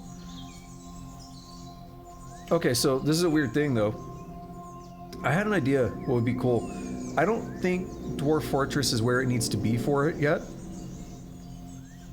but I like the idea of a pure charisma-based character in a game like Dwarf Fortress that literally does nothing but like talks to people and like negotiates and stuff. I don't think the conversation system is there yet. Hell if I know. I mean, I've played a lot of adventure mode and I still don't know half the things you can do because it's so ridiculous. But I think it'd be cool to be able to have like high charisma in Dwarf Fortress and like persuade people and get them to do things. And I think it'd be like, with a game like that, no combat or anything, like literally just go into town and like talk to people and like convince them to do what you want them to do and stuff, and just like make a character around that. It wouldn't work quite as well, I wouldn't think, in a D&D game, unless you have like split up the party or something, because people are going to want to do combat, right? And you're trying to say, no, my character doesn't do combat, I'm just like a dude that lives in a town and does stuff. You imagine Dwarf Fortress would be a cool world to support a system or board game thing? Maybe. There are people who use Dwarf Fortress map generation to make like D&D maps. Yeah, I was gonna say, I don't think Torchlight, because Torchlight is like Diablo. Right? That's Torchlight, isn't it? Oh, I gotta check.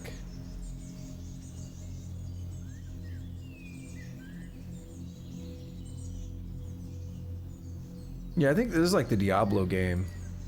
Action RPG.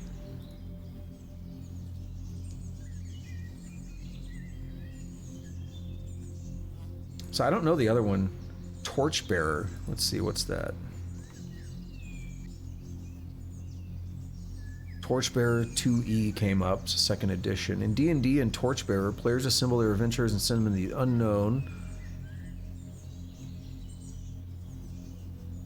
It's a big old page I'm just gonna skim over. I just want to see, so it's a video game or it is like a tabletop? Torchbearer sauces, all natural barbecue and hot sauces and more. Dungeon Crawl RPG from the creators of the Mouse Guard RPG. I don't know what that is either.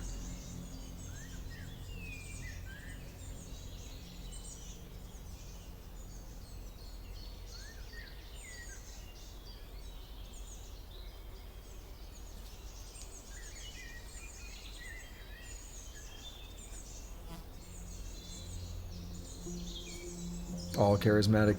You know, I heard, I don't want to know anything about the game because I actually do plan on playing it, and I like to go in extremely blind. So the one thing that I was told, and this is like literally all I want to know, but the one thing I was told is, I was having that conversation with a friend about liking the idea of like just kind of do a dialogue and stuff, and my friend said, I'm not going to tell you anymore, just I want to tell you, you might like Disco Elysium. And so I bought it, and I haven't played it yet. But, like, that's all he said, and I was like, okay, I'll check it out. So I'm still interested in trying that someday, because that's all I know about it, but I'm going into it with an interesting preconception, and I'd like to see how it works out when I get around to it. CRPGs are very time-consuming, though. You mentioned Shadowrun a moment ago. Where was that message? Thought I saw Shadowrun.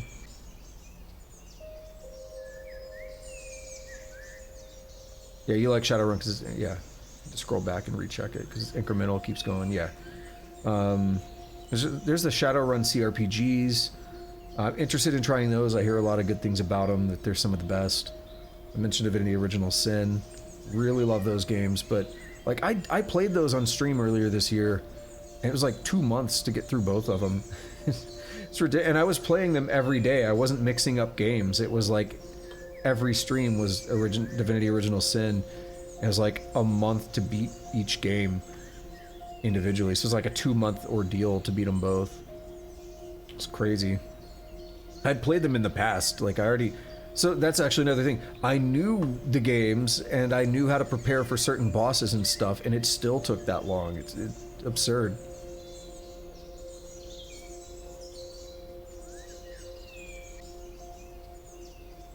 It was absolutely absurd, but I love them. They're fun. Alrighty, we made it back to the truck, the pickup. And as I already mentioned, my plan for next time is to check out the gun store, because it'd be cool to have more guns.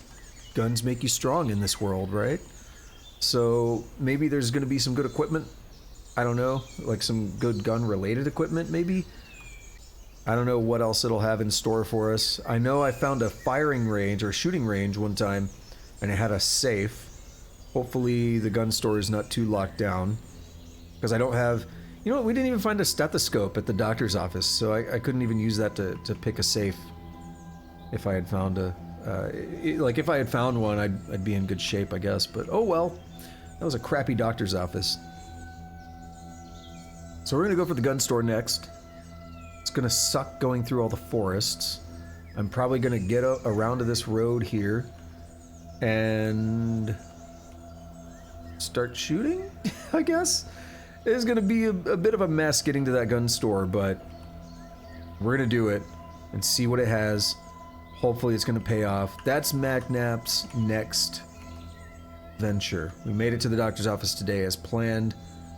Took like the whole time, but yeah, it was fun. It was worth it. Chat a little bit, talk about D&D, random stuff, talk about school, computer science, logic. It's always fun. So, it's going to be it. Thank you to anyone who showed up today. Really appreciate it. If you're new and you're not following, if you like the stream, hit that follow button, please. I'd appreciate it. If you're watching this in the future on YouTube and you're still hanging out for some reason, well, thank you. Also, you do all the fun YouTube stuff. I would greatly appreciate that. You can lick the like button. You can kick the subscribe button and the notification bell. And leave me a comment. I do read my comments. I will try to reply to them if I find it worth doing. If you comment like the letter J and nothing else, I probably won't have much to say. But anyway, I do stream here every day. Mondays and Wednesdays are coding streams, doing some roguelike development tutorials and stuff in Rust right now. I do all my stuff in Rust, actually. And every other day is gameplay. I'm doing 2 streams on Saturday right now. I might do 2 on Sundays. I kind of want to, but I'm not sure yet. So I might be back here in a few hours. We'll see what happens. And then for sure, though, I will be back tomorrow with some more coding. So looking forward to that. I like Tusk saying people can kick me in the bells.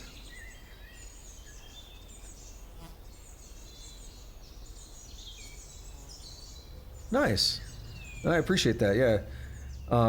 Always appreciate people lurking, and Omnivore says they've been quietly hanging out for the coding streams and stuff. It's definitely, it's a different kind of thing, and, you know, I've said it before, but I'm kind of going through these tutorials to gain information to apply to what I'm developing. So, even though some of these tutorials I'm doing are not mine, it's still worth doing. And, you know, for people, like, different people learn in different ways, so not everybody can open up like a big wall of text and follow a tutorial. They need like the audio visual component of it, of like somebody talking and kind of guiding through it. So, you know, hopefully it can help somebody. That's my thinking. It's definitely helping me, so hopefully it helps other people too. And then it's just other ways to like drill the info in your brain a little bit, you know. That's my thinking. So anyway, I'll either be back later tonight with something else, or I'll be back tomorrow for that. And until then, have a good day, have a good night, whatever it is, wherever you're at. Take it easy.